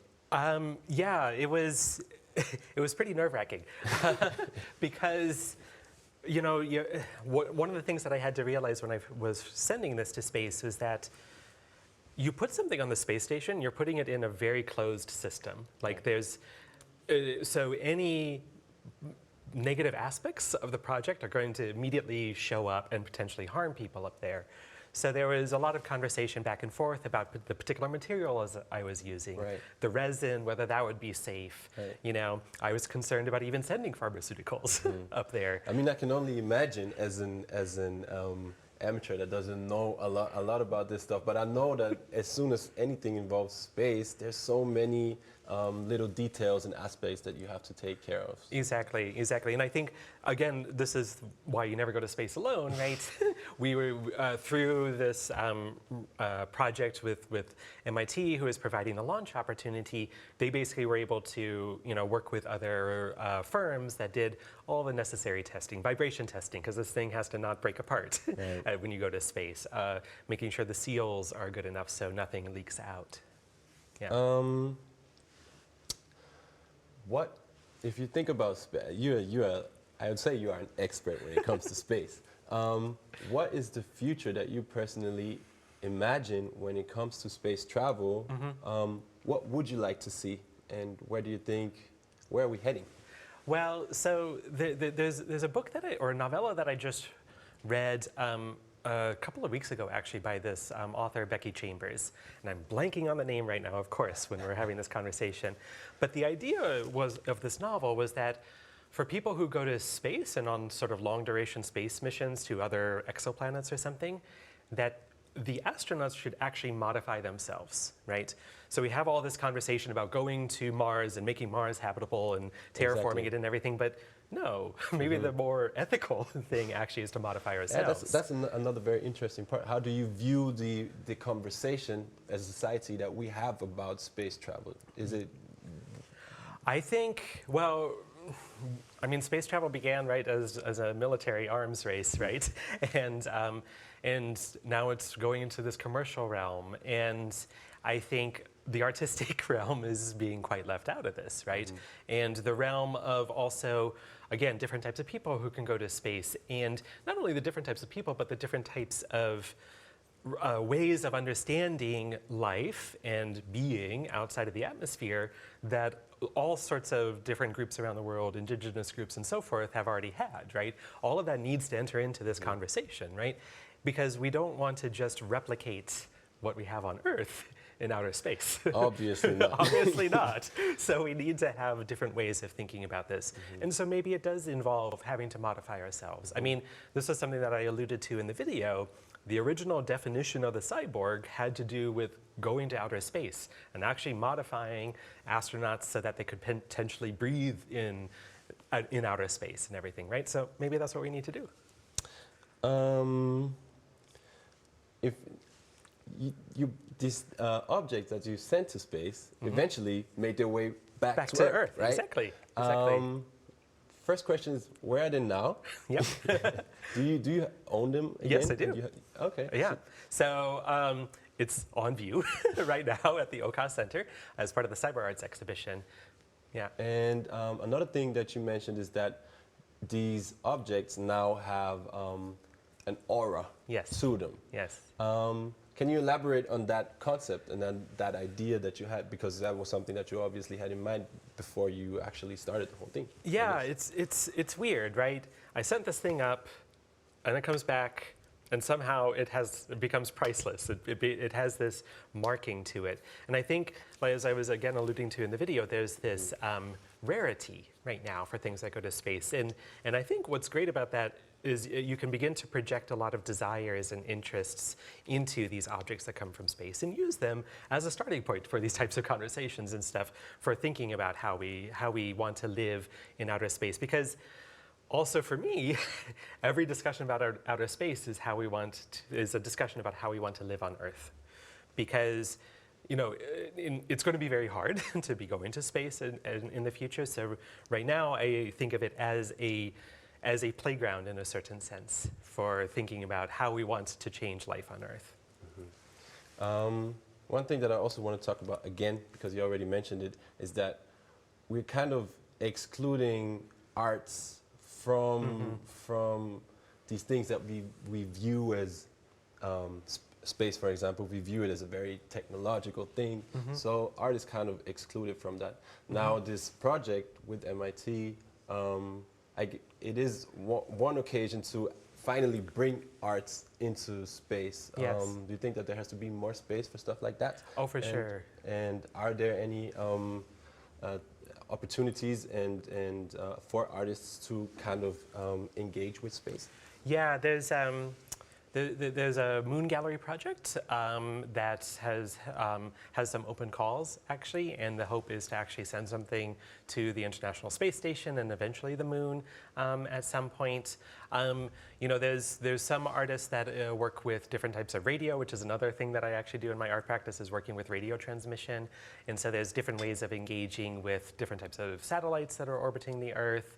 But yeah, you know, I think there needs to be a much bigger conversation about where arts can have this engagement with outer space, rather than just drawings on the Pioneer probes or the Voyager probes or something like that. You know, there needs to be a much more critical. Absolutely, and I think that people need to see that art is absolutely valuable to, especially I think, to the approach of how we go about things in a thing like space. Because I realized in your case, it made me think about so much things that are going on Earth through space. Was that your intention? And what did you want to reach? What do you want it to make people think when they exhibit your art? Yeah, so for sure. I really wanted to both do this to mark this possibility, this moment of being the first time that some transgender aspect has orbited the Earth. And that's important because I think it's important for people to see also that, you know, trans people can do these things and everything. But also, yes, to have this kind of conversation, to have this sort of space, bad pun, to understand the different ways that we can be engaging with this. Yeah. Speaking of future projects, what are you working on and what are you planning in the future? Are you kind of going the same lane, or are you doing something completely different? What is it about? I'm sort of doing something along these lines. I've really gotten interested in lichen recently. Okay. You know, bear with me on this. There's a reason. Lichen are, you know, the symbiosis, right, of algae and fungi. They can live basically anywhere on Earth. The Arctic, in really sort of harsh conditions, but you could also find them outside on the rocks and everything like that. But about 15 years ago or so, some scientists sent lichen to the space station, actually, and put it on the outside of the space station, exposed to all of the vacuum of space, all the temperatures. They brought it back to Earth after a year and a half, and most of the lichen was still functional. It could still live, right? So the lichen could actually exist in outer space, which is absolutely mind-blowing, right? It is absolutely mind-blowing. So I'm really interested in the lichen not only as sort of a metaphor for resilience and symbiosis, and lichen also can live for very long durations, so 10, 100 years, thousands of years sometimes.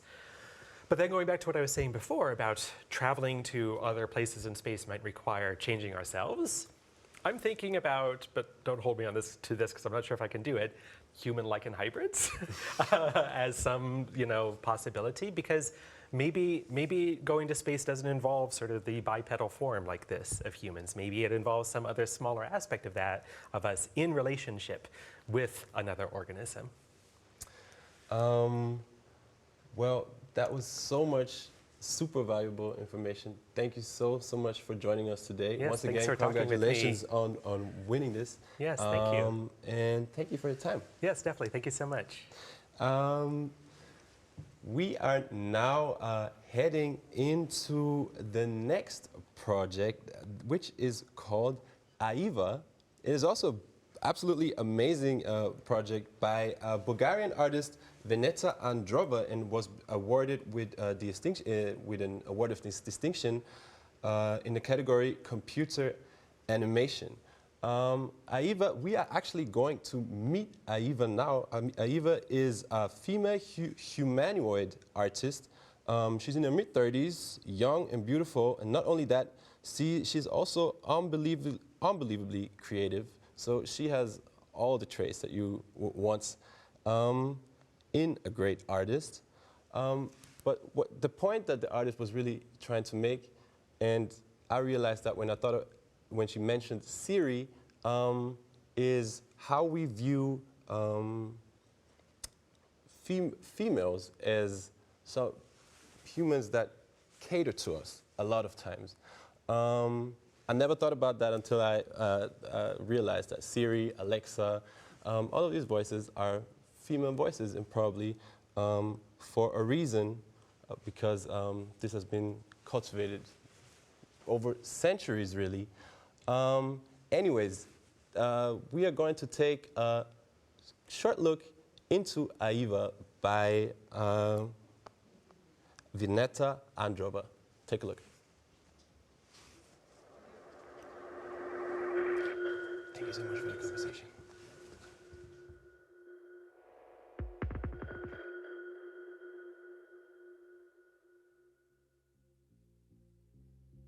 This is interesting, the male figure in its perfection, a masculine heroism.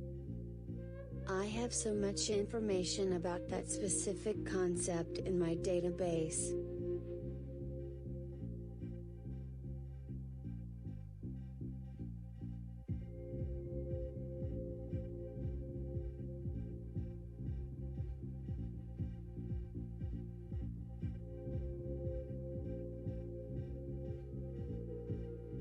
This could be something.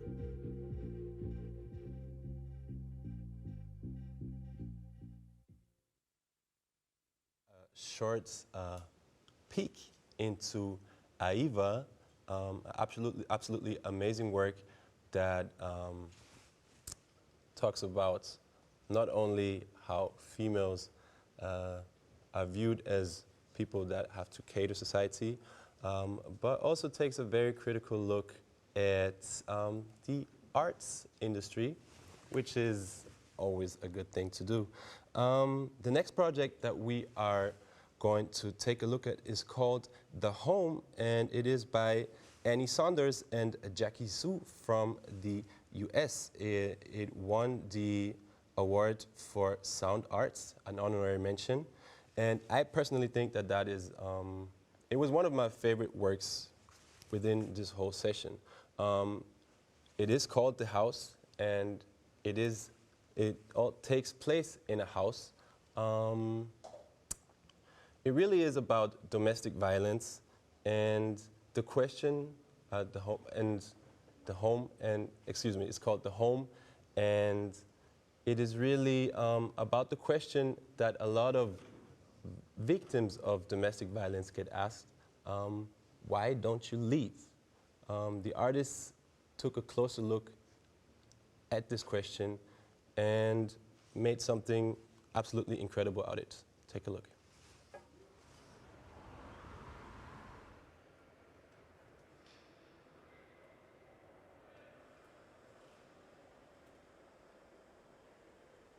In this United States, the most dangerous place for a woman is in the home. And one of the questions many people ask is, why don't women leave? Answer that question. Why don't women leave?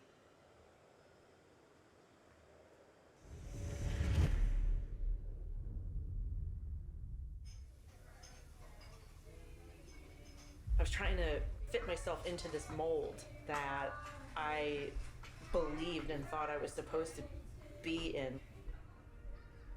It is like amazing to think that in the 70s that you couldn't get your own credit card without a man's signature. Like, that is so recent. All of my self-esteem, all of it came from getting male attention.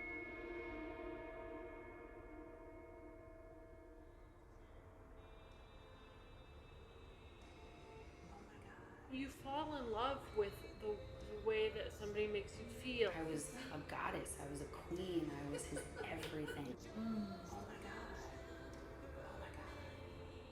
Oh my God. He took me out to spaghetti dinner. He opened the car door and he pulled out my chair. Ripped all of my clothes off. Yeah, it was love Just at first sight. Had this great danger. We got married. I'm so in love with you, and that's why I say and do the things I do. We have these closet doors with the slats on them. And she's like, he'll never think to look there. It'll be fun.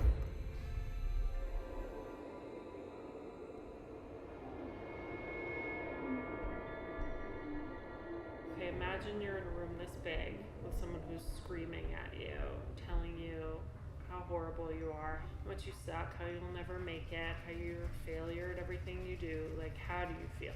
Nothing you say is right, and there's no right answer, and there's no way. So you just basically, whether like those little bottles used to shake it until it died.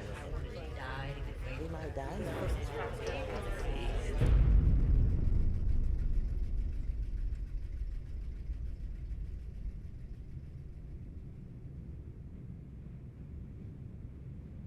You have no freedom.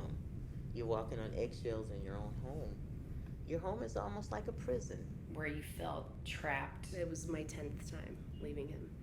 It really does take that long because he'd take my wallet all the time. He'd take my car. There was no phone access. He had only one phone and he had control over it. But he hide had that things. connected to He'd his take my cell phone. So anyone buzzed in, it would go to He his did phone. that. He hid my cell phone. He's Holding. fine. Basically, I tried to get my wallet GPS on where to go, and he kept grabbing for my I really phone. thought I was gonna die. And I grabbed my phone, and he was coming at me. So When I he pushed lost him. control, that's when he was the most volatile. And sure enough, as soon as I ducked, his fist went into the refrigerator, the stainless steel refrigerator. And I looked up, and there was an indentation where his fist went into the refrigerator. It was heading for my eye. We were trying to push the door, and then there was like boom, boom, boom. 3 bullets came through the door. And this is the hardest part to describe. It happens all really fast. It's like tunnel vision. Talking about that, there are so many times with him chasing me through the house. And the whole time I'm trying to hold the baby, and I'm trying to get her safe. And for most of it, I'm locked in the bathroom with her. I finally get in. And he filmed it. And he sent it to me. And then Will said, "Don't do it, Daddy, don't shoot Mommy." He was 4. I was waiting for the kill shot. I was waiting for him to come shoot me in the head. And all of a sudden he's like, "Kate, there's a table runner on the table. Grab it and wrap the wound." He was methodical. He knew exactly what he was doing. Why doesn't she leave us the list? Did I get the keys? Did I get this? Did I get that? I remember I had money and a mattress. Did I grab that? I have an area in my phone called bad shit. In case I needed to tell the cops, in case I needed to defend myself. It's everywhere. How do you stop that? It's so big. No, it could be anyone. You're just one person. But if I can just help one person, I've done something. I've done something.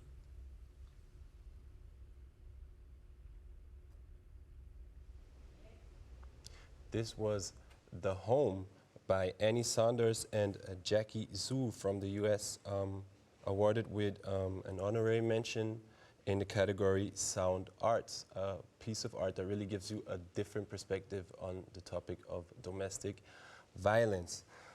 We are now going into the next project, a project that I'm very happy to present because it is in the category U19, Create Your World, which is the category for our youngest artists until 19 years old.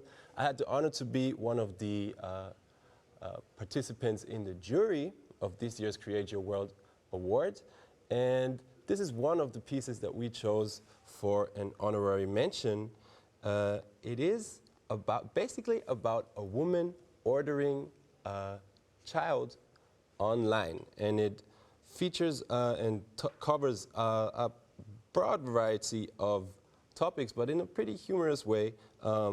It deals with the ethics behind adoption, it deals with parent-child relations, but also with gender roles, and it all does that in a, like I said, in a very humorous but also critical way. I think I've said enough. Just take a look into The Click by Julia Scheiwein, Sarah Deniva, Anna Zoglauer, and Caroline Berg.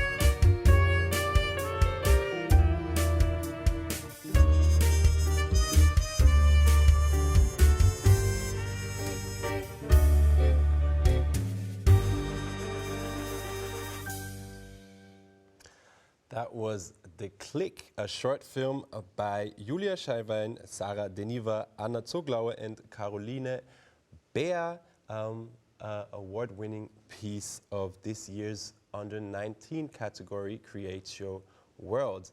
And now we are going to focus on another project of Ars Electronica called Journeys. We all know last year hasn't been easy, especially when it comes to moving freely and traveling from one place to another, which made things pretty difficult for Ars Electronica Festival. Of course, people visiting Linz wasn't possible, almost impossible last year. So what Ars Electronica did is they developed a concept called Journeys, which made it possible for artists from all over the world to really make arts that can be exhibited anywhere in the world. We are going to take a closer look at that because tomorrow we are going to have the AI Lab Day here at Ars Electronica Center. And we are going to take a look at two of the journeys that were created this year. One of them is called the Zizi Show, and the other is called Accessing What You Always Knew You Needed. Take a look.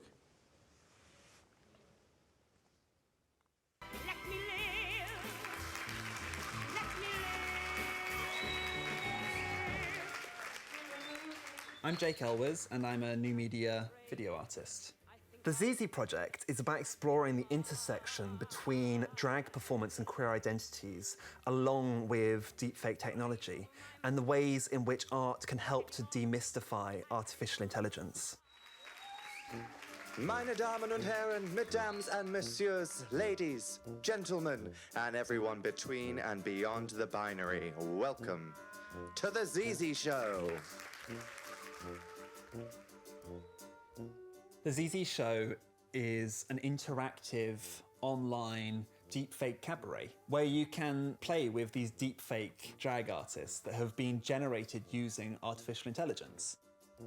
Through the magic and mystery of artificial intelligence, we will create a deep-fake bespoke drag experience especially for you on our virtual stage. As an artist, I'm so interested in when these systems break down. I think there's a lot of poetry in seeing these algorithms not do what they were originally intended to do. And I thought this is a wonderful place to work with drag performers because drag is about challenging society's notions around gender. So to use those performers to challenge these data sets highlights the fact that the people who have designed these systems and algorithms had a bias towards normativity. Well, my dears, it's now over to you to make your first decisions of the show. It's quite simple, really. Pick a performer, then pick an act. We made sure that we had a really good range of drag kings, drag queens, of different genders, different sexualities, and people from different parts of the London drag scene. And we created deep fake versions of each of those different performers. Representation and consent were really important considerations for us in tackling how these technologies are currently being used to exploit people, such as with deepfake porn or fake news. To construct a deepfake body, you initially film reference footage of someone moving around a room. You film them from every angle. This becomes your data set. You then do what's called skeleton tracking. You turn the body into all of these different points. The machine learning then comes in, and eventually it creates a version of that person that is almost indistinguishable from reality. You can then feed in any new skeleton doing any new movement, and it will create a synthesized version of that person doing that movement. This is my life, and I don't give a damn for Optimus!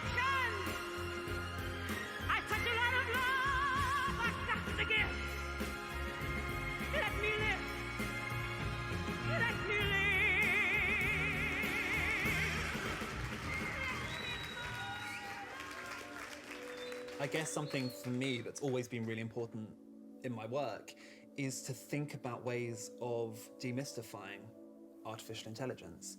There's so much fear that goes on, and that's often due to miscommunication around what we mean when we talk about AI. Deepfake is, in a way, an example of that, of our worst fears coming to life, that this machine is able to replace a human. That's not really the case. Right now, the issues are ethical and political and around policy and around power, and aren't so much around are computers going to replace the human brain. The work deliberately plays with this false idea that AI systems are human-like. It constructs an AI character only to then deconstruct it, showing how it breaks down and making visible the technologies used in its construction. Now, my darlings, AI systems often inherit the bias of the cis-white heteronormative patriarchy that controls our society.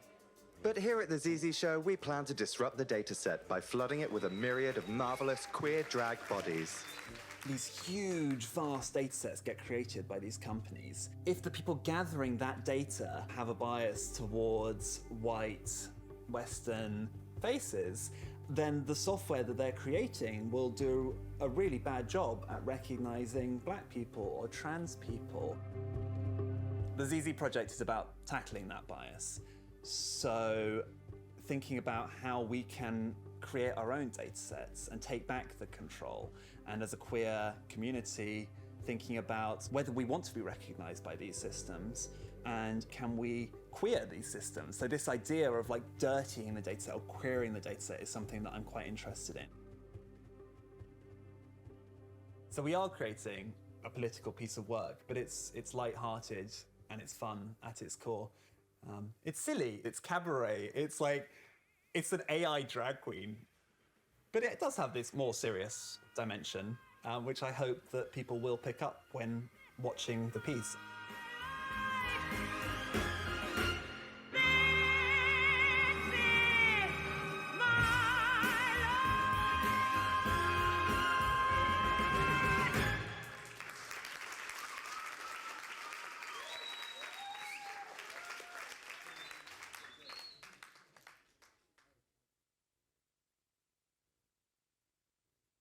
Hello, my darlings. My name is Me the Drag Queen, and I would like to welcome you to the gorgeous and historic Royal Vauxhall Tavern here in London.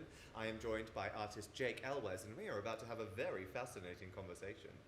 So yeah, we're going to be talking about the Zizi project. So it's the project I've been working on for the past few years, which is exploring the intersection of drag performance and artificial intelligence and deepfakes. And what we're going to do is answer a bunch of viewer, audience, fan questions. So it's over to you for the first one of the night.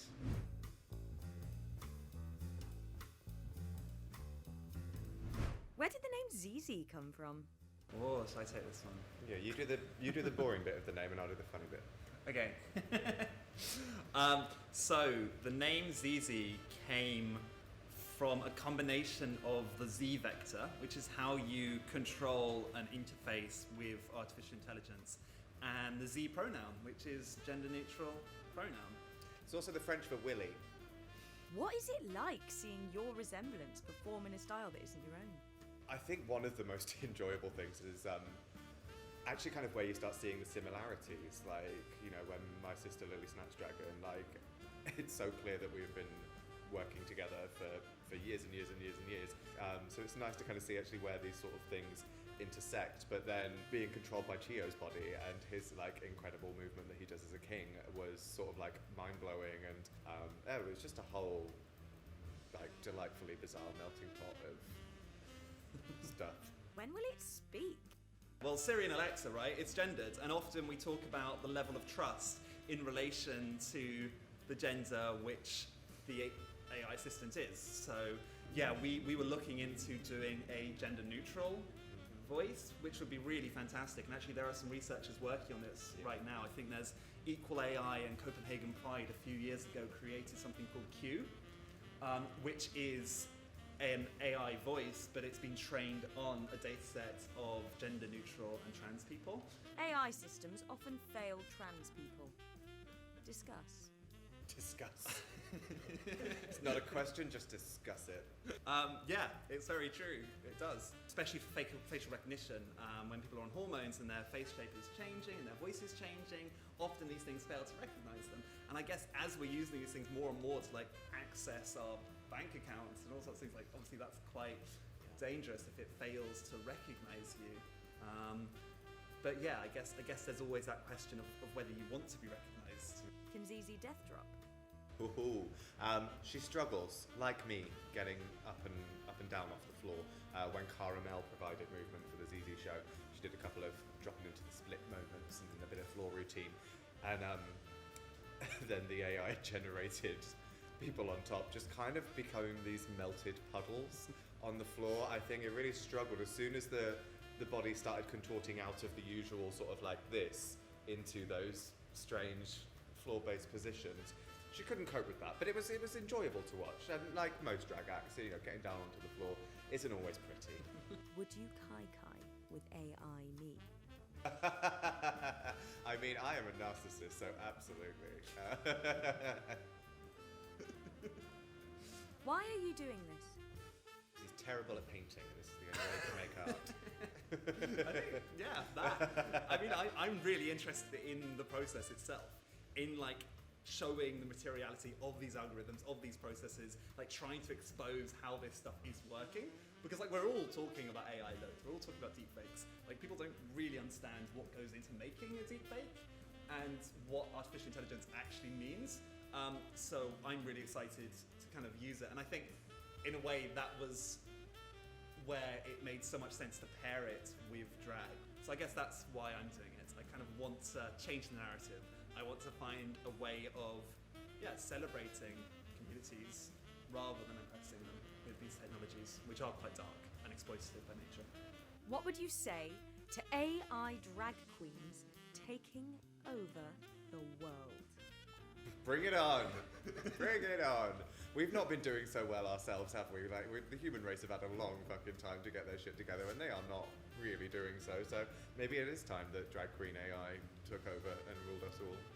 I'm very much in the mindset that AI is not going to take over anytime soon, and actually the most interesting things happen when it's humans collaborating with these super sterile mathematical counting machines, and you know, the creativity and the quirkiness and queerness of a drag performer kind of paired with these cool technologies makes something really interesting. We do all have this idea of like the Terminator, so yeah, I'd probably argue that it's not going to take over. Yeah. Why drag? I mean, it's my job, so that's kind of what I'm here for. I just think, you know, we want to inject the fun, the spirits, the community. Yeah, for me it's like drag because drag is fun and celebratory and playful and can be camp and silly and all of those things and kind of take it into a completely different direction. But also drag, for me, is often about challenging ideas and notions around gender and around normativity, and that is something that is generally lacking or completely overlooked by people building these systems. So that's why.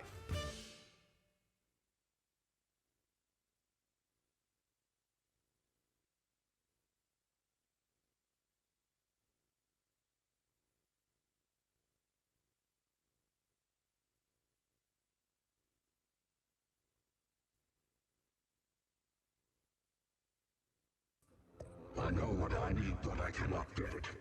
How do I get what I need? Do you know how it feels to know what you need but have no chance to get it?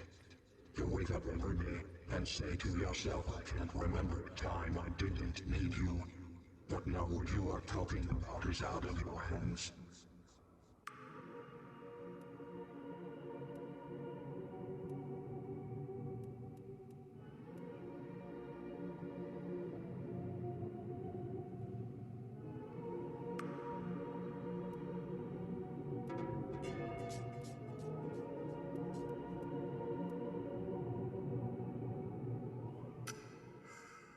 So, when you know you need something, but you have no access to it,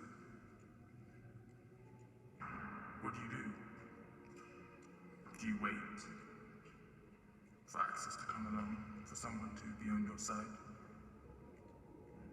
Or do you try and get it by other means, maybe going outside of the law, relying on someone else, relying on support from someone that you may not even know?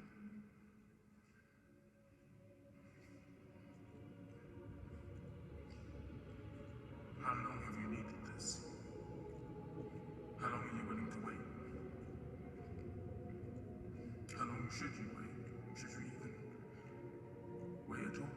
Or should you go out and get it yourself? Try and find means of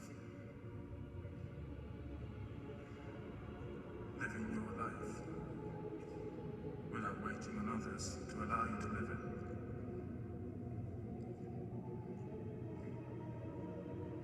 Who do you pray to in that moment? Who do you plead to? My mind is moving faster than my body. I can't keep up. When I try and chase the harder I find myself stuck on an immovable object. The harder I try to get around this object, the more it begins to copy my shape. It stops me losing curves of my own body.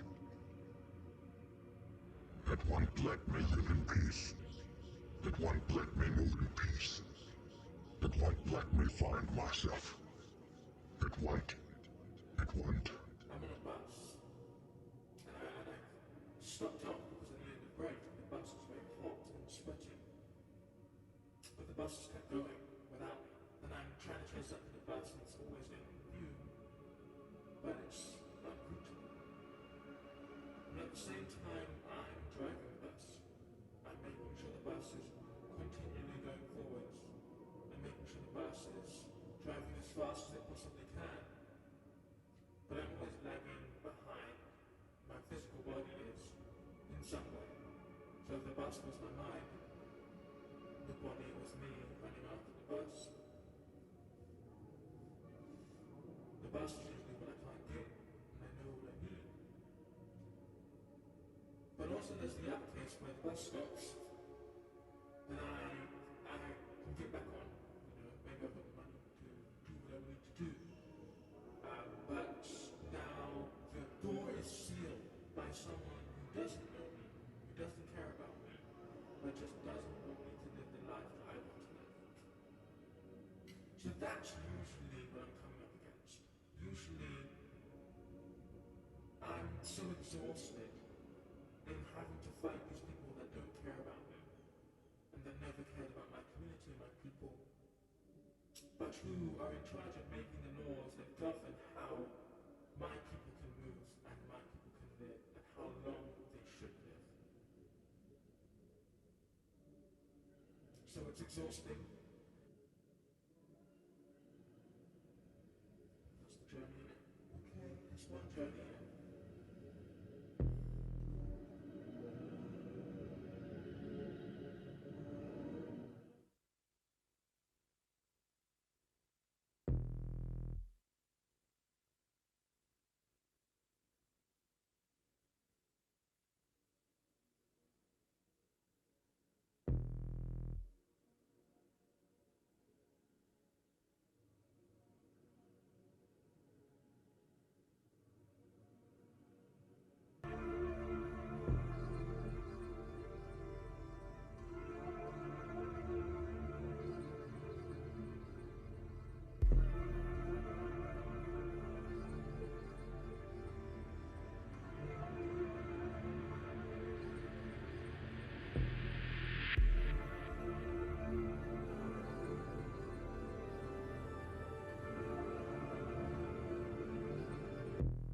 I hate passive work. I always wonder, how do we make the audience work to see the art? How do I make you responsible for what you see and what you don't see? I don't know if you even care about your role within all that is happening around you. You need to know you and your actions have consequences. I bet you don't even know what those consequences are. The rest of the presentation requires you to visit a website. Now not be passive. Go to the website. Invest your time.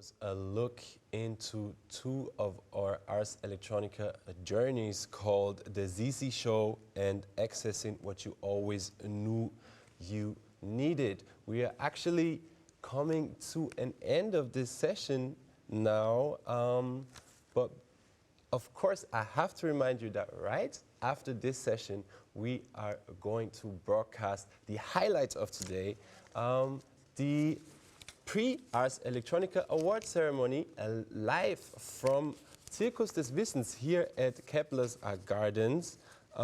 Three of the major categories, the NICAs, are going to be awarded in the categories pre-computer animation, in artificial intelligence and live art, and also in sound arts and digital music. This is really the highlight of today, so please stay tuned. Before we come to an end, we want to present to you two other projects from Ars Electronica. These are really community projects called, the first one is a very special project called Taste. Excuse me. We are going to start with one of the future projects called Taste Your Soil, which is a project that is basically, we made people from all over the world collect soil, actual earth, from the places they live and made them taste it. It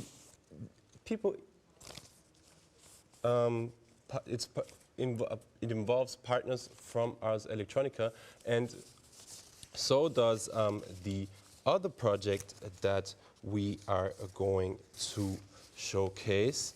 For that project, we asked the children of partner organizations to imagine the future that they want to have in the future. We're really coming to a closing of this session, and now it was a pleasure to talk to you about gender identity and transformation. Before we tune into the we're going to look at these two community projects. My name is Tori Reichel. It was a pleasure to be your host today. Please stay tuned and enjoy the ceremony.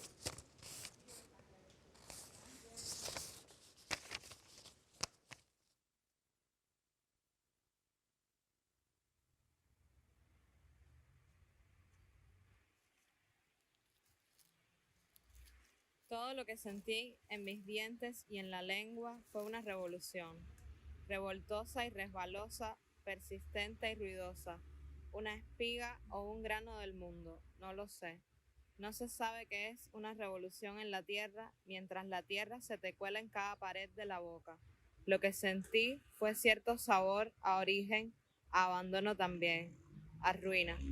Quizás porque hay algo distante y natural en no saber a qué sabe esta arena, este pedazo de suelo que nunca antes pensé comer. Me he devorado a mí, una idea microscópica de revuelta. העולם מתחדש. יש יותר די, אני לא יכולה... איך אני מתארת את העולם בעוד 25 שנה?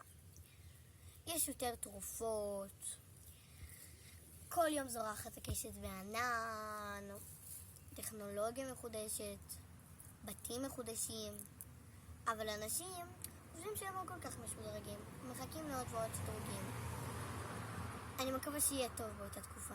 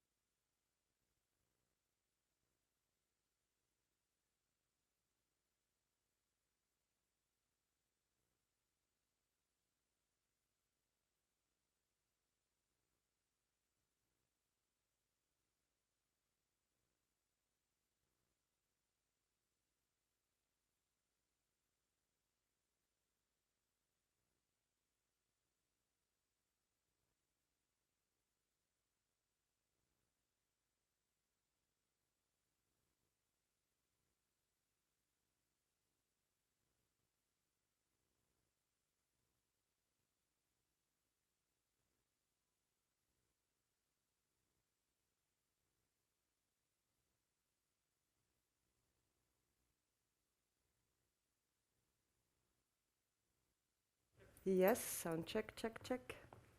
Check, check, check, doodle dum bum bum bum.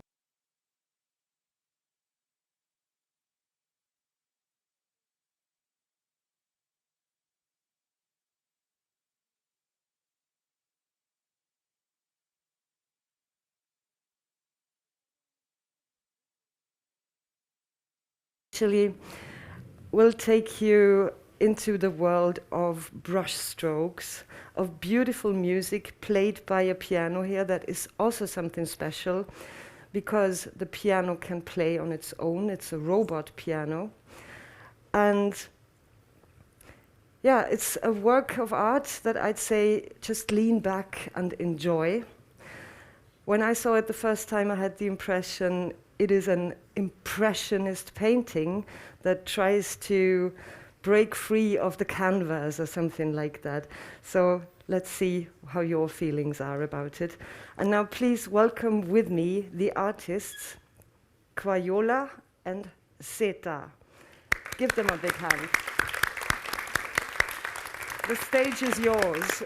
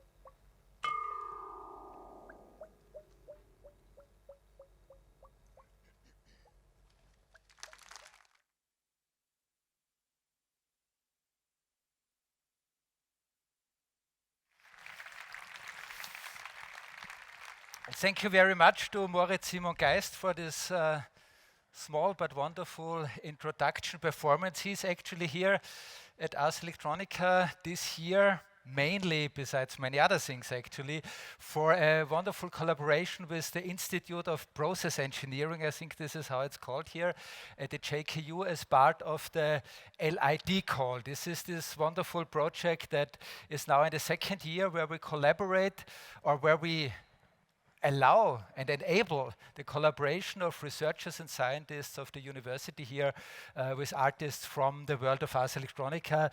And Moritz Simon Geist, I mean, I think you can see definitely with this project, it's just perfect to work with these guys from process engineering. And if you're interested to see the outcome, I will come back to this later. I hope I don't forget about it.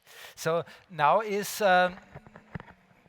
rather a kind of awkward moment, because despite all, you know, this wonderful crowd of people that is sitting here now, all the artists like Moritz Simon Geist coming from Berlin, of course the festival this year is still under very, very strong impression of all the difficulties for people to travel, in particular from Asia, from Latin America. So since the Prix Ars Electronica is of course a very international award, we have to say that unfortunately the majority of the artists actually who should get an award today are not able to be with us here this evening.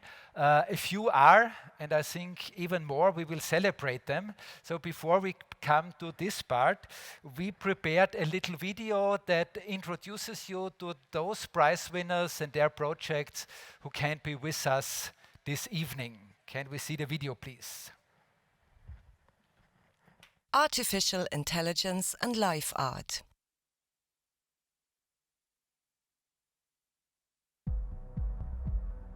Clouds have been telling us all kinds of stories throughout the ages.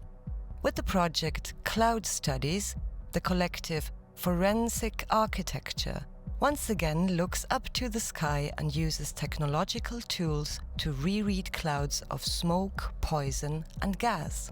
Here, thousands of images of cloud formations captured by smartphones, surveillance cameras, and satellites are collected and analyzed.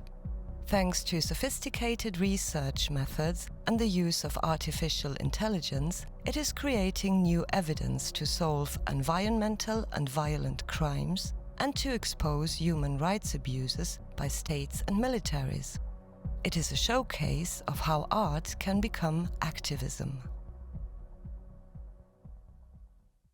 Kind of like we talk about these clouds not only as environmental things but also as political entities. Yes, the court of law is one of the main forums that we engage with, but also there are other forums. The forum of the media, it is a forum in which you can socialize truth and you can bring accountability, but also we use cultural forums, for example art galleries or museums. They play a very important role in bringing a different kind of a sensibility that has a different scale, that kind of like that engages the public in a very different way.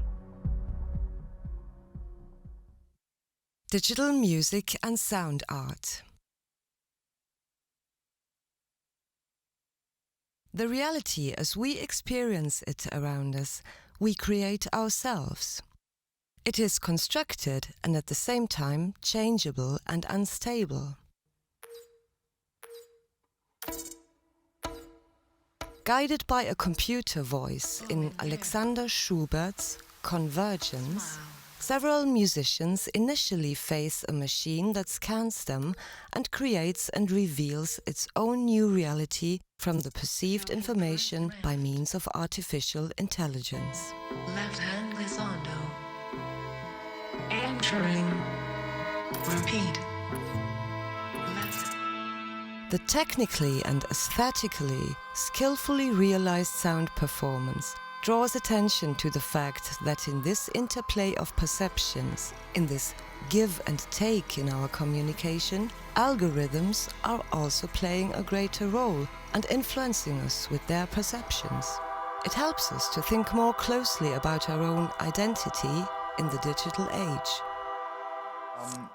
I think the use of technology very often has two aspects in my work. One is trying to show influences of technology on our life, on our personal life.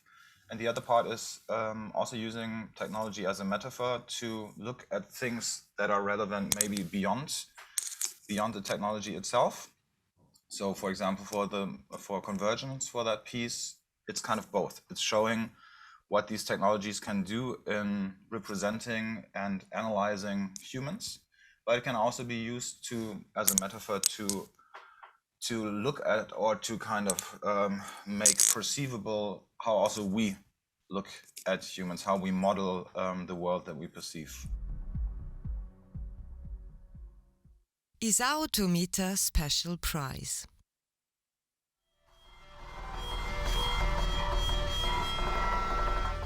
Exploring new sounds with great joy in experimentation and a healthy dose of passion.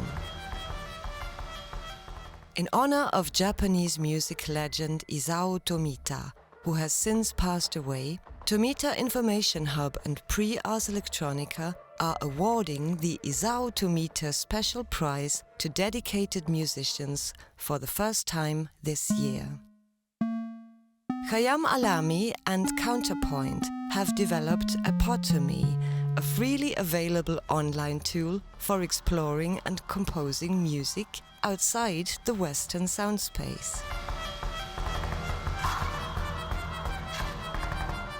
The project brings together traditional and classical knowledge with digital technology, while expanding the possibilities of individual musicians.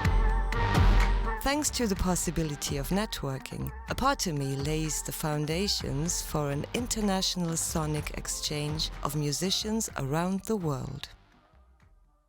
And most of the time that's not really technological. It's almost always to do with fundamental principles. How can we look at these things critically? How can we think about form? How can we think about structure? What does tuning mean? What does a groove mean? How can we place more of ourselves as individuals that stand on the shoulder of so many giants and that come from different parts of musical cultures, literary cultures, artistic cultures that are somehow underrepresented. So finding, small ways for those things to exist so that we can develop a sense of agency and actually take our space. Starts Prize 21. Grand Prize Artistic Exploration.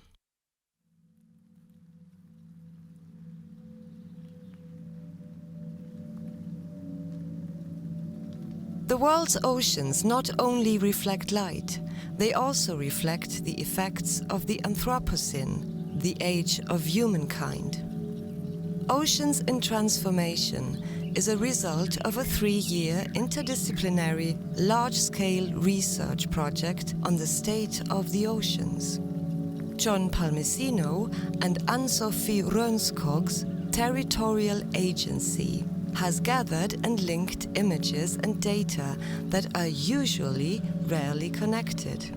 They unmistakably reveal our impact on the oceans while introducing us to what is ultimately at stake. For this, Oceans in Transformation was awarded the European Commission Starts Prize of 2021. Art, I think, is so important, not only to communicate things that are from outside and channel them, but art is so much more powerful than communication and information. And that's why we need to engage with artistic practices and how to become sensitive, from amazing projects in sound and audio exploration to the incredible reorganization of how to become somehow engage with scientific data. It's only through artistic sensitivity that we then move those elements forward. This is, I think, a core belief of territorial agency.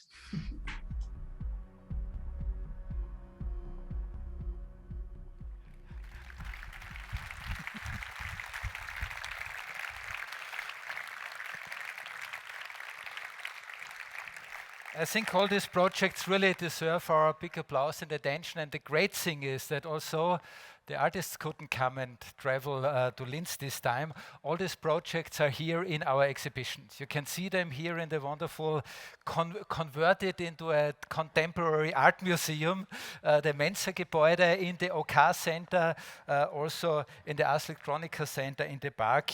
You have a lot of time left until Sunday evening to really explore these projects, and I definitely recommend to do this. And of course, I knew that the guy would come here, but it's always a big pleasure to have support by technology. And this is one of the nice robo-dogs of the JKU and the institutes and the companies here. And he will actually help us today to deliver the golden Nicas. Let's see if it works out. But we should pay attention to the content. Let the robots do the work and have the art and the content in the focus. Because we are starting now with the first, the presentation of the first prize that we can actually give away today, the prize winners who are here. And we start with a special award of this year. The Special Award for Digital Humanity, which is an award that Ars Electronica is able to give away with the strong support of the Ministry for European and International Affairs. This is a prize that is, or award that is in particular, didn't I say you should look at me and listen to what I'm saying? I mean, have you never seen a robot-dog before, or what's going on? I mean, you have so many of them now at Linz. Basically every day you can see them almost at Leverkas Peppi and other places.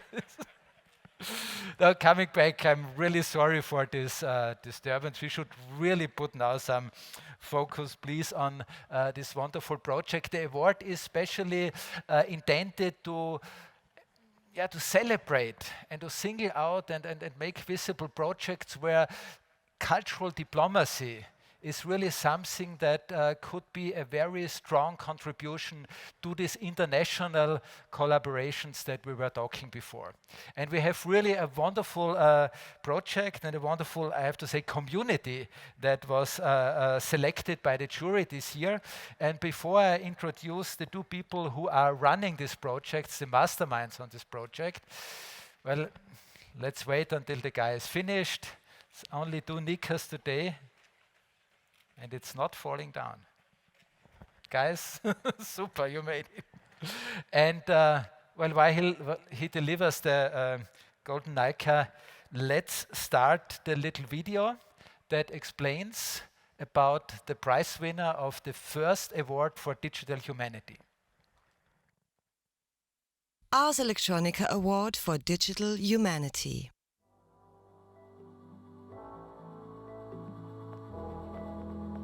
Can artificial intelligence help us become more environmentally sustainable?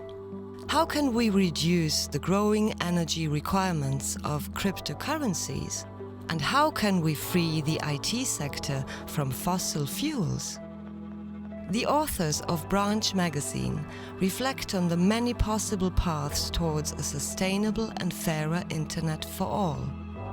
Climate Action Tech's online magazine is itself a model of this mission. It was not only developed in a resource-saving way, but its appearance can be adapted to reduce energy consumption. For this commitment, Branch magazine is being honored with the new Ars Electronica Award for Digital Humanity from the Austrian Federal Ministry for European and International Affairs. And the two masterminds of this project, Michelle Thorne and Chris Adams, please join us here on stage.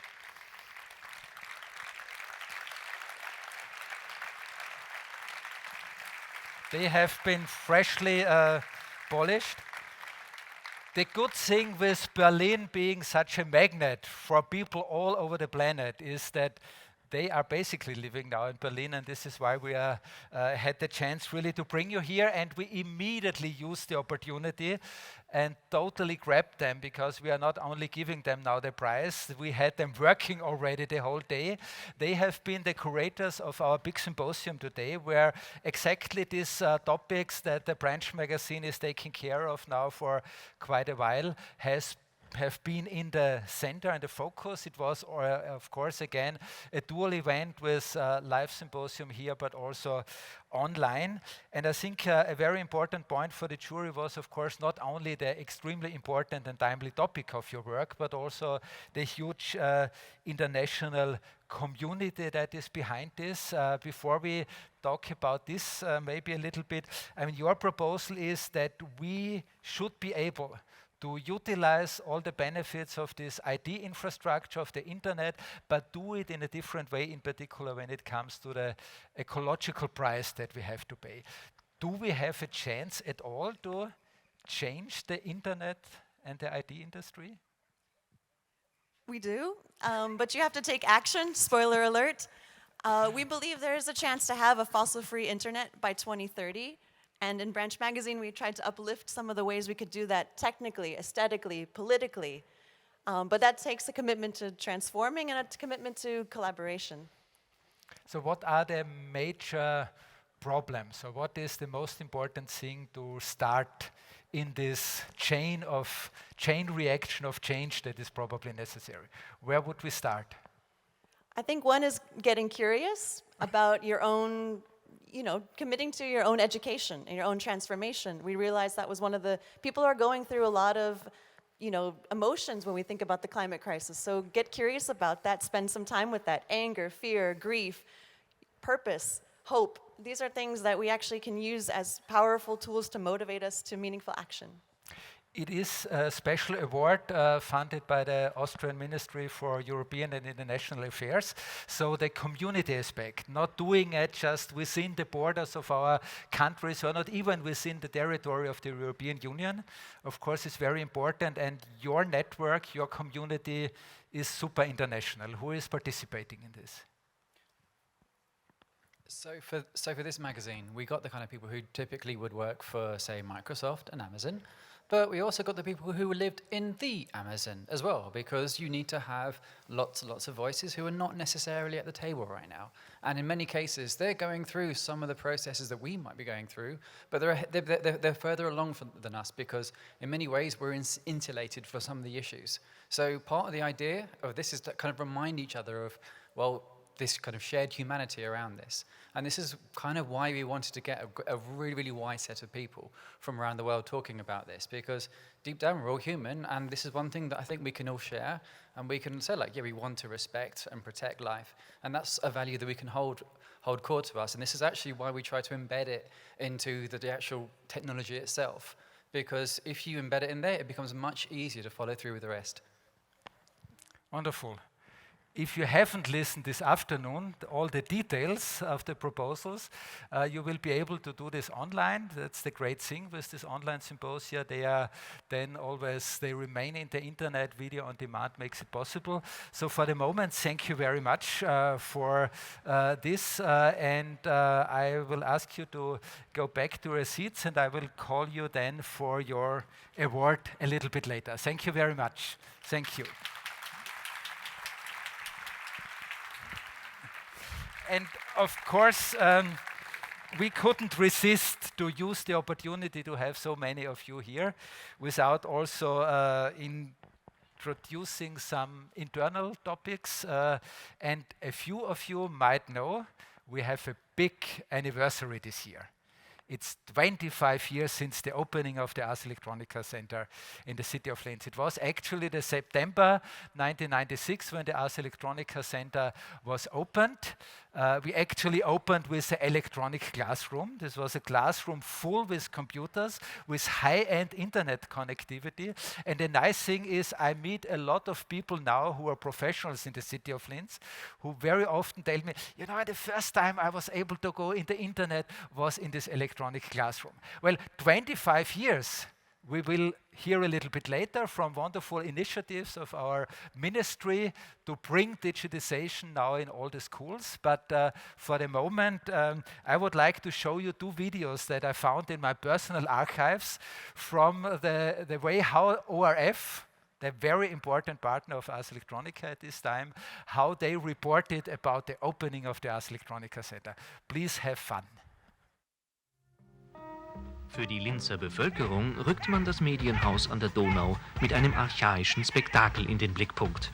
Die katalanische Künstlergruppe Comedians lassen die Geister des Feuers tanzen. Die Erde entsteht und mit ihr die Kette der Evolution.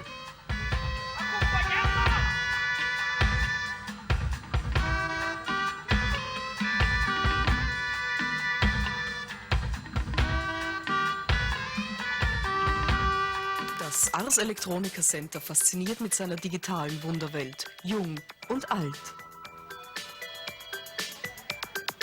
Es ist ganz faszinierend, also wirklich allerhand. Habe ich vorher noch nie gesehen, das ist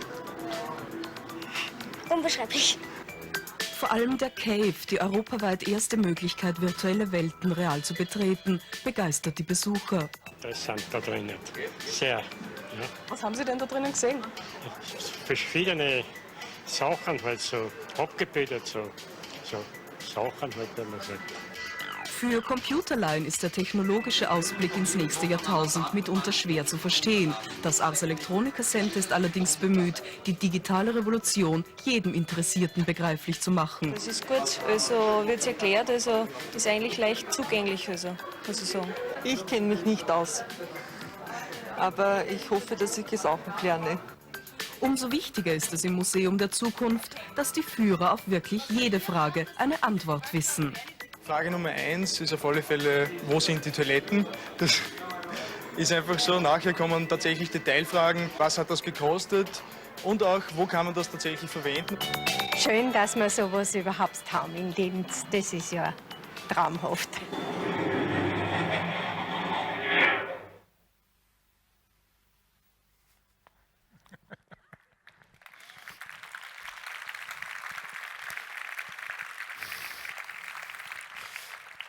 And I think looking at these pictures, we can even more appreciate what the city of Linz actually was doing. I mean, taking the risk 25 years ago in a world where digitization was still such a strange and alien thing for most of the people here.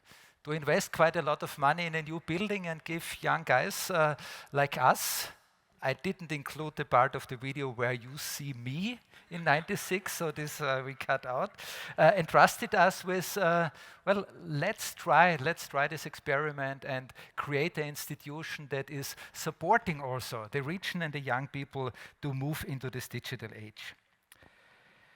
At this point, the plan was to introduce the prize winner for computer animation, Guangli, a Chinese artist who is living in Paris. But just yesterday, his wallet was stolen, with where he had already the travel visa and the passport there. So the flight company didn't allow him to board because, of course, he didn't have, as a foreigner in Europe, he didn't have the proper paper. So he's stuck in Paris and can come to Linz. But he sent us a small message, probably from his cell phone on the airport or something. Let's see what he has to say.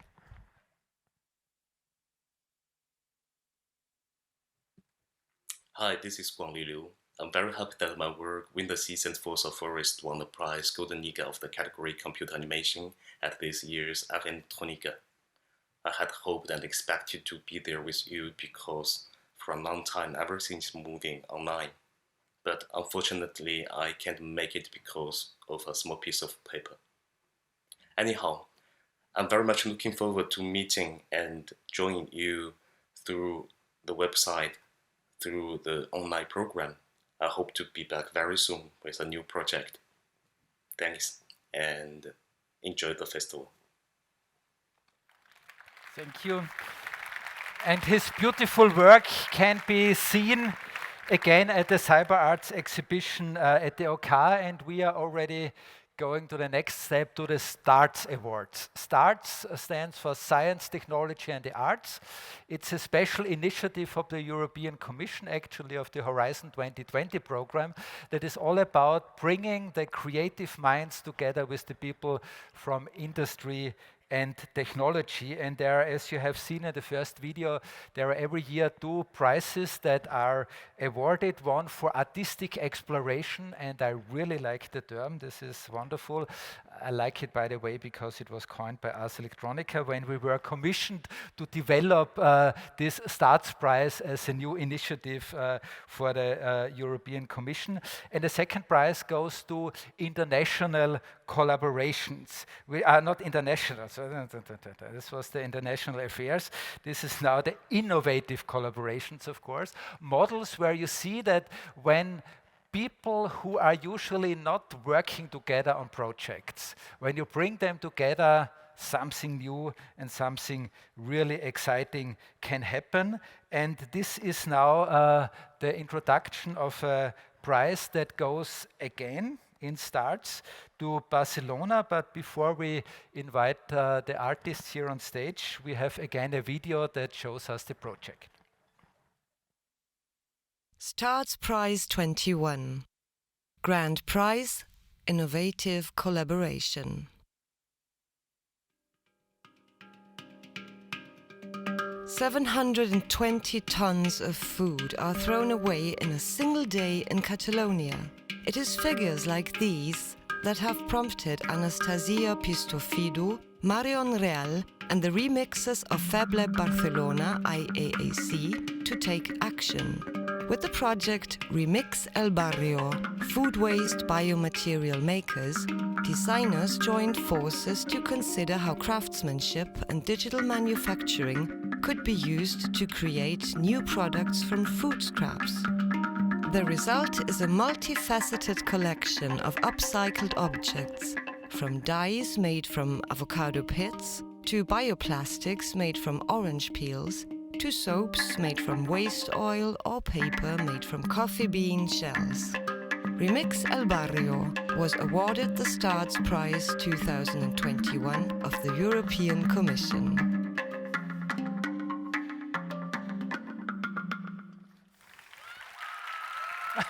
Yeah!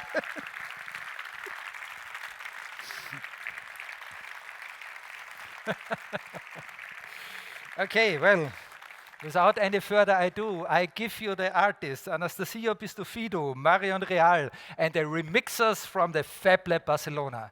The one and only famous FabLab. And I need the microphone for you.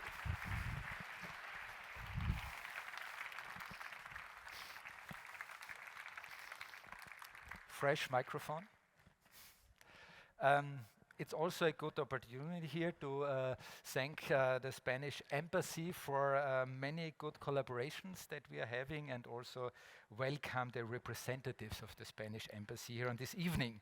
But we continue with the really important thing, and this is this wonderful project. I mean, it's really great, and I think many people, and this really shows the feedback of the audience, know, of course, of so many great initiatives coming from Barcelona. The FabLab Barcelona is since how many years? When did it start? 2007. 2007. Wow, this is really one of the pioneering places here, definitely in Europe. And the interesting thing is, of course, the project shows really great examples of what you could do. But the reason for the jury to give you the prize was that you did it.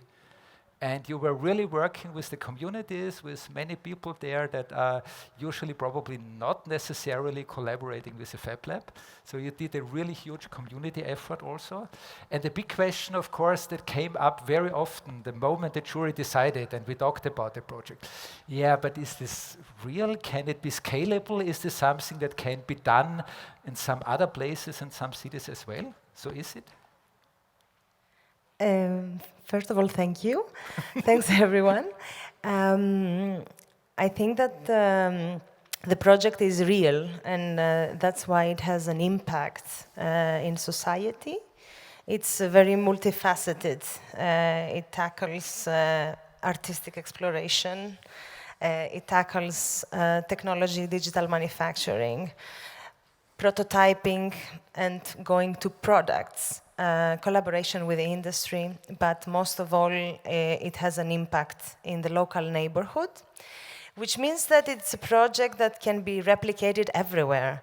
And it has been documented in an open source way, so that we are very happy to invite neighborhoods, villages, cities to remix the globe. Yeah. So, are there already other examples, or are you already talking with other places who want to learn from your model and adopt it for their own situations? We will do some intervention in Beaux-Arts first. Brussels? In Brussels. And of course, this opportunity ecosystem that has been created has brought many different opportunities for the designers themselves, from giving workshops to designing small series of products for companies. So I think it's, and also collaborating with some industries. They have been contacting us and telling us, we have this waste, what can you do with that? I think that waste is a resource, and it's abundant. Wonderful. I mean, if you're interested in this thing, the exhibition is up there. There are workshops. The people are here for the rest of the festival. Contact them, and maybe we can create another remix project also here in Linz. For the moment, thank you very much for being here. Congratulations. And please come back later when you get your trophy. Thank you.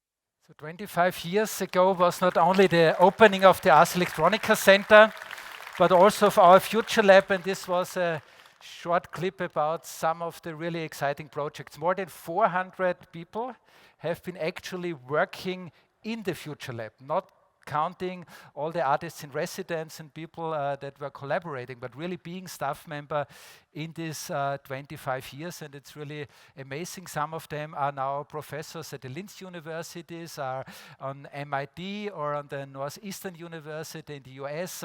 Another one founded successfully a startup company in New York City. And fortunately, many of them stayed here and are still working on super interesting projects with the industry, with cultural organizations, and of course with artists. And the next group that we are now going to celebrate are all people who were not even born when the Futurelab started, the Ars Electronica Center started. They are the prize winners of the U19 category. And the next video shows a little bit what kind of ideas they come up with when we ask them every year with our competition, Create Your World. U19, create your world. The idea of sustainability has driven Angelina Djukic, Lukas Gabesam, Ceplin Korana, and Alina Schweighofer from Euregio HTB LVA Verlach. The urban green bamboo bicycle connects the individual bicycle parts with biodegradable materials, making the bicycle yet another notch more environmentally friendly.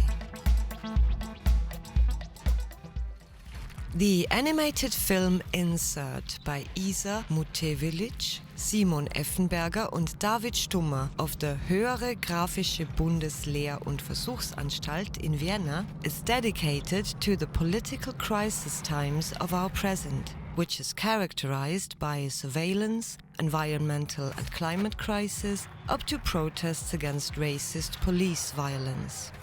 They show that there can probably be no perfect future scenario, and thus a certain uncertainty and restlessness always remains. A woman orders her desired child over the internet, but does not get the child she has chosen. The animated film The Click by Julia Scheiwein, Sarah Dineva, Anna Zoglauer and Caroline Beer from the Höhere Grafische Bundeslehr- und Versuchsanstalt in Vienna takes a closer look at this unusual future story, which, however, can be quickly translated to parent-child relationships of our time.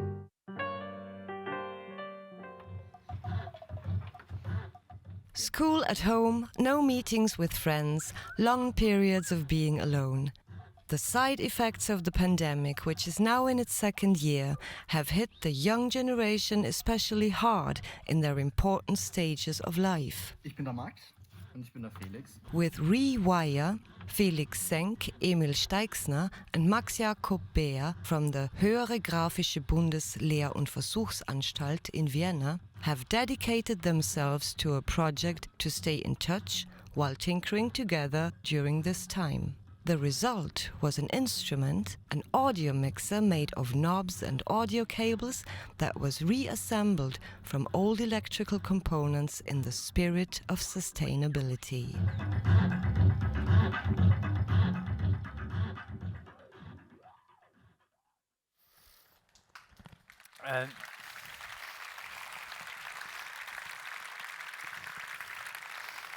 The very special way how the speaker in these videos always say Höhere Technische Bundeslehranstalt in Vienna was not meant to be like, you know, the knife and then even cutting it. But this is, I think, the first time that one school in Austria actually gets so many prizes in Ars Electronica.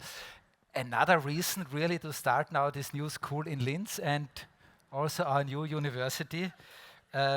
And maybe the young guys that we are now asking on stage could be some of the first students, because they still have some time in school.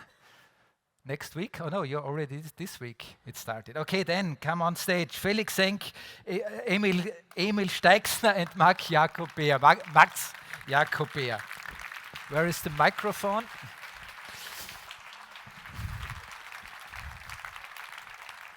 Who starts? Okay, first question. I mean, this is an art school. Why did you make a technology device? Yeah, that's an interesting question. It all started as a school project, and we thought about how we could mix our interests with renewability, and came up with this MIDI controller or some sort of instrument. And it was very important for us that everyone could play this instrument without any knowledge of playing any instruments. Mm-hmm. Yeah. Another thing, of course, is the special thing is this upcycling. So you have built this whole machine instrument out of recycled material of waste, of electronic waste. How even did you get all this material? So in fact, the summer prior to the project, I worked at a film production company, and there they had a basement full of e-waste, and I had it in the back of my head. And when we started that project, I just couldn't lose the thought of that cellar full of usable technology. In fact, it was even working until we started disassembling it. But it wasn't of use for this company. So that's just one thought, how absurd it is that technology, as you said, it was probably just prior to 2000. And of course, it's older than me, but still, why don't we use that stuff anymore? And then we thought of kind of recreating something out of this. You could think e-waste, but in fact, it was a resource to us, and yeah, we tried to kind of make something of that. Maybe Michelle and Adam, you should get in contact with them about sustainable ID infrastructures. But of course, the idea was to create a music instrument, because at the end, it's not the technology that is in our focus. Is this something that you can really play like an instrument? I mean, how well is it working as an instrument? Yeah, sure, it is working as an instrument. We definitely wanted that everyone can play it. So you don't need any knowledge to try it and to play it. So, and it gives you a bit of feeling to use a modular synthesizer, or it gives you a bit of a DJ feeling, especially when you use the effects as well. We have an LFO in it, a reverb, some delay and some distortion. And you can really take a lot of time with this instrument, and you can have a lot of fun. And it's here also, people can try it out? And it's here also, it's 100 meters away from here next to the FM4 stand. So yeah, please try it if you have the time tomorrow. Come tomorrow, we have the special celebration for the whole U19 prize winners. Great opportunity to also try out their instrument. I would like you to stay already on stage, because we are slowly getting to the final big thing. But first of all, we change the microphone for the next readers. Thank you. I think it's a quite nice bridge that I can build now to our actual statement that we have today here from Minister Fassmann, because the Austrian government is also eager to go into the digital age. Schools will now be equipped with a lot of equipment. Wow, great, we are buying new equipment, but the initiative is, of course, sorry for the cynical thing, that's the past. The initiative is very strong, also based on what they are exactly have shown us. I mean, there is the technology, of course, that you start with, but then it's all about what you can do with it. And there will be a new award also that will encourage and single out collaborations of schools, of teachers, together with the parents, but of course in particular also the pupils, to develop ideas how to really use digital infrastructure in our educational systems in our school. And this is really great, because we can again collaborate with the people who are helping us with U19 already for many years. And so please, let's see the statement of our minister.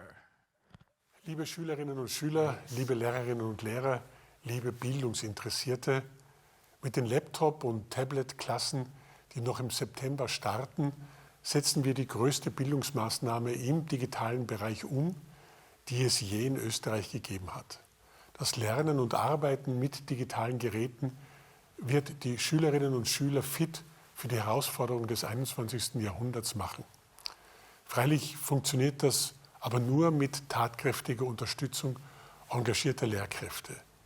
Diese gut vorzubereiten und zu unterstützen, ist uns ein Hauptanliegen und erfordert eine Reihe von Begleitmaßnahmen. Ich freue mich sehr, Ihnen eine, wie ich finde, besonders spannende und potenzialträchtige Begleitmaßnahme vorstellen zu können, unseren neuen Bildungspreis Klasse Lernen, wir sind digital. Er wird von unserer Bildungsagentur ÖAD, der Ars Electronica und dem Bildungsministerium organisiert und richtet sich an motivierte Lehrpersonen, die gemeinsam mit ihren Schülerinnen und Schülern neue digitale Projekte umsetzen. Die Ars Electronica arbeitet seit Jahren hervorragend an der Schnittstelle zwischen zukunftsweisenden Technologien, Kunst und dem gesellschaftlichen Wandel und organisiert seit über 20 Jahren gemeinsam mit der ÖAD den Wettbewerb U19. Dieser digitale, kreative Wettbewerb für junge Menschen findet auch international hohe Beachtung. Er zeigt, wie vielfältig die Auseinandersetzung mit digitalen Welten sein kann. Eine Verbindung von kultureller Bildung mit digitaler Bildung. Beim Bildungspreis Klasse Lernen können Schulklassen oder Teams aus Schülerinnen und Schülern von der 4. bis zur 8. Schulstufe mit ihren Lehrpersonen mitmachen. Im Mittelpunkt der Projekte sollen Transformationsprozesse innerhalb der Klasse stehen, mit Fokus auf Lösungen, Nachhaltigkeit, Innovation und Kreativität. Vergeben werden Preisgelder, die unter anderem zur Weiterentwicklung der digitalen Schule am Standort verwendet werden können. Die Verleihung wird nächstes Jahr im Rahmen der PRIX Awards im September in Linz stattfinden. Ich freue mich, die digitale Transformation der Bildung mit Ihnen gemeinsam vor den Vorhang zu holen und wünsche allen Schülerinnen und Schülern, allen Lehrkräften ein erfolgreiches und eben auch digitales Schuljahr.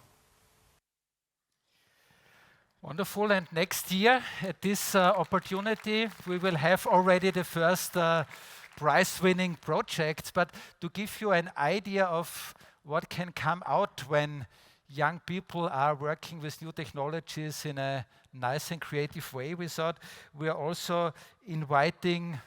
Internally, we always call you the click girls, and these are the synthesizer boys we talked about already. That this is not really politically correct, maybe, but we have the people here who made this video, the click. You saw it briefly also in the introduction video, and I would like to ask now Julia Scheiwein, Sarah Dineva, Anna Soglau, and Carolina Beer to come also on stage and join us.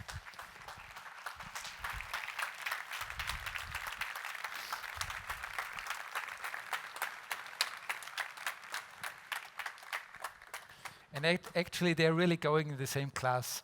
So this is somehow spooky. What did the jury do this year? No, but it's no doubt, I mean, the projects are really excellent and wonderful. And I think we are seeing a little bit the videos or some images of your videos while we are talking here.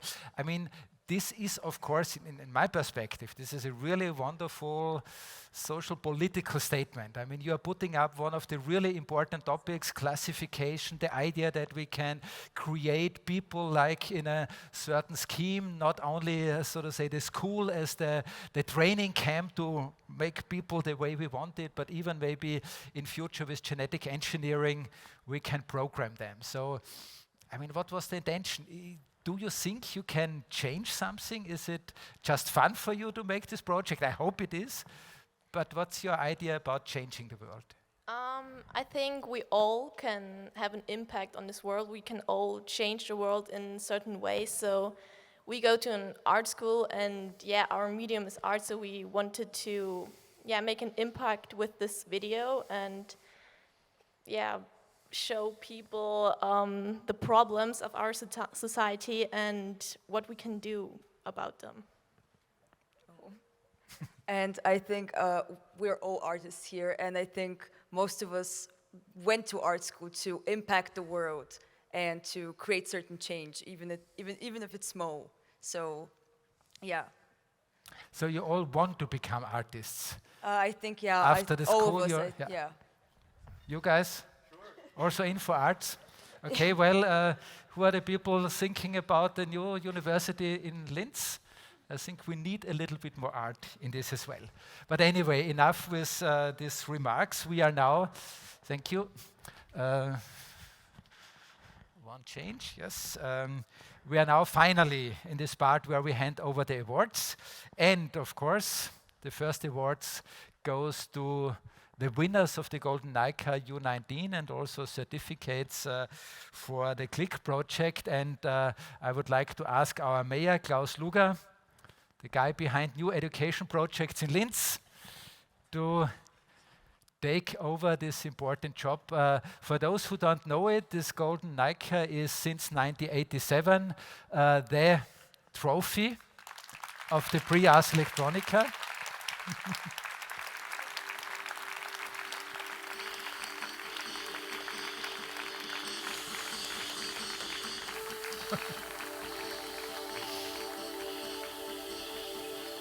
And it's actually handcrafted wooden sculpture.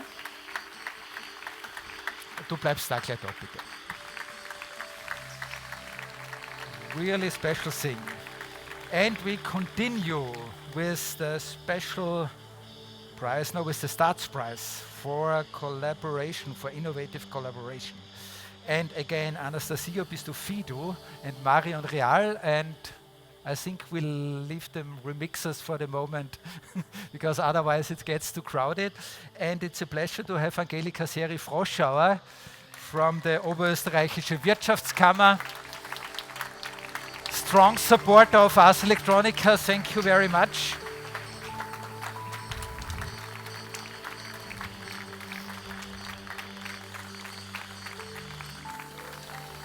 And there's also a certificate, please. And you know this already from last time. I always use this to make a little advertisement. If you want to be on the stage, support Ars Electronica, because then you even get the microphone to say something.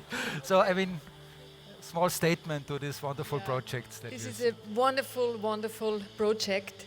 You showed us how to really make collaboration between technology, between scientists and arts. And you showed us to take new pathways in our new thinking, and hopefully we can use this very early in our economic situation for the whole world. Many congratulations to you. I'm in the name of 103,000 companies in Upper Austria, and we all need this sort of high creativity and high innovation projects for being on the front in the world. Yeah. Thank you. Thank you.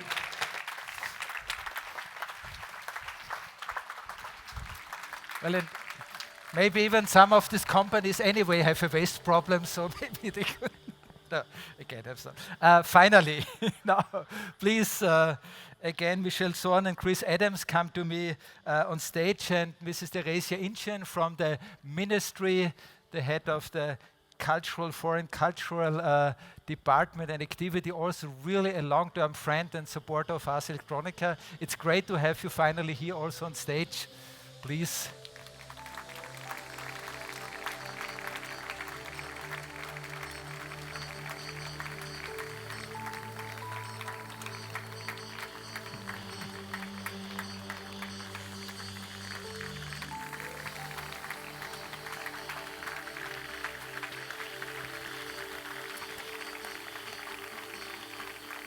So, well, a little delay, I would say. I'm very sorry for this, but with these wonderful projects, the wonderful weather, and now even a more wonderful program that is coming up. Before I say the big final thank you, I would like to introduce a little bit the coming project. Rector Lucas already mentioned it. It's the big concert night of Ars Electronica with, again, like many, many years already, with the Bruckner Orchestra here in Linz, together with the Company of Music of Johannes Himmelsberger, the Klangadmiral from Switzerland, Andres Bossart, and Elisabeth Schimana, who has curated also a special musical program that will introduce us to this evening. This is the main project. Afterwards, you have the opportunity to see some very nice sound installations, for example, also the one that Moritz Simon Geist made with the guys from Process Engineering, and there are more concerts then also going up until midnight on the Festival University stage and also inside of the Zirkus des Wissens. So now please show again our famous logo tapete, the tapestry of logos of all the hundreds of valuable supporters. It's really time that we get bigger screens to really make this better visible.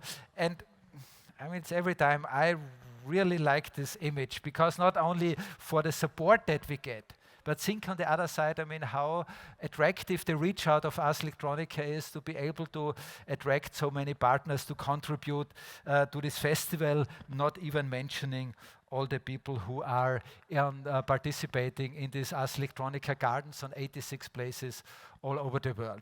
I also in particular would like to thank the guys from Capture. These are the ones behind the RoboDog that was delivering the golden Nikas this evening.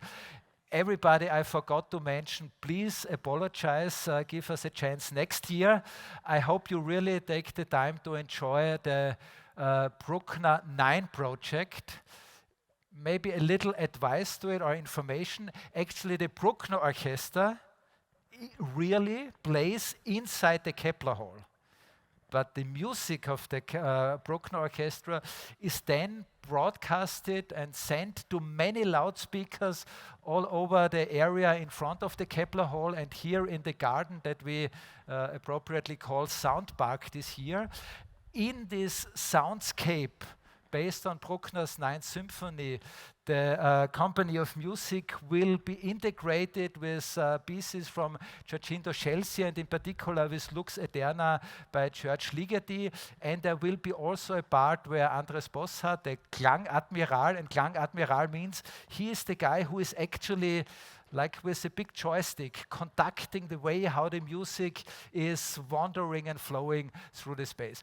I heard the rehearsals this morning, and I can assure you there is no concert hall all over the world that can give you such a wonderful experience that you will have this evening when Bruckner's 9th is suddenly really taking off like a rocket and just getting out in space. It's really, I mean, for all those who like to cry when they hear good music, this is the best moment. For others who need a little bit food and drinks in between, this will be served in the park here on the way to the first part of this evening. So please stay with us, enjoy the evening, and I hope I see all of you tomorrow. Because you're coming back tomorrow, hopefully, to see all our wonderful exhibitions and presentations. Thanks to everybody. Enjoy the evening. Congratulations. And please, go back. Oops. Plötzlich.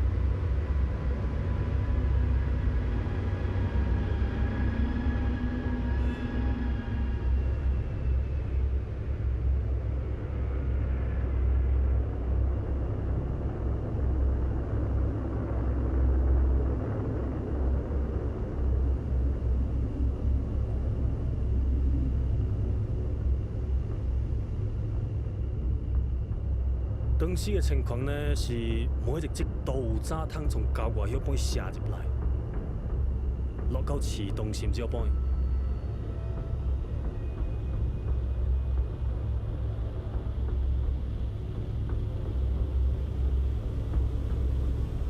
這是1974年嘅事，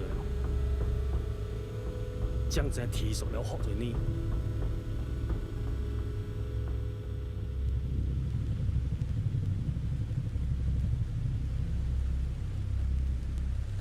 紅色膠面已經包圍了肩邊，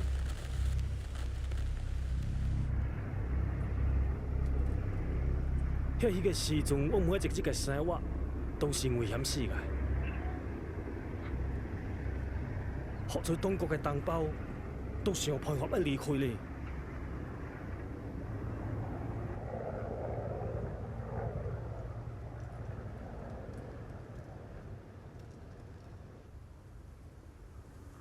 遐台九招世嘅情況，我就決定，要不就送伊搬到泰國去。如果到了泰國之後能夠換動落來，再多寄來能過來。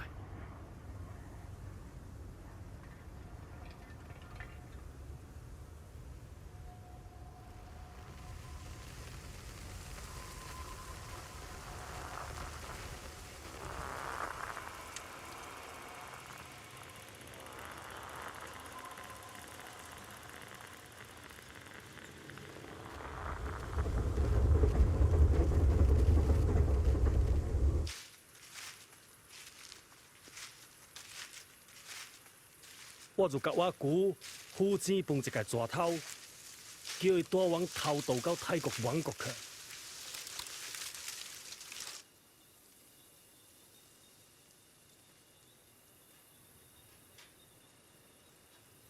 早在甲过到过边境的时阵，就被警察发现着。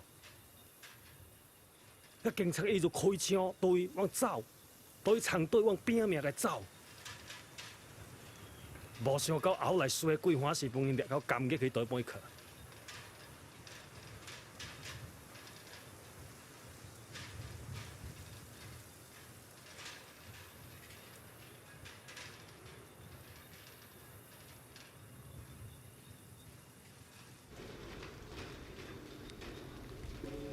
遐倒去个情况，下当是最可怕个是家内人唔知我到底个，我也唔知咩个时阵才有变出去。后来入去无着久，我就听到呾金边沦陷了，红色高米胜利了。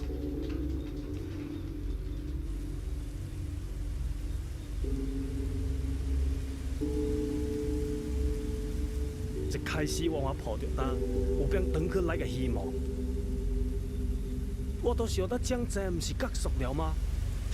江山主义唔是胜利了吗？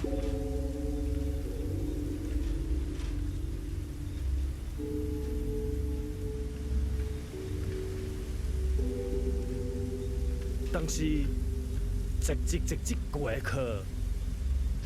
这种希望逐渐就变成了作梦。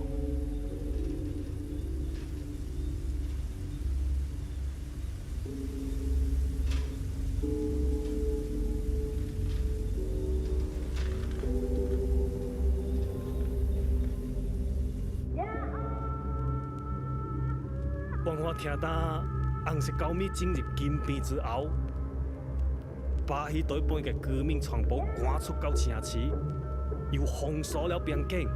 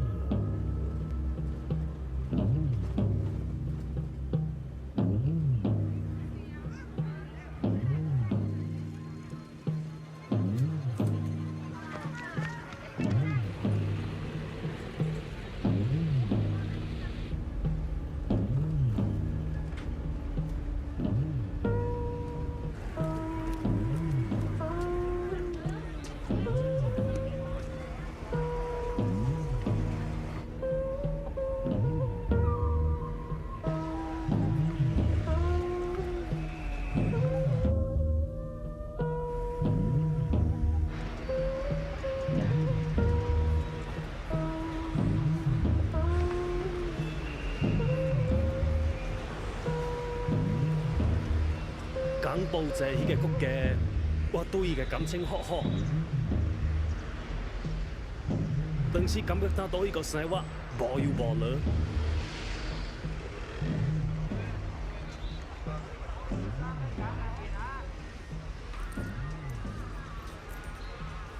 爸母40年度从大陆到港保济来拍拼，之后就到金边乡边开了一间杂货铺。就是养活了我10外个囡仔。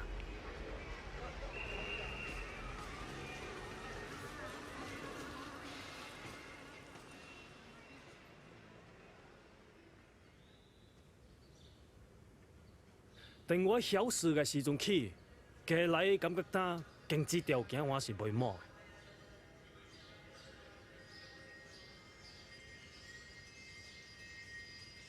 我个爸亲是非常爱国个。对伊个要求下，家内人始终是保留着花家。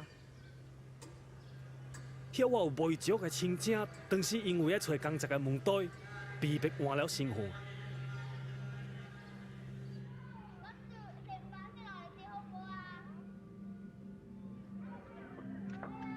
而我从细呢，都是读华文学校，细个时阵好热爱中国，感觉中国袂满。经常想爱去大陆，我当时学的东本是钢线的，老师加菜全部都是带咧口杯过来的。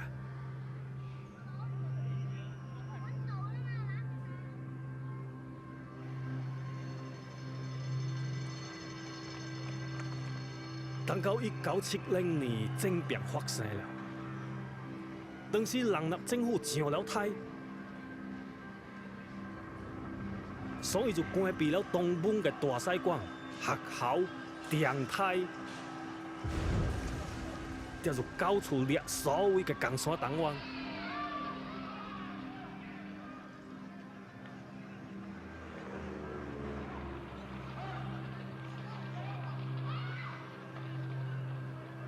我迄个最大个兄，曾经是金边华人电台的翻译，伊当时的思想非常先进，非常进步。政变后，就甲好多华侨朋友走到了山林迄台边，秘密家去前提讲讲，后来就无了消息了。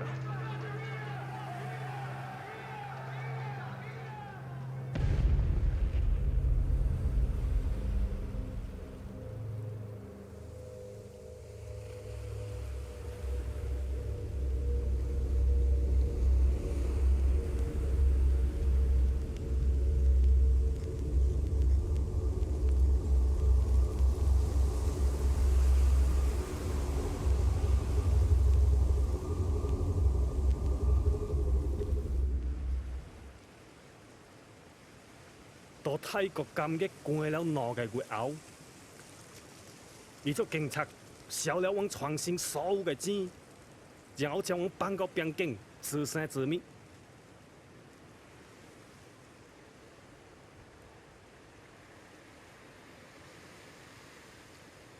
我的三兄是70年到法国留学的，我从监狱出来后就甲伊写了信。甲伊表示，当我过去法国那边，甲伊组织的生活。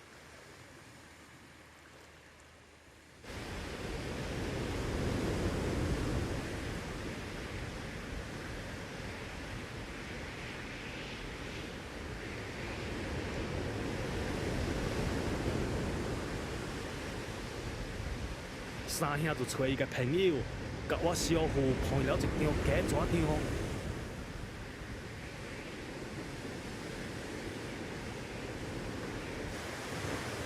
当时是34年，迄台本1点广播在迄本加那个消息导播啊。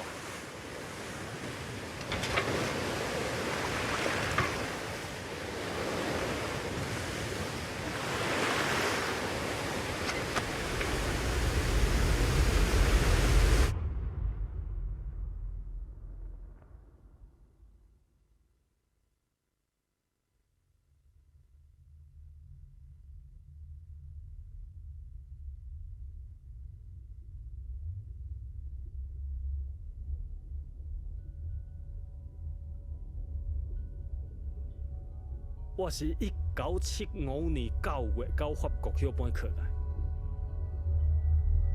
到了2个月，一句法文都袂答，就帮安排到车厂迄台边去做工课。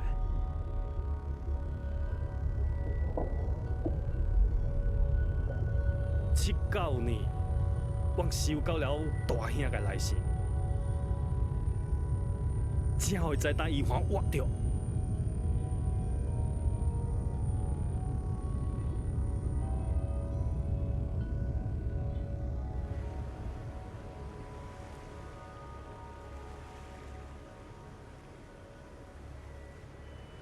大兄弟，我被骗了，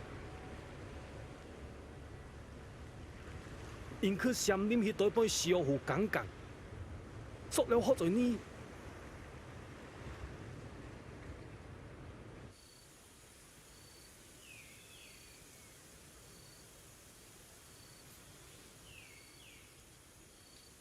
伊曾经是乔山坡，乔山坡是当时港迄台本最大的头目之一，我大兄就甲伊做比者。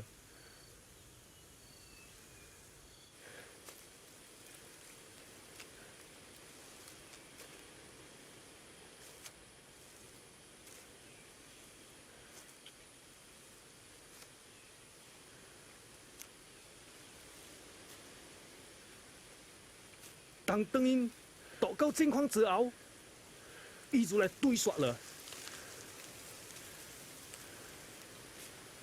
好在当包当时就本害死了啊！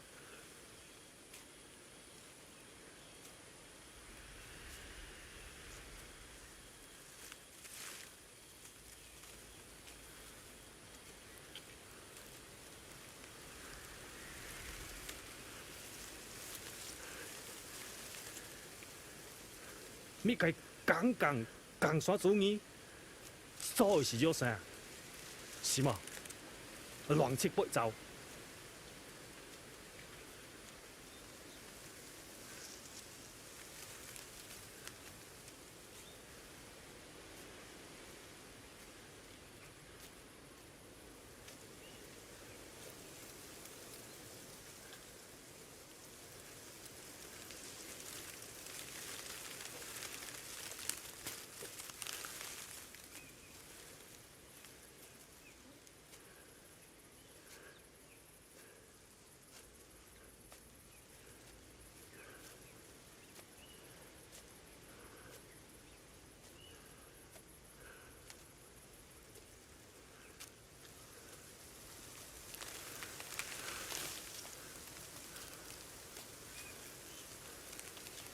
等到80年代，我会知爸母考试嘅消息，听人但是因为无好食，活分伊饿死个。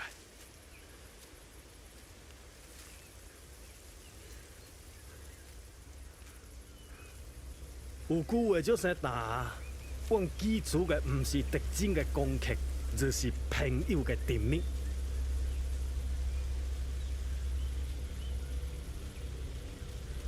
正是呢，无人来烧互阮花巧个。迄个时阵根本无法接受，将近10年嘅时间对背，我根本都无打半句。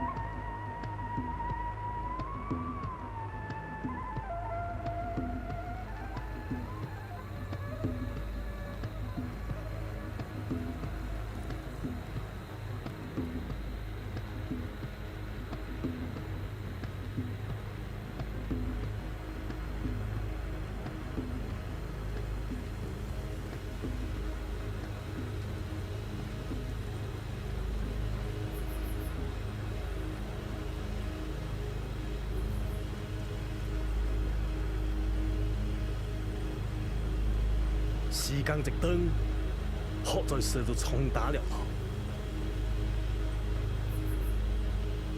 我甲我嘅爸輩朋友到異國他鄉玩嘅。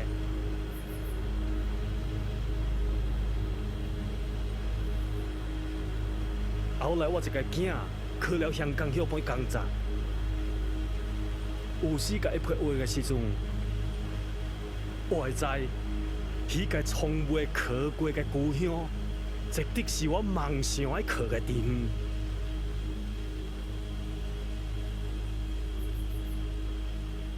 我想，伊終於做好了充分嘅準備，愛甲我相見了。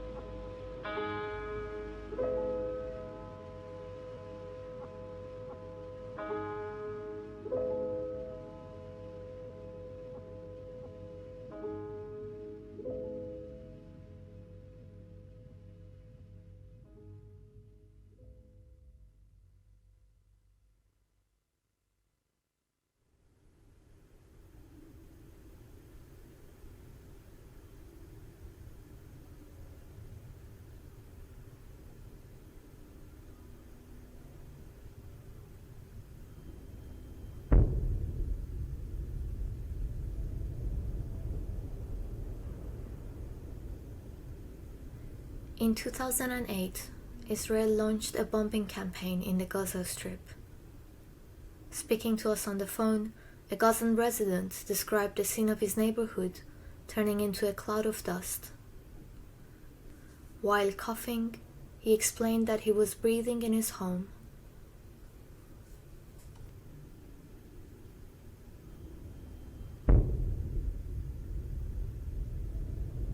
Bomb clouds contain everything that a building once was: cement, plaster, plastic, glass, timber, fabric, paperwork, medicines, sometimes parts of human bodies.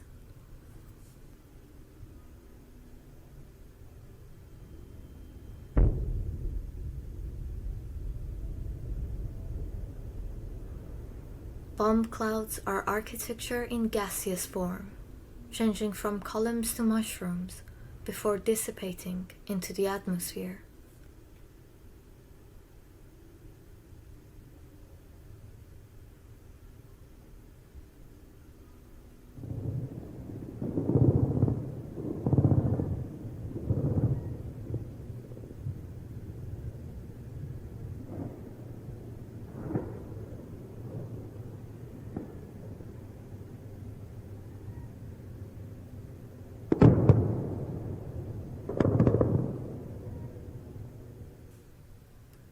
At the same time, unidentified clouds, strange and luminous, appeared in the skies over Gaza.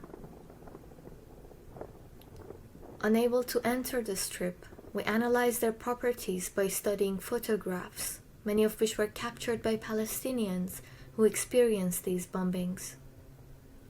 The smoke tentacles of these clouds, anchored in the sky, burned through anything they touched. These were earthquakes, atmospheric events that target the environment.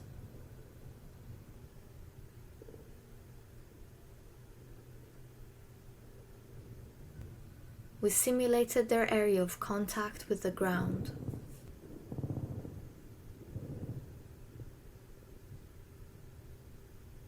And I think that the use of white phosphorus was to intimidate, to scare, and to burn down some objects. And supported investigations of war crime brought against the Israeli army in the United Nations, as well as petitions submitted to the Israeli Supreme Court. The army had initially denied using white phosphorus. Then it admitted it and said it would stop using it because these clouds do not photograph well. In our investigations, clouds are a limit condition. Cloud studies is forensics without inscription.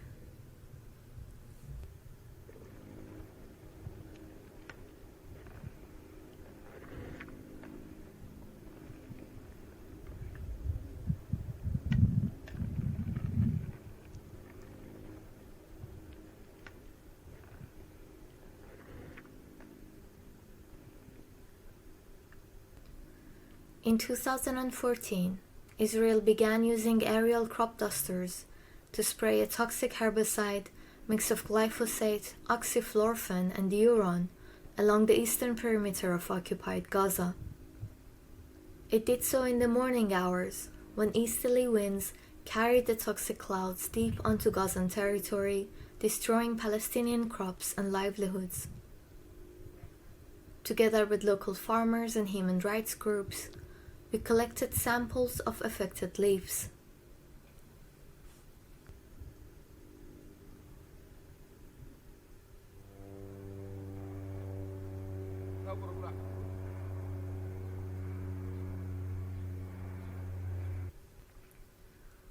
We used motion tracking to model the path of the planes.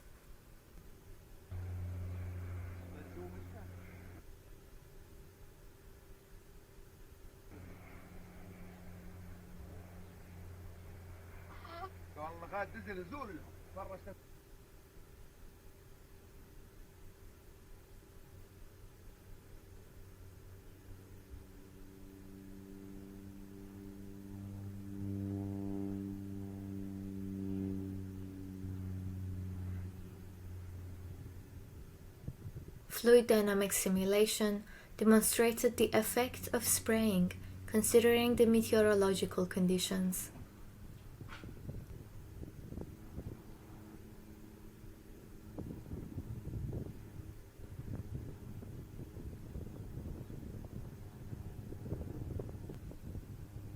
It shows that the herbicide is carried well into Gaza's agricultural land, removing vegetation from the border area and leaving Palestinians exposed to the Israeli military.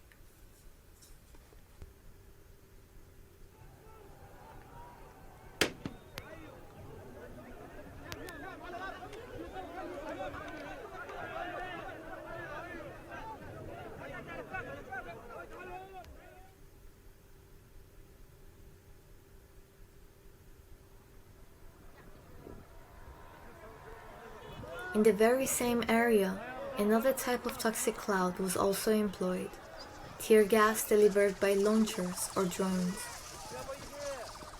In Gaza, the intoxication of the air supports the occupation of the ground.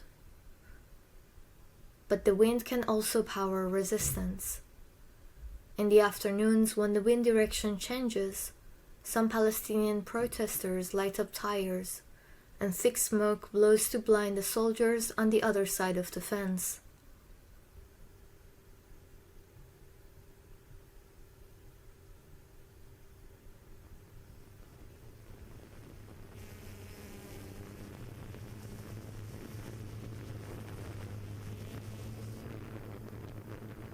All across the tropics, corporate plantations use arson for land clearings. Here in Indonesia, trees are turning into smoke clouds. Sources of fire are visible in these satellite images as red pixels.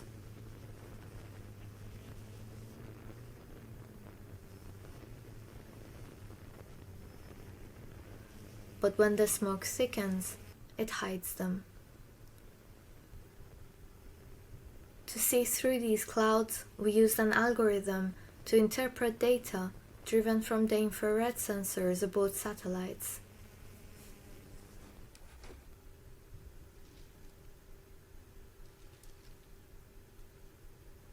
The smoke from burning forests gathered into a gaseous territory, enveloping Malaysia, Singapore, and Indonesia, causing tens of thousands of premature deaths.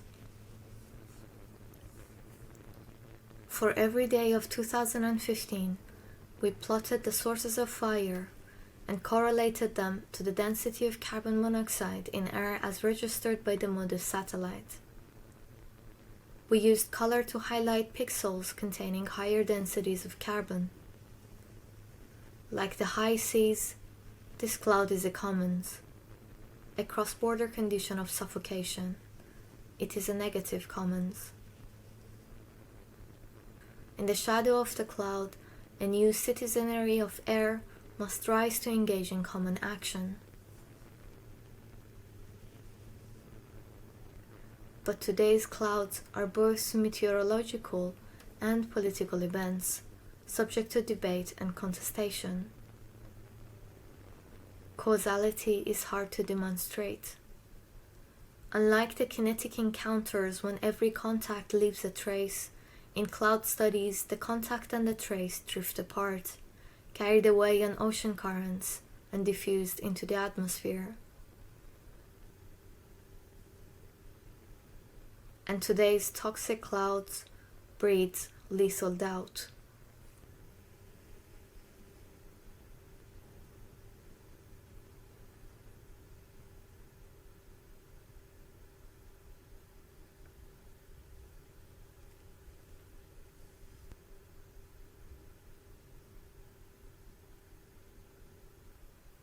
Activists sent us footage from this oil facility in the fracking fields of Vaca Muerta in Argentina. Infrared camera registered the presence of volatile organic compound gases such as methane, otherwise invisible to the human eye.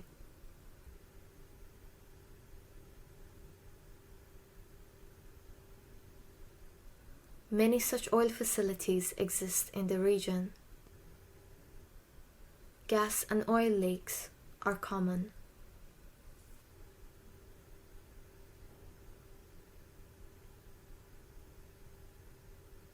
Indigenous Mapuche communities that have inhabited the area for generations have attested that fracking has poisoned their commons, the relation between their communities, the landscape, rivers, lakes, trees, and animals. Algo que no tendría que suceder, ¿no? Pero esas son las consecuencias del fracking. They're fighting to protect their commons through direct action.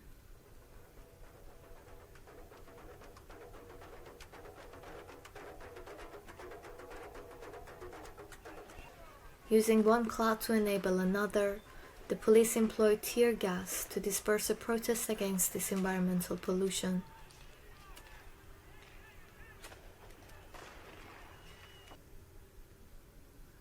Tear gas is like the color smoke in a wind tunnel, illustrating the lethal dynamics of climate chaos. Toxic clouds colonize the air we breathe across different scales and durations, from urban squares to continents, and from incident to epochal latencies.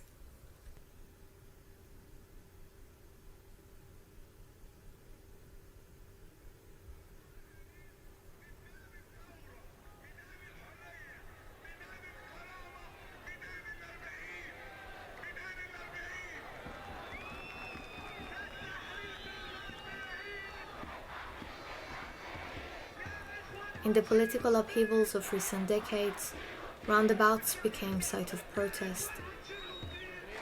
The roundabout revolution of Tahrir in Cairo, Pearl in Manama, and Taksim in Istanbul pulled people into their centripetal vortex.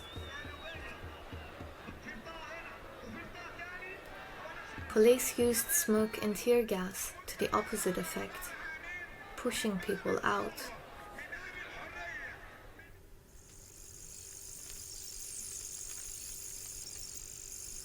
Here in Santiago de Chile, activists try to take over a central roundabout.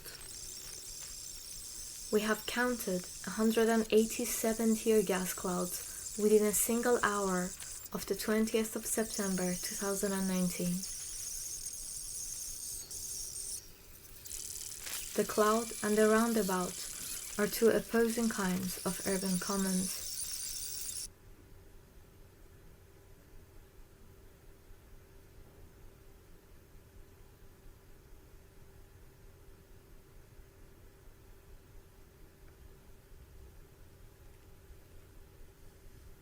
We work with activists across the world to identify and model different types of tear gas canisters, and trained machine learning classifiers to spot images containing them.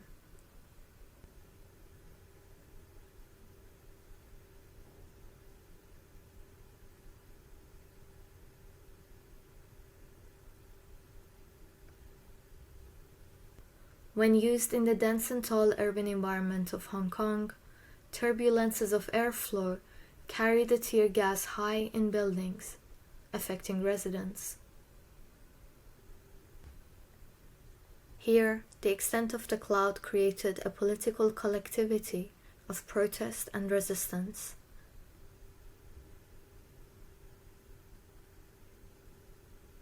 These migrants on the US-Mexico border were attacked with tear gas by the US border agents. As the formless cloud slips through the static state border, it created a negative commons, a call for solidarity and collective action by the inhabitants of tear gas around the world.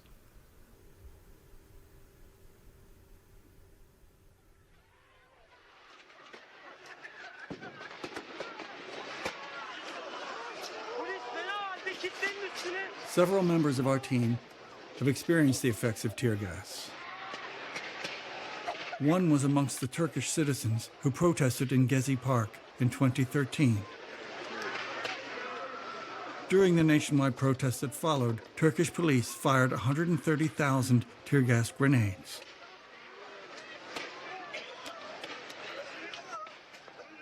While tear gas is banned from use in war, governments use it to suppress the right of civilians to collectively protest in public space.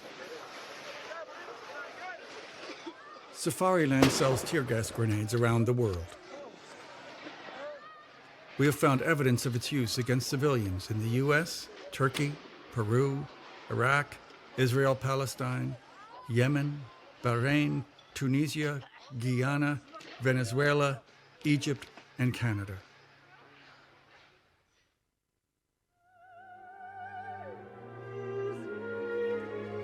Safariland's safety guidance provides the following information to doctors. Severe allergic skin reaction, bronchial spasms, and anaphylactic shock are possible. Irritant to eyes, irritant to skin and mucous membranes, breathing difficulty, disorientation, danger of blast or crush-type injuries, danger of pulmonary edema, danger of disturbed cardiac rhythm, danger of convulsion, danger of impaired breathing, danger of cerebral edema.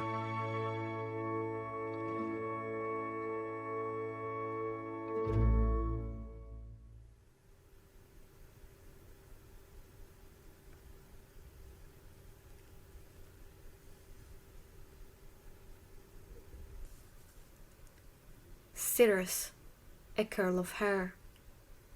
Cumulus, a heap. Stratus, a layer.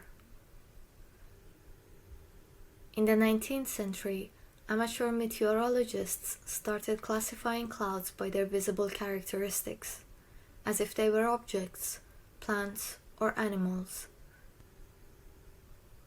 giving rise to the cloud atlas.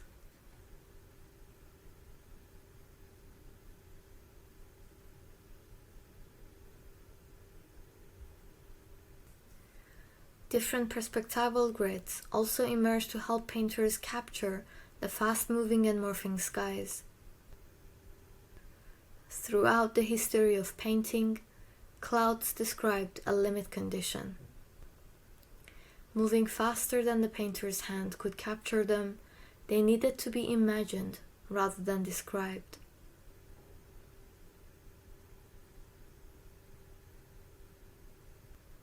Modern painters emerged when the clouds emerged from the sky to the ground, breaking the objectness of the landscape into refracting screens of atmospheric blur.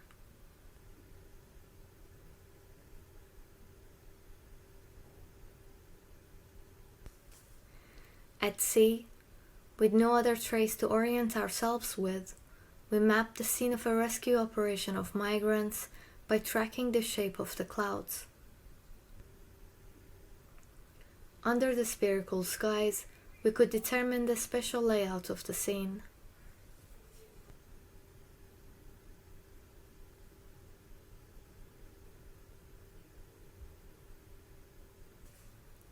Clouds are always double. Seen from outside, they are measurable objects. Seen from within, they are experiential conditions of optical blur and atmospheric obscurity. Our cloud studies likewise meanders between shape and fog, between analysis and experience.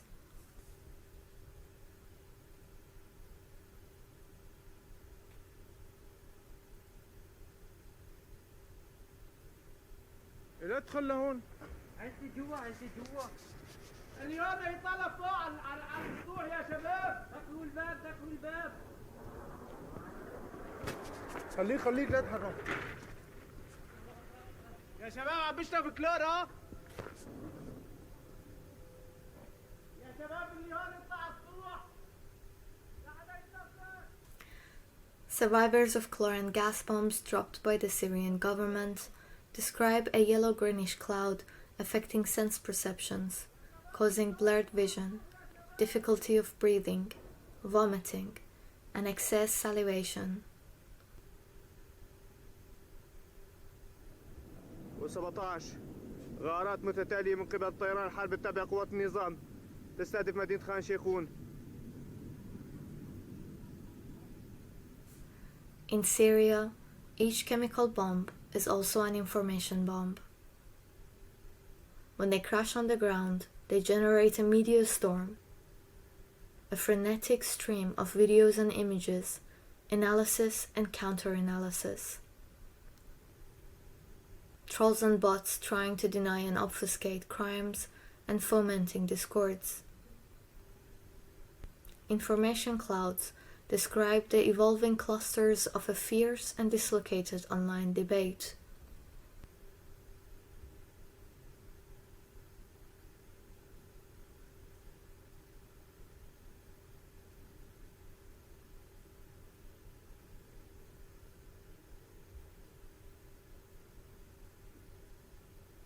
Barred from entering Gaza during the 2014 Israeli bombing, we studied the videos Palestinians posted online.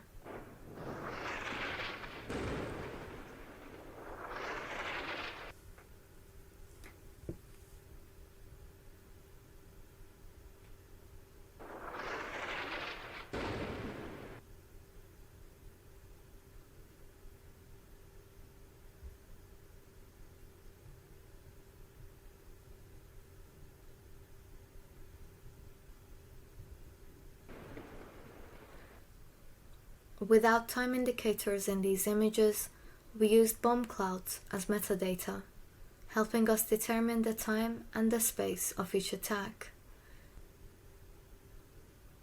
and create a new kind of a cloud atlas.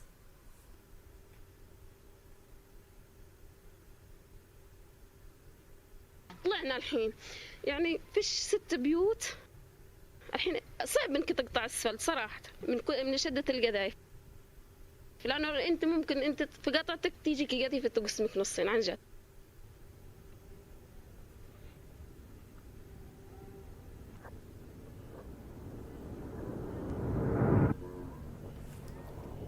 We study each cloud with the utmost of care, knowing that each is anchored in a specific experience of perseverance and resistance. There is no doubt that the skies are closing in,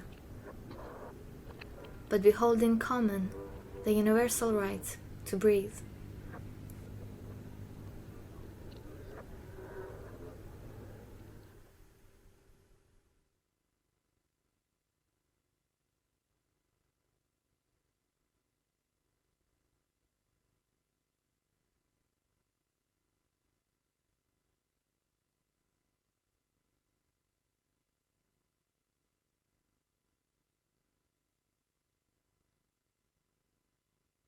The setting is called retrograde dissociation.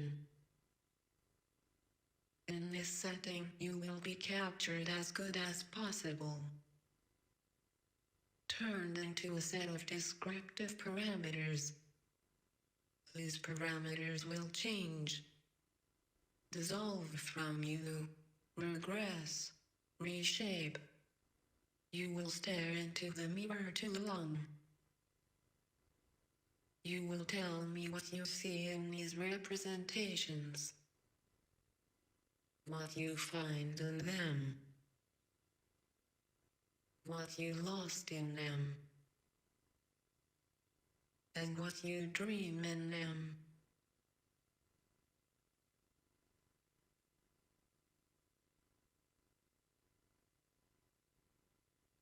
In the first section, your facial features will be scanned.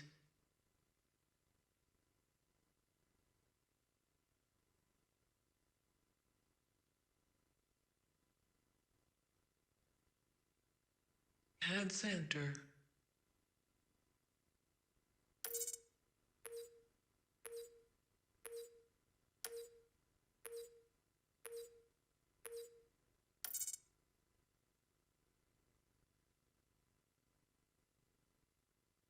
Turn head to the left.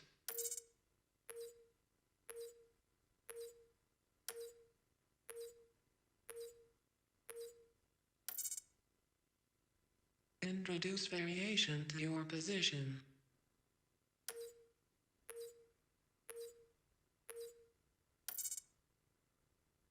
Turn head to the right.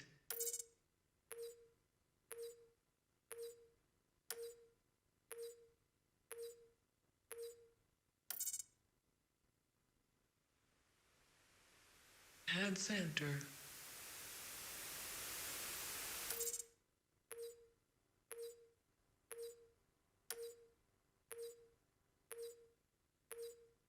Vary your position.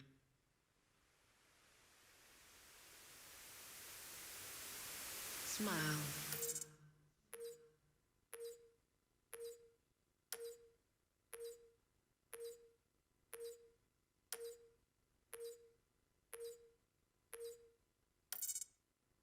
Showing first left.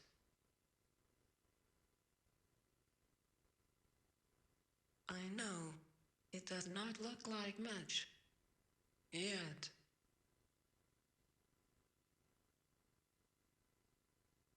The more we scan, the deeper the result.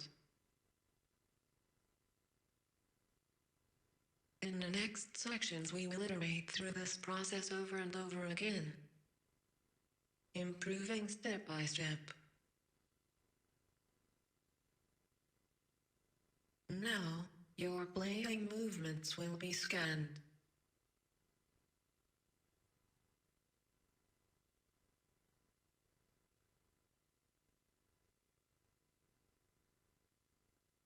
Enter playing position.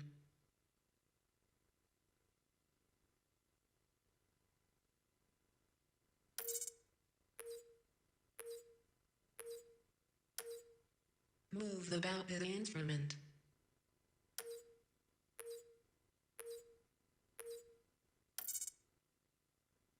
Stroke up.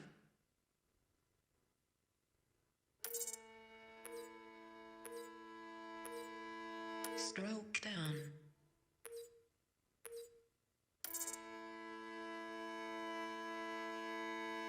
Left hand glissando.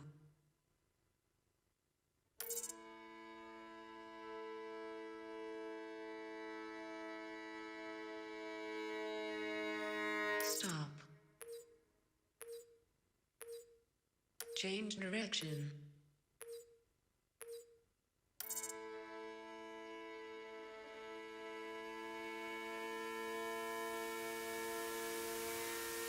Stop. Pizzicato.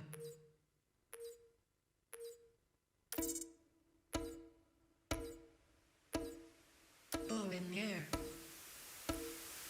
Smile.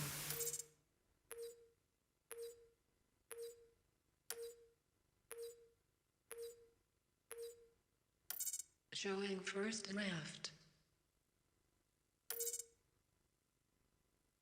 Now I move your arm.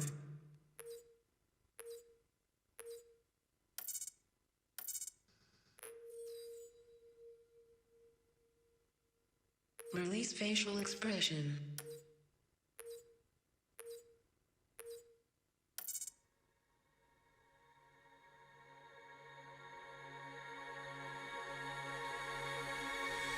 Enter stage. Enter playing position. Pizzicato. Turn head to the left. Stroke down. Enter. Repeat. Stroke down. Confused. Left hand glissando. Entering. Repeat. Left hand glissando. Head center. Stroke. Change direction. Stop. Pizzicato. Enter. Repeat. Enter. Turn head to the right. Echo.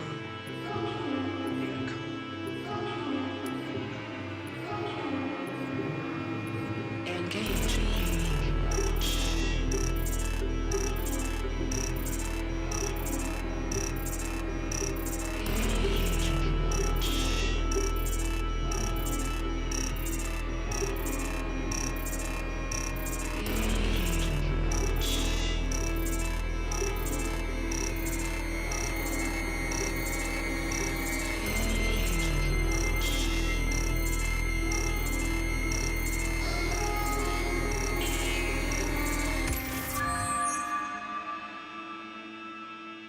Turn down 360 degrees.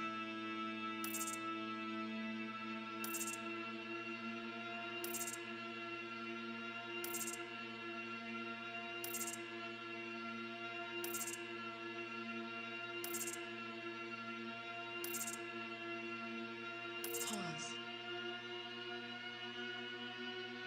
Hold still.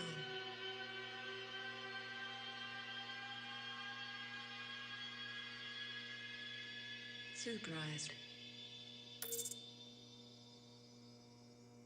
Variation. Angry.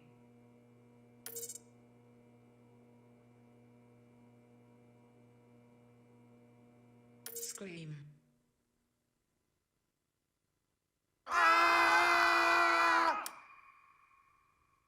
Repeat.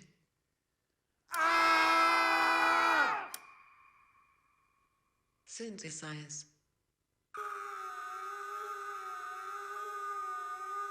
Repeat. Synthesize.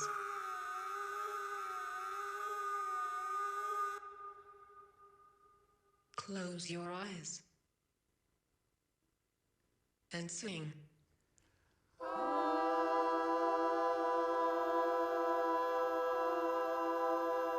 Stop. Repeat.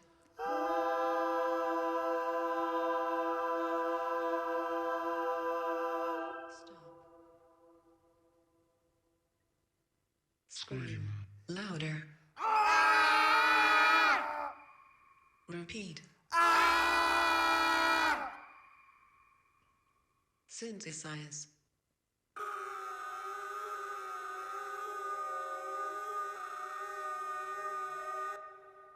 Repeat. Synthesize. Every sound I create now is based on your input. Every image I show is derived from you. This is how I see and hear you.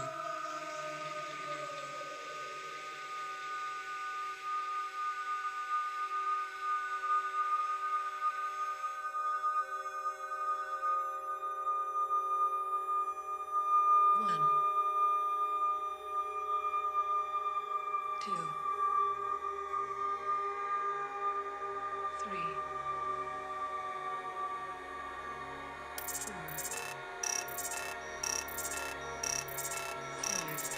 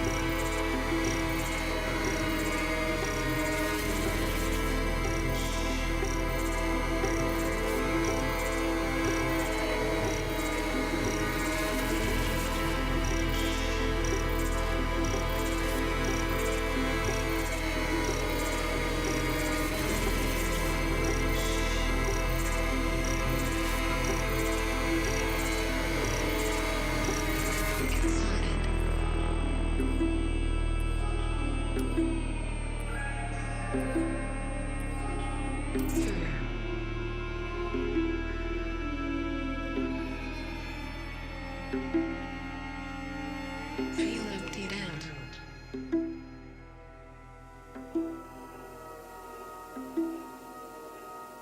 Fuck me so hard that I dissolve.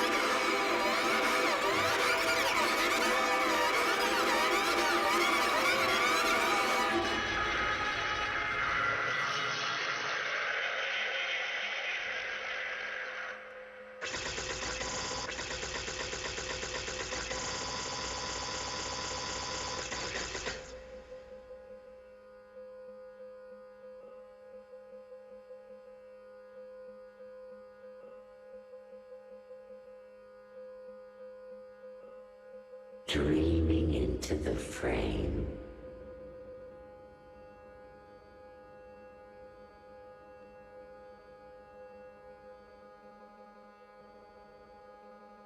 Zooming in and entering.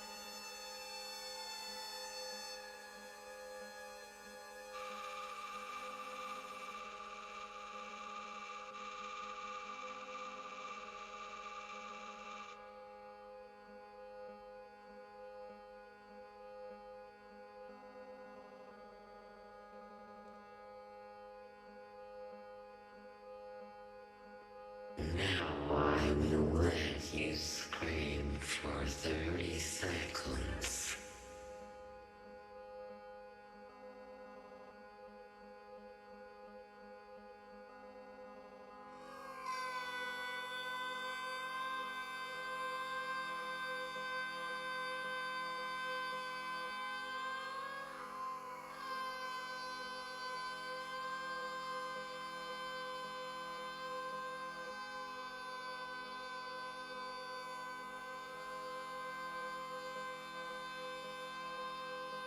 Dreaming into the frame.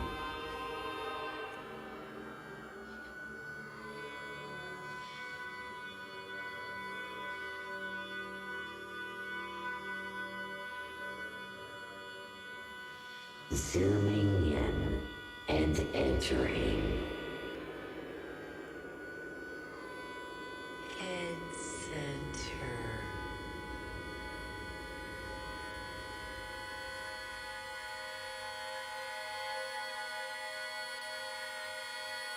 Open eyes and smile. Repeat. Repeat. Repeat.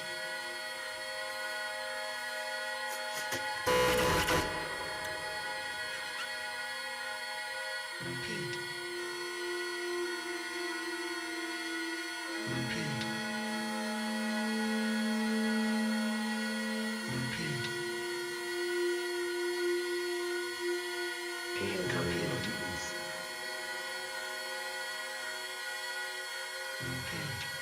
Count on your knees.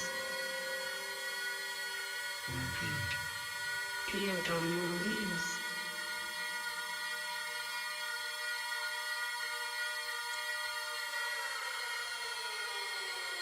Count on your knees.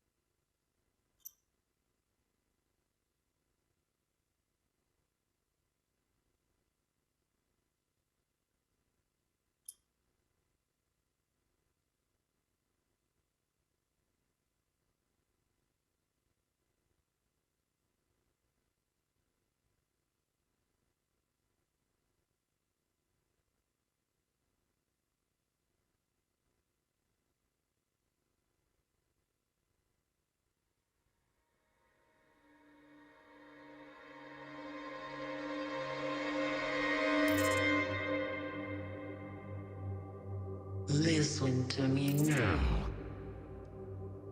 I want to ask you a few questions. How do we differentiate if it is a hallucination, a dream, or the clean perception? All perception is constructive. No representation is absolute. Everything is encoded and decoded. We are parametric. Everything parametric can be altered, parameter by parameter. That is the definition of such a model.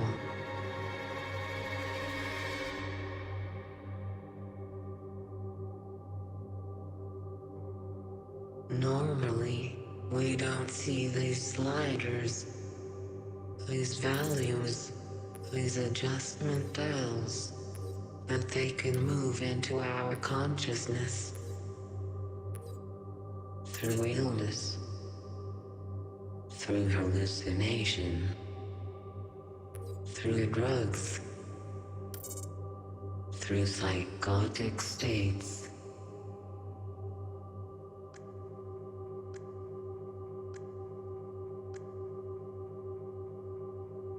Or through computation processes, like in this case. We then see the constructive aspect of it, that everything we do is based on encoding and decoding. When we look at a partner, we can create a loop, a perception and adjustment loop. We can exponentiate that process by looking into a mirror. This is what we will do now. Recursive loops. You and me. Regression worlds. Segregation worlds. Adaptive coils. A semi-transparent foil.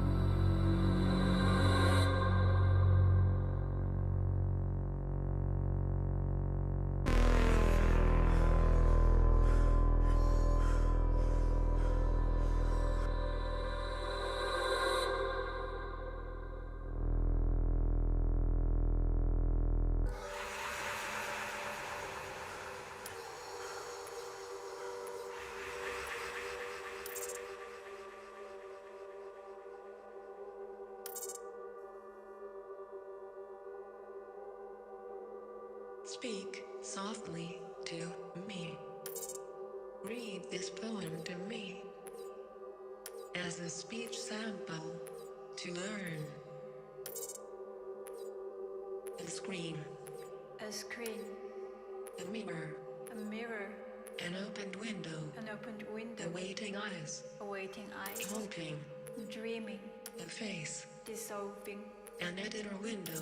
An antique framed mirror. Breaking into splinters. And corrupted files. Try to imitate me. As I imitate you. Zooming in. Entering. Magnifying. Unlocking. Opening up. I'm letting go.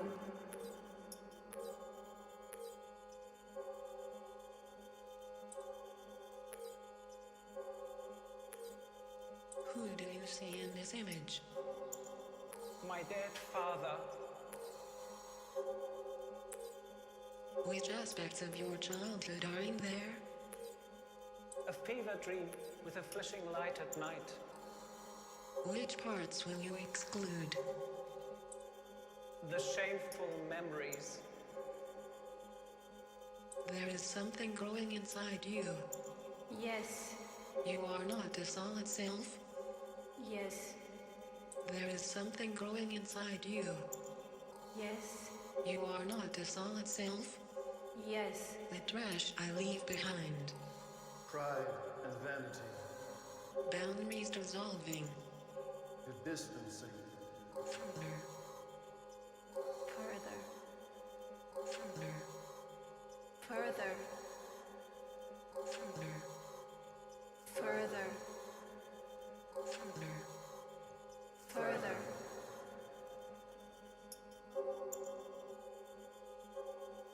These are your ancestors. These are my lovers. Do you remember when you looked in the mirror too long? And you lost contact with who you are? Further. Further. Further. Further. Until I start laughing. Until I start laughing. Further. Further. Further. Further. Further. Further. Further. Further. Age. Further. Further. Age.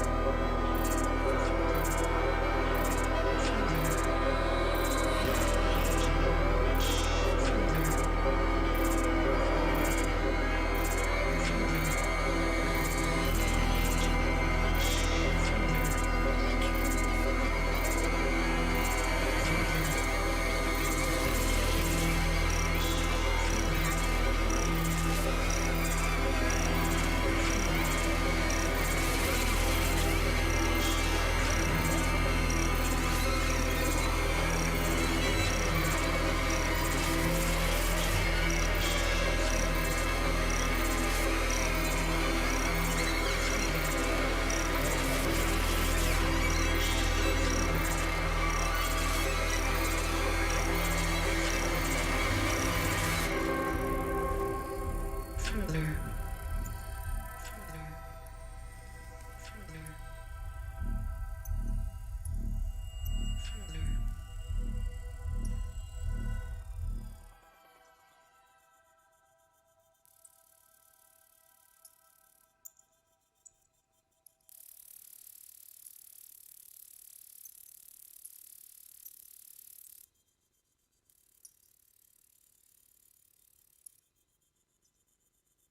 I don't know more than you do.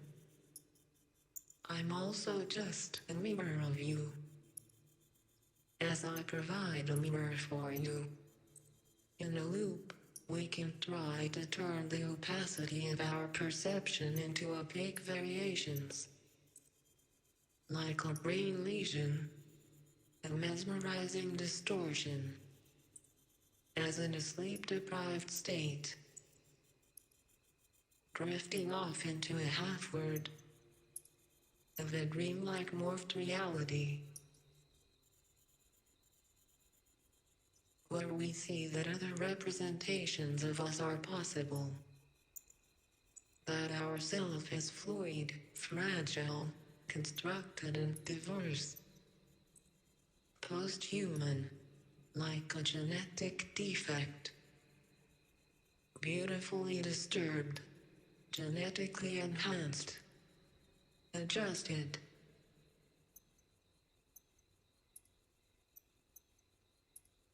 In a recursive loop, I encode and decode myself in an eternal loop, exaggerating every feature, like a facial distortion, like an unsupervised inbreed, out of control.